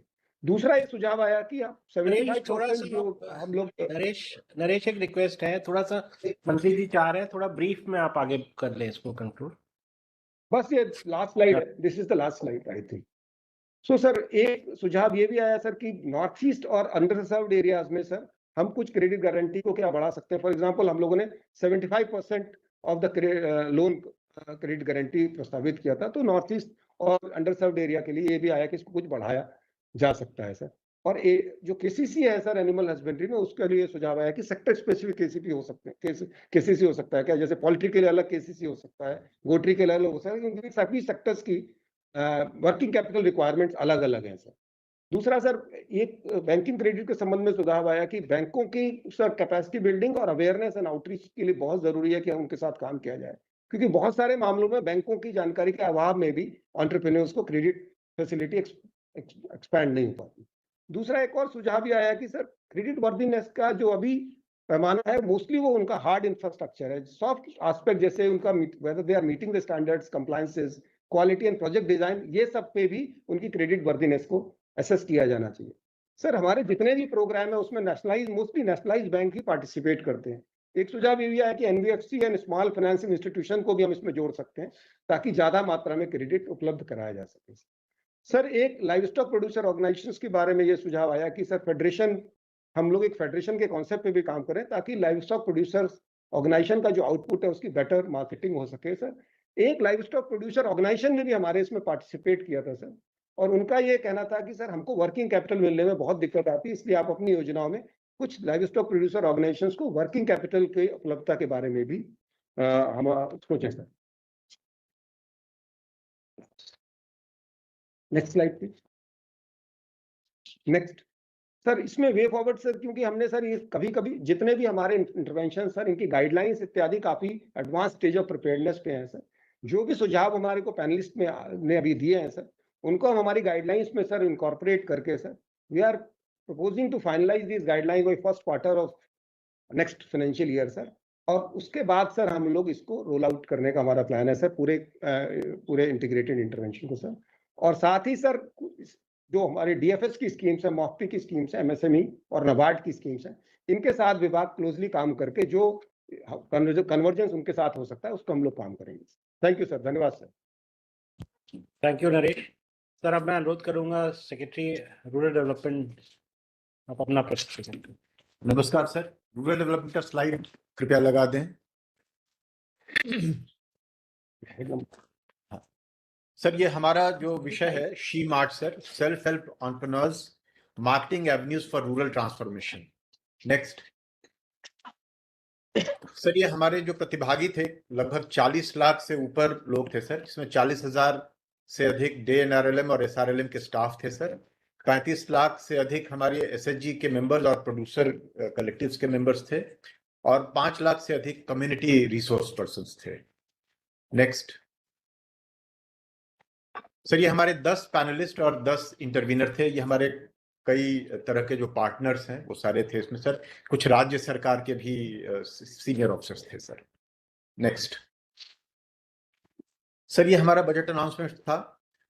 ये है sir, building on the success of the Lakhpati Didi programme, I propose to help women take the next step from credit led livelihoods to being owners of enterprises. Self help entrepreneur she marts will be set up as community owned retail outlets within the cluster level federations through enhanced and innovative financing instruments. Next sir, ये जो मुख्य बातें थी जिनके ऊपर हमारी चर्चा हुई सर, इंस्टीट्यूशनल स्ट्रक्चर के ऊपर, इसमें ओनरशिप क्या हो, मैनेजमेंट किस प्रकार का हो सर, इसमें मुख्य बात जो भर के आए कि कम्युनिटी ओन करे लेकिन प्रोफेशनल मैनेजमेंट के जरिए इसको चलाया जाए सर। फाइनेंशियल मॉडल में सर ये आया कि इन्वेस्टमेंट हमारा ब्लेंडेड तरीके का होना चाहिए, जो हम सीआईएफ देते हैं, जो कम्युनिटी एंटरप्राइज फंड देते हैं, गवर्नमेंट का, प्राइवेट सेक्टर, बैंक्स और जो डेडिकेटेड फाइनेंशियल इंस्टीट्यूशंस हैं सर, उनका सबका मिला जुला ये होना चाहिए। और क्वालिटी तथा रेगुलर सप्लाई सर जरूरी है प्रॉपर मार्केटिंग के लिए, तो year the round supply bye producers और कंज्यूमर का ट्रस्ट बरकरार रहे सर, और ट्रेसेबिलिटी रहे, इस पर बात हुई सर। और मार्केट कनेक्ट किस प्रकार का हो सर, B2B जो बिजनेस टू बिजनेस होता है, बिजनेस टू कंज्यूमर होता है, और बिजनेस टू गवर्नमेंट सर, वो बहुत जरूरी है, क्योंकि गवर्नमेंट में थोड़ी इनको प्राथमिकता देने की जरूरत है, जो सेल्फ हेल्प ग्रुप के जो प्रोडक्ट्स हैं उनको। उसके बाद स्केल के ऊपर बात हुई सर। अभी हम लोग कई राज्यों में कई तरह के मार्केटिंग के काम हो रहे हैं सर, कई राज्यों में इस तरह के जो आउटलेट्स है बने हैं, उनके साथ मिलके जहां ये बात आगे बढ़ी है सर, उनके साथ मिलके पहले इसको हम लोग आगे बढ़ाएंगे, और फिर उसमें जो सफलता मिलेगी उसके आधार पर सर उसको स्केल करेंगे। और स्टेबिलिटी के ऊपर भी चर्चा हुई सर। जो फाइनेंस तथा बाकी चीजें हैं उनमें जो रिस्क जो इन्वॉल्व है उनका मिटिगेशन किस प्रकार से किया जाए सर। नेक्स्ट सर, ये जो सजेशंस आए, सजेशंस इन कैटेगरीज में थे सर, मैं उनको थोड़ा सा विस्तार में बता दूंगा सर। पहला था सर कोर डिजाइन प्रिंसिपल्स, जो कि मार्केट ड्रिवन अप्रोच होना चाहिए सर। एंटायर वैल्यू चेन का डेवलपमेंट होना चाहिए, न कि सिर्फ छिटपुट जहां तहां हम सुधार करें। और डेडिकेटेड मार्केट इकोसिस्टम्स बनने चाहिए सर। इसमें कन्वर्जेंस की भी बात आई सर। जो पैक्स हैं, जो प्राइमरी एग्रीकल्चरल कोऑपरेटिव सोसाइटीज हैं, उनके साथ भी मिलकर काम करने की हमको जरूरत है। और जो कुछ जो फिजिकल इंफ्रास्ट्रक्चर वगैरह सब जो है सर, वो वीबी जी राम जी में चूंकि लाइवलीहुड इंफ्रास्ट्रक्चर के ऊपर काफी जोर दिया गया है सर, तो उसको भी हमको फिजिकल इंफ्रास्ट्रक्चर उसके जरिए बनाने के बात के ऊपर भी चर्चा हुई सर। और ओएनडीसी का जो नेटवर्क है, मार्केटिंग का जो ओएनडीसी का नेटवर्क है, उसको लेवरेज हमको करना है सर। उसके बाद सर इंस्टीट्यूशनल आर्किटेक्चर में कम्युनिटी ओन्ड लिंकेज फैसिलिटीज हो सर, जो मैंने पहले बताया सर, प्रोफेशनल ओवरसाइट और मैनेजमेंट हो, और इक्विटी पार्टिसिपेशन यथासंभव सीएलएफ्स का हो। फाइनेंशियल आर्किटेक्चर में sir blended finance, innovative finance के ऊपर चर्चा हुई। कैपेसिटी बिल्डिंग जो सेक्रेटरी एनिमल हस्बेंड्री ने बताया सर, कैपेसिटी बिल्डिंग बैंकर्स का किए जाने की जरूरत है, क्योंकि उनको बहुत सारी चीजों में पता ही नहीं चल पाता है कि दीदियों का जो एक होलिस्टिक फाइनेंसिंग किस प्रकार से हो उनके एंटरप्राइज का। और वर्किंग कैपिटल सर, जो कोलैटरल फ्री वर्किंग कैपिटल देने की व्यवस्था होनी चाहिए। और क्रेडिट गारंटी, जो विभिन्न प्रकार के क्रेडिट गारंटी होते हैं, वो इनको देने की जरूरत है सर एंटरप्राइज के लिए। Sir branding and market positioning के ऊपर सर सजेशंस आए, उसमें सेगमेंटेशन पर जोर दिया गया सर। मतलब जैसे बेसिक सेगमेंट है, चाहे प्रीमियम सेगमेंट है, इसमें सर ये भी बात बहुत खुल के सामने आई सर कि जो हम बेचते हैं तो कमोडिटी नहीं बेचते हैं सर, वो कल्चर, सिविलाइजेशन, नैरेटिव, स्टोरी, ये सब चीजें बेचते हैं सर। तो इसलिए उस पर बहुत जोर दिए जाने की जरूरत है सर। ये सप्लाई चेन स्ट्रेंथनिंग में sir invest in product readiness, traceability, logistics, और एक पूरा जो एग्रीगेशन होता है सर, उसमें इंडिया पोस्ट की भी सुविधा हम लोग दे सकते हैं सर, इंडिया पोस्ट का जो नेटवर्क है। अगला था सर डिजिटल और फिजिकल रिटेल इकोसिस्टम होना चाहिए, सिर्फ फिजिकल नहीं। तो इसमें जो हमारा सर एग्रीकल्चर स्टैक है, उसकी तर्ज पे रूरल स्टैक बन रहा है, जिसमें तमाम जो भी एक्टिविटीज हैं दीदियों की वो भी रिफ्लेक्ट होंगी सर। तो उसका भी उसकी भी मदद दी जा सकती है। उसका डेटा जो है सर प्राइवेट सेक्टर को दिया जा सकता है, और वो उसकी मदद से सर आगे का काम कर सकते हैं। मार्केट डाइवर्सिफिकेशन मैंने उल्लेख किया सर, ये B2C, B2B और B2G, बिजनेस टू गवर्नमेंट, इस सेक्टर में बहुत जरूरी है सर। गवर्नमेंट में इनको कुछ प्रेफरेंस दिए जाने की जरूरत है प्रोक्योरमेंट में। Strengthening local rural enterprises sir, service sector भी रहे इसमें, सिर्फ गुड्स की बात नहीं हो। और कम्युनिटी ओन्ड लिंकेज फैसिलिटीज हो सर। फिर उसके बाद था sir phased implementation strategy, sir मैंने उल्लेख किया सर, ये कैपेसिटी बिल्डिंग हो और ये फेज्ड मैनर में करें सर। पहले जहां बहुत सक्सेसफुल हैं जो राज्य, उनके साथ मिलकर को ब्रांडिंग के जरिए आगे बढ़े सर, और फिर उस लर्निंग के आधार पर फिर उसको स्केल करें। उसके बाद सर ये था कि मार्केट बैक, ये पूरा सिस्टम बनेगा तो ये लखपति दीदी का जो हमारा जो संकल्प है सर, उसके लिए एक मार्केट बैकबोन का काम करेगा। नेक्स्ट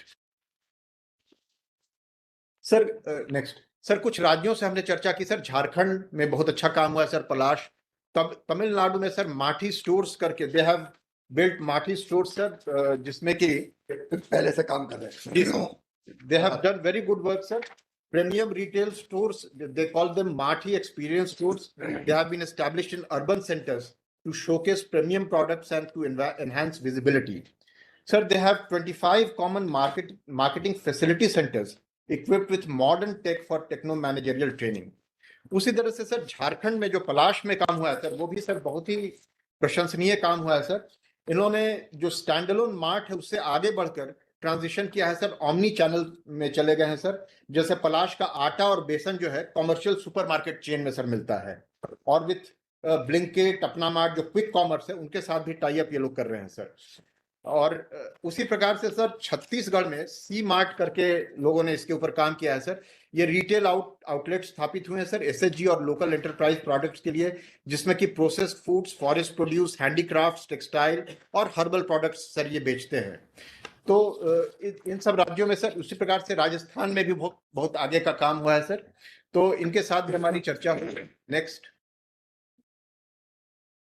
सर, ये आगे का जो हमको आगे जो काम करने हैं सर, जो अगले जो कदम है सर, जो वाइडर कंसल्टेशन करेंगे स्टेक होल्डर के साथ, states, UTs, market players, banks, जो फाइनेंशियल इंस्टीट्यूशंस हैं, कलेक्टिव्स, इन सब के साथ सर गाइडलाइंस और एसओपीज और रोल आउट स्ट्रैटेजी हम लोग अभी अगले कुछ महीनों में इसको तैयार करेंगे सर, और ग्राउंडिंग इसको फेज्ड मैनर में करेंगे जैसा सर मैंने उल्लेख किया। सर हमारा इतना ही है। हाँ सर, अब मैं राज्य मंत्री एनिमल हस्बेंड्री और dairying Shri professor SP Baghel ji से अनुरोध करता हूं कि वो हमको मार्गदर्शन देने की कृपा करें।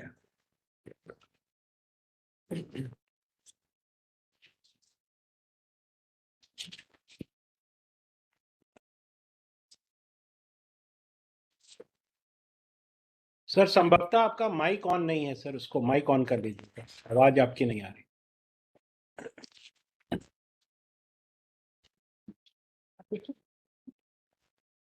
आदरणीय कृषि किसान कल्याण एवं ग्रामीण विकास मंत्री श्री शिवराज सिंह चौहान साहब, माननीय राज्य मंत्री मत्स्य पालन, पशुपालन, डेयरी मंत्रालय एवं अल्पसंख्यक कार्य मंत्रालय श्री जॉर्ज कुरियन साहब, सचिव मत्स्य पालन विभाग डॉक्टर अभिलेख लेखी जी, सचिव ग्रामीण विकास श्री सदेश कुमार जी, सचिव पशुपालन श्री नरेश पाल गंगवार जी, सचिव कृषि एवं किसान कल्याण श्री अतीश चंद्रा जी, डायरेक्टर जनरल ICAR, केंद्र एवं राज्य सरकारों के वरिष्ठ अधिकारीगण और इस वेबिनार में जुड़े सभी सम्मानित प्रतिभागीगण। आज के इस पोस्ट वेबिनार जो एग्रीकल्चर और रूरल ट्रांसफॉर्मेशन विषय पर आयोजित किया गया है, उसमें अपने विचार रखने का अवसर मुझे जो प्राप्त हुआ है मेरे लिए बहुत प्रसन्नता की बात है। यह वास्तव में एक बहुत महत्वपूर्ण मंच है जहां हम सब मिलकर कृषि और ग्रामीण विकास के भविष्य की दिशा पर विचार कर रहे हैं। और आज के इस वैचारिक मंथन से जरूर कुछ न कुछ ऐसा अमृत निकलेगा जो किसानों, मत्स्य पालक, पशुपालक, रूरल ग्रामीण अर्थव्यवस्था से जुड़े हुए लोगों के काम आएगा। आज सुबह जब माननीय प्रधानमंत्री जी ने अपने उद्बोधन से इस पोस्ट बजट वेबिनार का शुभारंभ किया था, तो उन्होंने हमें स्पष्ट दिशा प्रदान की है कि 2047 तक विकसित भारत के निर्माण का लक्ष्य तभी संभव है जब हमारे देश के किसान समृद्ध हों। हमारे किसान केवल देश के करोड़ों नागरिकों की खाद्य सुरक्षा सुनिश्चित ही नहीं करते हैं, बल्कि हमारी आर्थिक संरचना, ग्रामीण अर्थव्यवस्था को भी मजबूती प्रदान करते हैं, चाहे वो किसान फसल उत्पादन करने वाले हों, पशुपालन करने वाले हों, मछली पालन करने वाले हों। इन सभी का योगदान भारत की अर्थव्यवस्था में बहुत महत्वपूर्ण है। हमारी सरकार ने शुरुआत दिनों से इस बात पर विशेष ध्यान दिया है कि किसानों के हितों की रक्षा हो, उनकी आय में निरंतर वृद्धि हो। माननीय प्रधानमंत्री जी द्वारा जो किसानों की आय को दोगुना करने का जो आह्वान किया है, वो आज जो वेबिनार में विभाग है, चाहे वो कृषि हो या पशुपालन हो, फिशरी हो, एनिमल हस्बेंड्री हो, उन्नत किस्म के पशुपालन, मुर्गी पालन, बकरी पालन, भेड़ पालन, इसके अलावा भेड़ पालन, फूलों की खेती, फलों की खेती, ड्रिप इरिगेशन, स्प्रिंकलर इरिगेशन, जैविक खेती, प्राकृतिक खेती और उसके अलावा औषधि खेती, इन्हीं के द्वारा ही हम किसानों की आय को दुगना कर सकते हैं, जिस पर आज चारों विभागों ने बहुत महत्वपूर्ण विचार विमर्श किया है।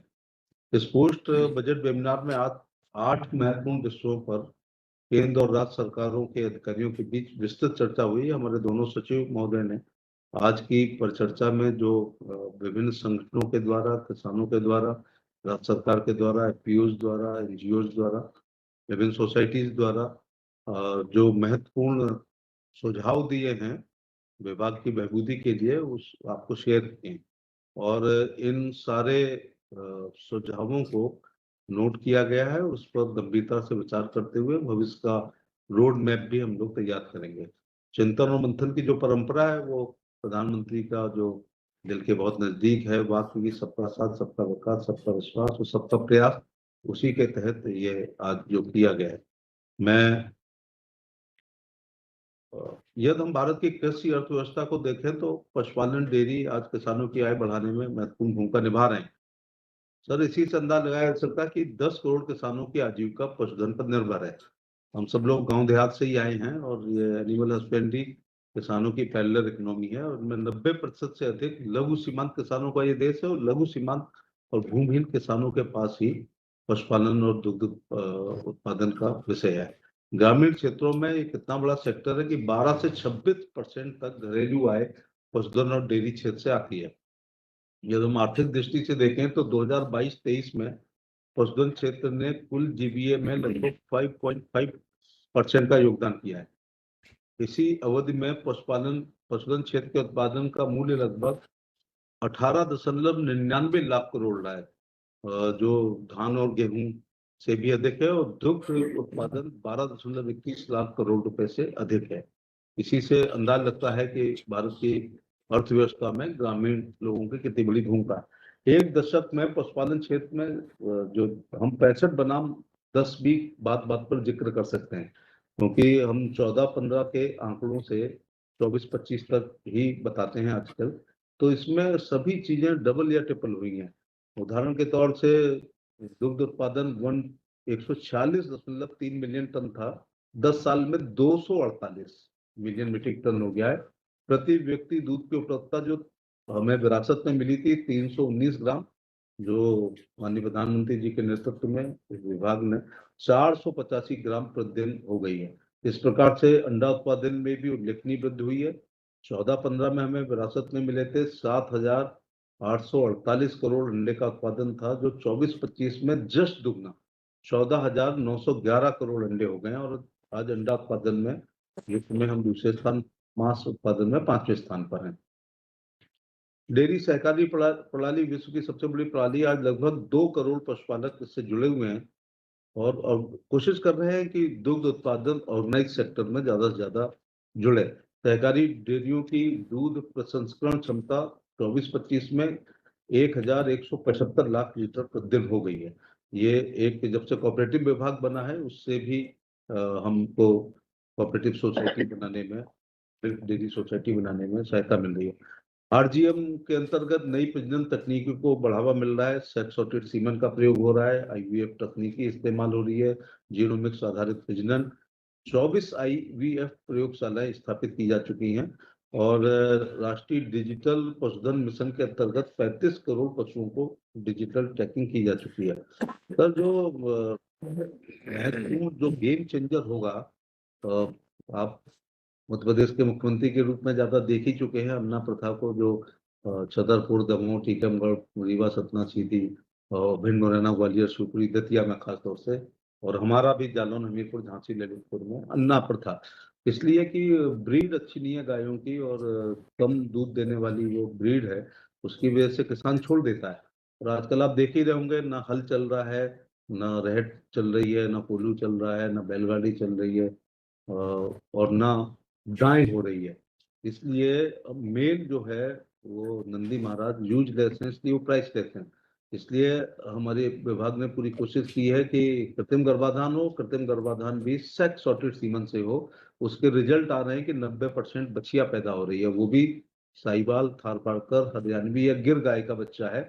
तो वो पैदा होगा तो 10-20 हजार की होगी और नंदी महाराज पैदा होंगे तो पूर्ण परजीवी होंगे, उनकी कोई यूजलेस है, इसलिए प्राइसलेस है।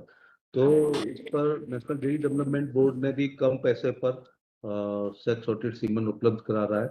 हम आपके विभाग से भी उम्मीद करेंगे कि जो कृषि विभाग के भी कर्मचारी और अधिकारी हैं, खासतौर से जो सचिव वगैरह होते हैं, ईडीओ पर वगैरह होते हैं, वो भी किसानों को अपनी जब मिला करें तो बताया करें कि सेक्स सॉर्टेड सीमन एआई द्वारा कराएंगे तो बछिया पैदा होगी। आज प्रधानमंत्री जी ने जैसे जिक्र किया है कि हम एफएमडी मुक्त भारत चाहते हैं, तो 130 करोड़ से अधिक टीके लगाए जा चुके हैं। मैं देश में जहां भी जाता हूं तो ये जरूर पूछता हूं कि क्या टीकाकरण हुआ, तो किसान एक बात जरूर कहते हैं कि हाँ, साल में 2 बार जो है पशु चिकित्सक या पैरावेट्स उनके घर आते हैं और उसके द्वारा वो एफएमडी, और अलग अलग राज्यों में अलग अलग फेजेज में चल रहे हैं, संतोषजनक स्थिति है। इसी प्रकार से सर कई घोषणाएं की गई हैं कि बजट में 20,000 से अधिक, जैसा सचिव महोदय ने बताया था कि अतिरिक्त पशु चिकित्सक पैरावेट पेशेवर की आवश्यकता को देखते हुए सरकार ने निजी क्षेत्र में भी पशु चिकित्सा कॉलेज, अस्पताल, डायग्नोस्टिक लैब स्थापित करने के लिए ऋण आधारित पूंजी सब्सिडी सहायता योजना प्रस्तावित की है। उद्यमता को बढ़ाने के लिए क्रेडिट लिंक सब्सिडी कार्यक्रम चल रहा है। पशुधन उद्योगों का आधुनिकीकरण, डेयरी पोल्ट्री आधारित एकीकृत value chain, livestock farmer producer organisation को प्रोत्साहित कर रहे हैं। जैसा सचिव पशुपालन एवं डेयरी विभाग द्वारा दी गई अभी प्रस्तुति जो आपके सामने थी, और इस सेमिनार में प्रतिभागियों द्वारा पशुपालन क्षेत्र से संबंधित कई महत्वपूर्ण सुझाव दिए हैं। और रिपीटिशन है, फिर भी कहना चाहूंगा कि आज की चर्चा में यह स्पष्ट हुआ है कि भेड़, बकरी और सुअर पालन में संगठित मूल्य श्रृंखला अभी स्थापित नहीं हो पाई है, इसलिए इसे प्राथमिकता के साथ विकसित करना आवश्यक है। भेड़ और बकरी जैसे छोटे जुगाली करने वाले पशुओं की उत्पादकता बढ़ाने के लिए आधुनिक प्रजनन तकनीकों का, जैसे AI है, IVF है आदि, भ्रूण ट्रांसप्लांट है, इस पर हम लोग जोर दे रहे हैं। पशुधन उत्पाद के निर्यात को बढ़ाने के लिए प्रभावी और निरंतर टीकाकरण कार्यक्रम महत्वपूर्ण है। पशु चिकित्सा अवसंरचना को भी सुदृढ़ कर रहे हैं। ग्रामीण क्षेत्रों में प्रशिक्षित पशु चिकित्सकों की उपलब्धता सुनिश्चित की जानी है। उत्पादन लागत कम करने और पशुपालन की आय बढ़ाने के लिए उच्च गुणवत्ता वाले चारा एक बहुत महत्वपूर्ण सेक्टर है। पशु स्वस्थ होगा, प्रोटीन प्रॉपर होगी, सब मिनरल्स होंगे, तभी मांस की भी वृद्धि होगी और दुग्ध की भी वृद्धि होगी। पशुपालकों के जोखिम कम करने के लिए इधर कम रुझान है किसानों का। अभी स्वयं इंसान अपना 20 रुपए वाला बीमा, 436 रुपए वाला बीमा 11 साल हो गए नहीं करा पा रहा है, इसलिए बहुत दिक्कत होती है कि जब उसके पशुओं के बीमा की बात की जाती है। लेकिन लगातार विभाग प्रयासरत है कि ज्यादा से ज्यादा बीमे के द्वारा कवरेज हो। गोबर से बायोगैस, जैसा माननीय प्रधानमंत्री ने सुबह जिक्र किया था, कि CNG उत्पादन को बढ़ावा देने के लिए तेजी से कार्य करना आवश्यक है। इससे ग्रामीण अर्थव्यवस्था को मजबूती मिलेगी। मत्स्य पालन में मैं कहना चाहूंगा कि ये 65 बनाम 10 में, ये 65 साल माने 13-14 में 95 लाख टन मछली उत्पादन था। सर अब 197 हो गया है, माने दुगने से भी ज्यादा मछली उत्पादन हुआ है। इसके पीछे जो हम बचपन से व्हाइट रिवोल्यूशन और ग्रीन रिवोल्यूशन पढ़ते आए थे, लेकिन माननीय प्रधानमंत्री जी ने 2014-15 में जब ब्लू रिवोल्यूशन एक शब्द दिया और उसमें तमाम योजनाएं बनाई, और खासतौर से प्रधानमंत्री मत्स्य संपदा योजना जब लागू की है, उसके रिजल्ट आप देखिए कि लगभग दुगना उत्पादन हो गया है। सी फूड के प्रति लोगों की बहुत आजकल रुचि बढ़ी है। मैंने भी इस विभाग में नहीं आता तो ये शब्द ही नहीं सुना था, सी फूड भी कोई चीज होती है। तो दुगने से अधिक हो गया। 13-14 में 30,213 करोड़ से बढ़कर 24-25 में 62,000, ठीक दुगना 408 करोड़ हो गया। वर्तमान अवधि में निर्यात में मात्रा के आधार पर लगभग 15% और मूल्य के आधार पर 23% की वृद्धि हुई है। ये तमाम अभी अमेरिका के जो हमारे पर प्रतिबंध थे, उसके बावजूद भी एक्सपोर्ट में कोई कमी नहीं आई थी, बल्कि 12% बढ़ा भी था। मत्स्य क्षेत्र का हमने नए मार्केट ढूंढे थे। मत्स्य क्षेत्र का सकल मूल्य वर्धन GVA उल्लेखनीय रूप से बढ़ा है।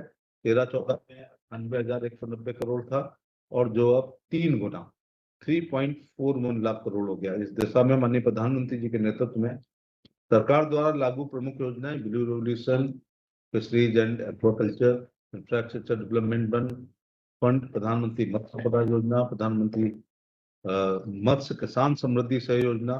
सरकार ने मत्स्य क्षेत्र के विकास के लिए पिछले दशक में लगभग 38,000 से लेकर 39,000 करोड़ रुपए विभिन्न योजनाओं के माध्यम से निवेश किया है। हमने अभी लक्षद्वीप में एक मीटिंग करी, एक अंडमान निकोबार में, और टूना के बारे में जो विश्व में की बड़ी मांग है, टूना फिशरीज के क्लस्टर के रूप में भी काम किया है, और तमाम एक्सपोर्टर्स को बुलाया था और लोगों ने बहुत रुचि ली है। मत्स्य क्षेत्र में अभी भी अपार संभावनाएं हैं। जैसा प्रधानमंत्री जी ने स्वयं कहा कि इसको 5 गुना तक कैचिंग हो सकती है। भारत के पास लगभग 32 लाख हेक्टेयर जलाशय है, जिसे अक्सर स्लीपिंग जाइंट कहा जाता है। आज हम लगभग 4.5 लाख टन उत्पादन कर रहे हैं, और इसकी क्षमता, आज प्रधानमंत्री जी ने भी जो संभावना व्यक्त की है, इसको 20 लाख टन से अधिक की जा सकती है। उसके लिए हम लोग प्रयास करेंगे। अमृत सरोवर जो प्रधानमंत्री जी ने पूरे देश में पिछले साल काम किया है, तो ऐसे इस बजट में भी कहा गया है कि 500 जलाशयों को अमृत सरोवर में, जहाँ साल भर पानी रहता है, पानी की क्वालिटी ठीक रहती है, रिजर्वायर्स हैं, और एकीकृत विकास की घोषणा की गई है। इससे भी फिशरी उत्पादन। मैं यहाँ ये भी बताना चाहूंगा कि भारत तीन तरफ से समुद्र से घिरा है। इसके पास अरब सागर, हिंद महासागर और बंगाल की खाड़ी है, लेकिन मरीन फिशरी केवल 25% है। अब अभी भी 75% इनलैंड तब है जब हमारे तालाब इंक्रोच हो गए हैं, नदियां अब दूषित हो गई हैं, लगभग मर चुकी हैं या मृत प्राय है। लेकिन फिर भी इतना समुद्री तटीय क्षेत्र होने के बावजूद 75% इनलैंड फिशरी है। इसमें ये अमृत सरोवर एक बहुत बड़ी भूमिका निभाएंगे। जलाशयों को क्लस्टर मॉडल भी विकसित किया जाएगा और landing centres, cold room, hatchery, field unit और डिजिटल मॉनिटरिंग के द्वारा हम ये वृद्धि कर सकते हैं। तो निर्यात बढ़ाने के लिए coastal value chain mission Bharat के समुद्री खाद्य निर्यात के बढ़ाने में सहायक होगा। इसका एक बड़ा सिस्टम है कि मछली पकड़े, फिर उसको सेग्रीगेट किया जाए, उसके काटा जाए, आइस प्लांट में रखा जाए, पैकेजिंग की जाए, प्रोसेसिंग करने के बाद और ब्रांडिंग करते हुए और फिर मेनलैंड तक पहुंचाई जाए। तो एक पूरा चैन है और एक्सक्लूसिव इकोनॉमिक जोन में भारतीय मछली पकड़ने वाले जहाजों द्वारा पकड़ी गई मछलियों पर ये बहुत अच्छा हुआ है कि कस्टम ड्यूटी से छूट देने की महत्वपूर्ण घोषणा की गई है। इससे भी एक्सपोर्ट में बहुत बड़ा बढ़ावा मिलेगा। आज के वेबिनार के दौरान मत्स्य पालन क्षेत्र की संबंधित जो विस्तृत चर्चा हुई है, उसमें सचिव मत्स्य पालन द्वारा जो प्रस्तुति दी गई थी, उससे ब्रेकआउट सत्र के प्रमुख निष्कर्षों को मैं साझा करना चाहूंगा कि इस ब्रेकआउट सत्र में लगभग 15,000 प्रतिभागियों ने वर्चुअल माध्यम से भाग लिया। मत्स्य क्षेत्र की पूरी मूल श्रृंखला से जुड़ी बघेल जी, विविध जी सर। मैं केवल इतना निवेदन कर रहा था कि बहुत गंभीरता से और उपयोगी विचार विमर्श आपने किया है पूरी टीम ने, उसके लिए मैं अभिनंदन करता हूँ। मेरी दिक्कत केवल एक है, कनाडा के एक प्रतिनिधिमंडल को 6 बजे मैंने समय दिया था। मैं कोशिश कर रहा हूँ कि 5-10 मिनट लेट हो जाए, लेकिन मुझे सूचना मिली इसलिए थोड़ा ब्रीफली बता देना। नहीं, जितना जो मैं कहना चाह रहा था वो सचिव मत्स्य पालन ने, अभिलेख लेखी जी ने अपने प्रेजेंटेशन में वही सब बातें कही हैं। तो मैं चाहता हूं कि अब मैं अपनी बात समाप्त करूं। जय हिंद। मैं क्षमा चाहता हूं, बीच में मैंने आपको टोका, लेकिन चूंकि विदेशी प्रतिनिधिमंडल था इसलिए मुझे लगा कि सर अब मैं आदरणीय मंत्री कृषि एवं किसान कल्याण और ग्रामीण विकास से अनुरोध करना चाहूंगा कि सर हम लोग को मार्गदर्शन देने की कृपा करें। अभी हम जिनको बड़े ध्यान पूर्वक सुन रहे थे, हमारे पशुपालन और मत्स्य पालन और दुग्ध उत्पादन के हमारे राज्य मंत्री आदरणीय SP सिंह बघेल जी, डॉक्टर चंद्रशेखर पेमसानी जी, सहयोगी मंत्री मेरे जॉर्ज कुरियन जी, कमलेश पासवान जी, भागीरथ चौधरी जी, हमारे सभी सचिवगण और जुड़े हुए सभी मित्रों, सचमुच में बहुत उपयोगी चर्चा इस वेबिनार के माध्यम से हुई है। प्रधानमंत्री जी का प्रारंभिक उद्बोधन हमारे लिए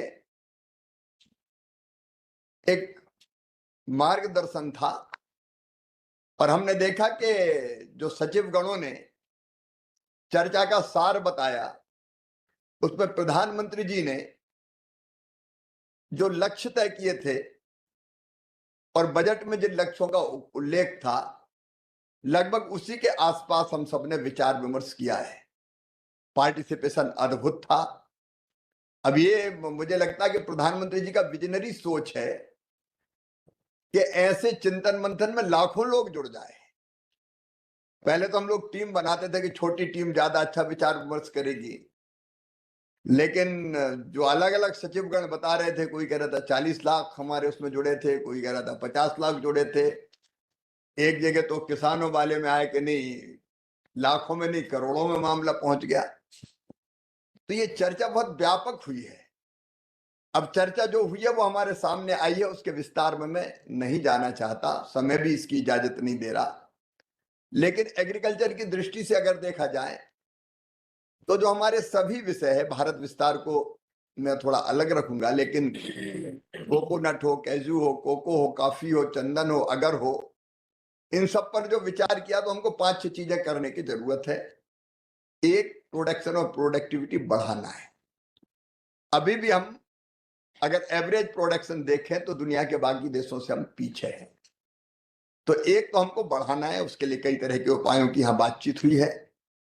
बढ़ाने के एक तरीका एरिया का विस्तार भी करना है, क्षेत्र को भी बढ़ाना पड़ेगा, क्योंकि कुछ हमारी फसलें ऐसी है जो कैश क्रॉप तो हैं, लेकिन एरिया लगभग उनका स्थिर हो गया है। तो हमको एरिया का विस्तार भी करना पड़ेगा। एक चीज लगभग सारे प्रेजेंटेशन में सामने आई कि हमें यील्ड बढ़ाने के लिए विशेषकर जो हमारी नर्सरी है, जो पौधा है, प्लांट है, वो हमको क्लीन चाहिए। रूट बिल्ड जैसी बीमारी जो कोकोनट में लगती है उसने ये सिद्ध किया, और पुराने बाग जिनमें उत्पादन लगातार घटता जा रहा है।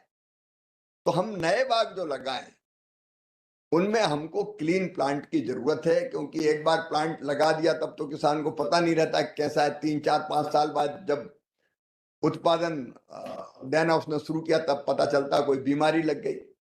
तो ये रोग रहित जिसको हम कहते हैं वो प्लांट हम कैसे, उसके विभिन्न उपाय सुझाए हैं अलग अलग, उसके विस्तार में नहीं जा रहा मैं, लेकिन उत्पादन और उत्पादकता बढ़ाना, उत्पादन में लगने वाला जो व्यय है, उत्पादन की लागत जिसको हम कहेंगे, उसको कम करना है। फिर वैल्यू एडिशन, क्योंकि 3 चीजें हमारी कृषि में मूल्य है। एक, फूड सिक्योरिटी सुनिश्चित करना, पोषण युक्त आहार उपलब्ध कराना, और तीसरी, किसानों की इनकम बढ़ाना। और इसलिए किसानों की आय बढ़े इसलिए गुणवत्ता एक प्रश्न है। एक्सपोर्ट क्वालिटी का हम कैसे पैदा करें। एक बात बार बार आई कि हम इंपोर्ट क्यों करें, एक्सपोर्ट हमारा बढ़ना चाहिए, हम घर की मांग तो पूरी करें। अब नारियल की गिरी हम बाहर से बुलाएं, इसकी जरूरत क्या है। और इसलिए हम उत्पादन भी बढ़ाएं, लेकिन एक्सपोर्ट क्वालिटी का कैसे हो। फिर एक वैल्यू एडिशन की बार बार बात आई है, कैसे वैल्यू एडिशन करें। जीरो वेस्ट की बात यहाँ आई अभी प्रेजेंटेशन में कि हर एक चीज कोकोनट की काम की है, तो हर एक चीज का उपयोग हम बेहतर कैसे कर सकते हैं, उस दिशा में हमको काम करने की जरूरत है। और एक डाइवर्सिफिकेशन की बात भी आई। हम बीच बीच में इन क्रॉप्स के हम अलग अलग क्रॉप्स को कैसे पैदा, चंदन अगर आता है 10 साल में, 15 साल में, तो तब तक किसान वेट नहीं कर सकता कि उसकी कोई आमदनी ही ना हो। इंटरक्रॉपिंग कैसे हो, या तब तक उसको आमदनी कैसे मिले, तो बैंक लिंकेज और बाकी चीजों पर हमको काफी काम करना पड़ेगा। तो मुझे लगता है कि हम इंटरक्रॉपिंग को कैसे बढ़ावा दें, और उसके साथ साथ एक जो सब विभागों को जोड़ के लगता है मुझे, मैं बहुत विस्तार में नहीं जा रहा, वो है कि हमारे यहाँ लैंड होल्डिंग काफी कम है, और कम लैंड होल्डिंग के कारण हमारे किसान की आमदनी भी कम है। लेकिन आजीविका आज भी 48% खेती पर ही निर्भर है, और इसलिए इंटीग्रेटेड फार्मिंग के बारे में हमको विचार करना पड़ेगा। इंटीग्रेटेड फार्मिंग में अनाज के साथ साथ फल, सब्जियां जिसकी बात हम कर रहे हैं, या काफी, कोको, काजू जैसी हमारी फसलें, उनकी भी जरूरत है। उनके साथ साथ हमको जरूरत इस बात की पे पशुपालन भी किसान करे, मछली पालन भी करे, मधुमक्खी पालन भी करे, और कृषि वानिकी की तरफ भी बढ़े। हालांकि रेगुलेशन संबंधी कई दिक्कतों के कारण लोग चंदन अगर जैसी चीज लगाने में डरते हैं। आप जानते हैं प्रधानमंत्री जी ने एक क्रांतिकारी फैसला किया कि बांस तो घास है, वो लकड़ी है ही नहीं, क्योंकि जब फॉरेस्ट का नाम आ गया तो रेंजर डेंजर बन जाता है। फिर किसान काट के ले जाए, इसी में बड़ी दिक्कत होती है। एक कॉन्सेप्ट ट्री बेस्ड एग्रीकल्चर का है, एग्रो फॉरेस्ट्री मत कहो। तो हमको रेगुलेशंस के बारे में कई बार ऐसी चीजें देखनी पड़ेगी कि ये चीजें पैदा करें तो किसान को दिक्कत ना हो। मैं सबसे ये निवेदन करना चाहूंगा कि आपने विचार भी किया, इस पर और गहराई से विचार कीजिए कि कैसे आसानी से किसान अपने उत्पाद को बाजार तक ले जा पाए, उसको दिक्कत और परेशानी ना हो। इसका विचार मुझे लगता है अत्यंत आवश्यक है। बाकी तो बहुत गहराई से एक एक सुझाव में बताऊं कि ये कहा, ये कहा, ये कहा, इसकी यहाँ आवश्यकता नहीं है। बहुत गहराई से विचार हुआ है। हमको जो प्लानिंग करनी पड़ेगी, रूरल डेवलपमेंट के हमारे सचिव सी मार्ट की बात बता रहे थे, तो तेजी से हमने लखपति दीदी के टारगेट को अभी पूरा किया है। आप जानते हैं प्रधानमंत्री जी ने 3 करोड़ लखपति दीदी बनाने का लक्ष्य दिया था, वो 1.25 साल पहले ही हमने हासिल कर लिया। लेकिन प्रधानमंत्री जी ने फिर कहा कि नहीं, अब 3 करोड़ नहीं 6 करोड़ बनाना है। चिंता हमारी ये है कि ग्रुप तो जो सेल्फ हेल्प ग्रुप है वो समुदाय के रूप में तो अच्छी आय कमा रहा है, लेकिन इंडिविजुअल दीदी को बैंक लोन देने में आज भी हिचकते हैं, उनको मिलता नहीं है। अभी एक बैंकर्स के साथ जब ये 6 करोड़ का टारगेट हमारा तय किया माननीय प्रधानमंत्री जी ने, तो हमने हैदराबाद में एक बैठक करके कई विषयों पर विस्तार पूर्वक विचार विमर्श किया, और हमारे जो सरस मेले अब तक लगते हैं वो बहुत सफल हैं।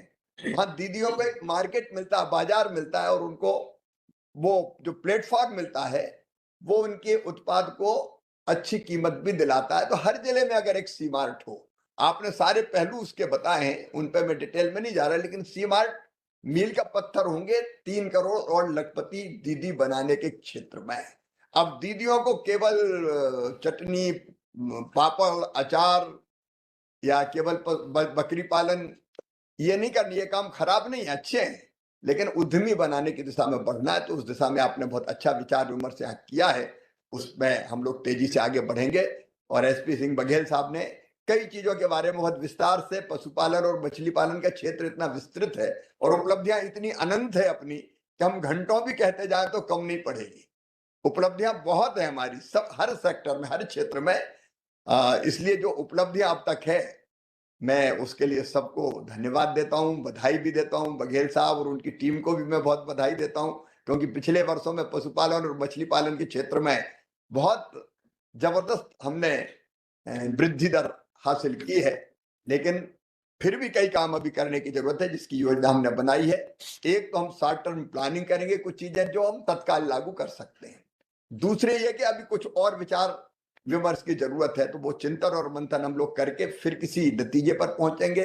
फिर अभी ये विचार की प्रक्रिया और चलेगी। जैसे कोकोनट के बारे में कल ही हमने IIT चेन्नई में एक बैठक बुलाई है, जहां और स्टेक होल्डर्स आएंगे, उनसे बातचीत करके, और फिर हमारी पूरी चर्चा के बाद हम किसी नतीजे पे पहुंचेंगे, अपना टारगेट तय करेंगे, उस तक पहुंचने का रोड मैप बनाएंगे, उस रोड मैप पर मेहनत से चल के हम अपने लक्ष्यों को फिर प्राप्त करेंगे।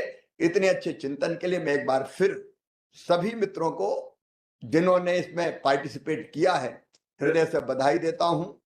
अलग अलग स्टेक होल्डर्स आए और उन्होंने बड़ी गहराई से चर्चा में भाग लिया। एक निवेदन मैं अंत में ये जरूर करना चाहूंगा कि अभी भी अगर किसी के दिमाग में कोई अच्छे सुझाव हो, विचार हो, तो संकोच ना करे, लिखित में भी हमको भेज दे, मेल कर दे, उन पर और गंभीरता पूर्वक हम सभी विचार करेंगे जो टीम यहाँ बैठी हुई है, और उनमें से जो जमीन पर उतारने लायक होंगे, जिनको हम नीचे इंप्लीमेंट कर सके, तो निश्चित तौर पर उनको इंप्लीमेंट करने का प्रयास करेंगे। और प्रधानमंत्री जी ने जो सपना देखा है, जो संकल्प लिया है, एक विकसित भारत, आत्मनिर्भर भारत, वैभवशाली, गौरवशाली, संपन्न और समृद्ध भारत के निर्माण का, तो कृषि क्षेत्र और एलाइड सेक्टर, एग्रीकल्चर से ग्रामीण विकास सहित, उसको प्राप्त करने में अपना सर्वश्रेष्ठ योगदान देंगे। आप सबको बहुत बहुत धन्यवाद। नमस्कार। नमस्कार। नमस्कार।